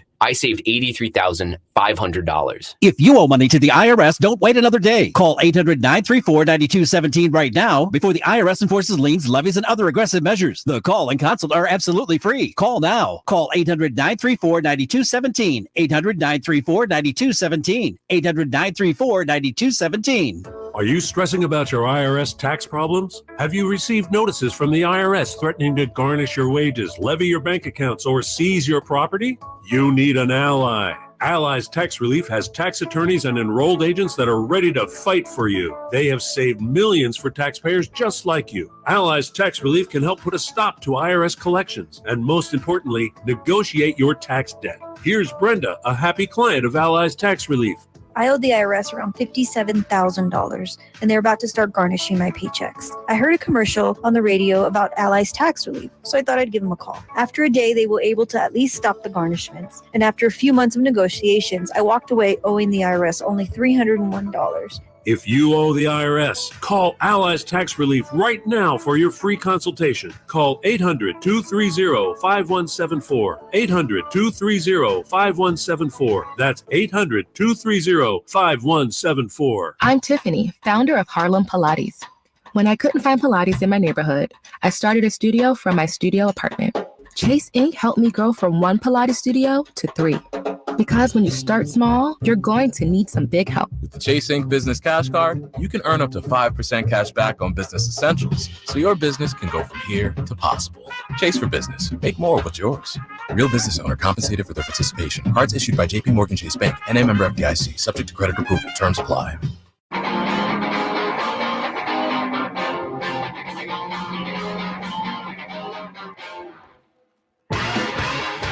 Drive Guys, live and local, every afternoon, Monday through Friday on Sactown Sports. Oh, poor Linda Harold. Last couple days, hey, you guys have any good news on the Kings? We've been trying. Linda says, how about some good news tomorrow, guys, on the Kings? I'm going to try to take the most optimistic view of the news today that just came out. The Kings apparently leaking that they've made a competitive offer to Mike Brown. They haven't heard back, which means he's turning this offer down. And how competitive is it? I don't know. Why are they negotiating publicly? But maybe just bottom line, maybe this means they're close. they're not that far off based on these numbers, right? So maybe you don't think so? Well, if they're offering 7 with a chance to get to 9, and he's asking for 10. No, he's asking for 10. He's not asking for 9 with a chance to get. Yeah, he's not asking for a chance to get to 10. I said they're close. To me, the goal is $3 million, 7 to 10, not with the chance to get to 9. Okay, that's where I see the goal. I understand, and you're right. There's guaranteed. Like I'm trying to just find some positive ground here. If they can bump up to, if you're negotiating, then it's like, all right, well, yeah, you look at the way the coaches' salaries are going up. They should be able to offer like a base of 9 for 3, and then aren't we? If they do that, like no conditions, a base 9 for 3. We're close, aren't we? We should be able to get something done. Yeah, but I don't think so, Whitey. You don't think they'll do it? Or? I don't think that's all. It's not just about the money. Remember, it's about the new money. Basically, you're giving me a $2 million raise this season. I already had really, you're only giving me 1 more year. No, I agree. I understand that. I saw that too. I think that could be part of it also. And Sham said Mike's looking for $10 million annually. When I look at an extension, I'm not talking about rip up my current contract and give me. I'm saying after this contract is done, after this season, I want 3 more years at $10 million annually. That's what I think. And the Kings are saying, or whoever the offer that they made is saying, well, we'll give you 2 more this year. We'll, pick up your option next year at 2 more, and then we'll give you 1 more. Mm-hmm. Like, I think it's more than just the annual number. I think it's the years also. Okay. You may be right. Again, remember, I'm trying to find positives here. I understand what you're saying. The option year, once that's refused by whichever party or both, then that's out. So this is the last year of the deal. Right. Okay. So you're saying 2 years. Yeah. And I understand you're absolutely right. My obviously. point. So, yeah. They just need to increase their offer, and we're on the right track, right? Yeah. It looks like from this, what I draw from this is that somebody is not overly enthused about last year and is like, well, we're not gonna give you what you're asked for. We're gonna make it conditional. You're gonna have to earn it. And that's not gonna fly. That's not the way to do it, because right? He's gonna be able to find another great job somewhere else. And if I'm Mike, I'm saying I've already proven myself. Right. I already led you to the playoffs. Right. All I gotta do is look at the year before I was there and the year in my first year there. Like, to go from 28 wins or 30 wins, whatever, to 48, I would have given him a 5-year deal right there. Yes, yes, this guy he's our guy. Yeah. And so I just hate the fact that this is going out publicly. I think Mike is definitely worth, in my opinion, worth more than $7 million.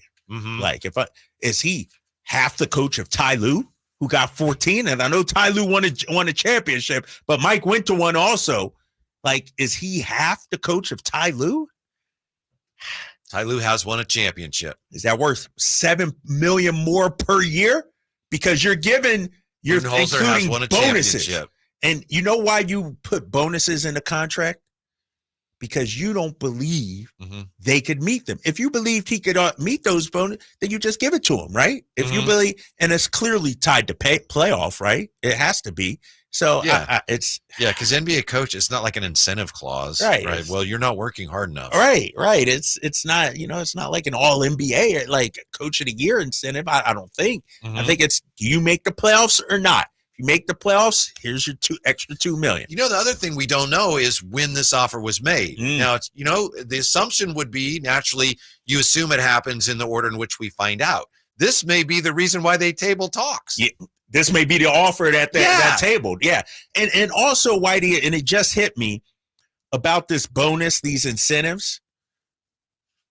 As a coach, if I have these bonus incentives, the GM has to give me the roster to do that. Like, really, it's not all on the coach. Right. If I don't have the gourmet ingredients to make it to the playoffs, then, and so I would imagine if I'm Mike, I probably don't like that also, because Monty has to do his job, and I can't be dependent. My success can't be dependent. My salary shouldn't be dependent on what the GM does. In my opinion, I know that all parties involved here are very intelligent people. I know that. That's proven. That's beyond a shadow of doubt.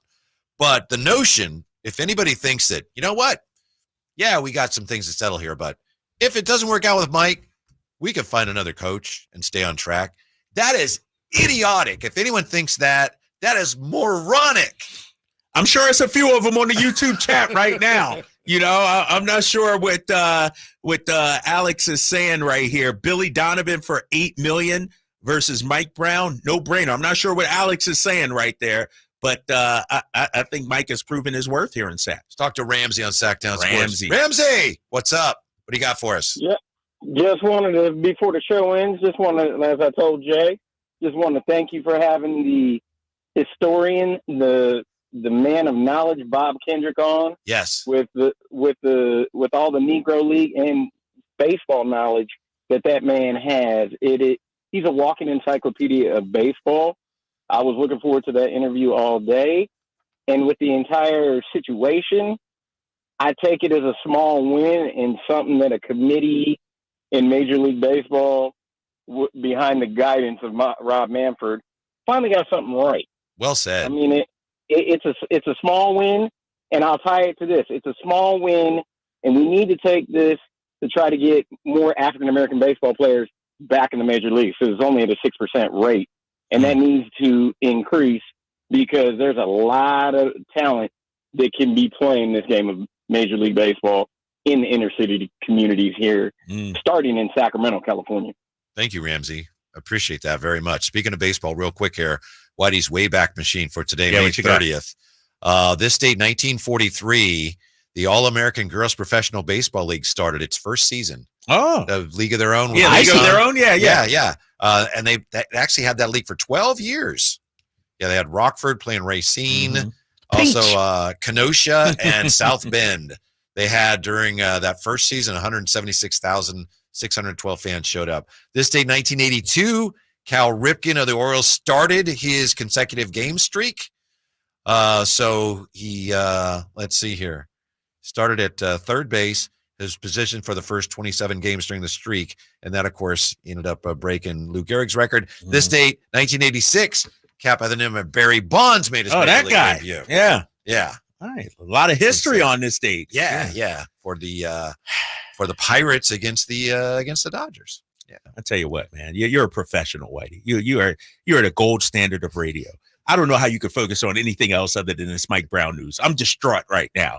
I'm like, the uncertainty surrounding our guy's future has me twisted in knots. Well, here's the thing. Yesterday, when the show ended, peek behind the curtain, Drape said, and I agree with him. He's like, we got to have something else to talk about. Besides, and then it's like, besides we did a Mike good job of that today. And then what bam! happened? Ah! All right, man, I'm about to get out of here. I got a basketball game to go loosen up for tonight, 8 o'clock. Get this out of your head. Texted somebody. Get out of your somebody. head or take this out on, what's the team you played tonight? I don't even know. It's not about the opponent, Whitey. I don't care about the opponent. I texted somebody. I said, I have to play better. So I'm looking for a much better game. 10-6 tonight. At least. All right. Stay healthy. Have fun. Thank you, Jay. Thank you for being with us. We're back with you tomorrow. What's up next? Is it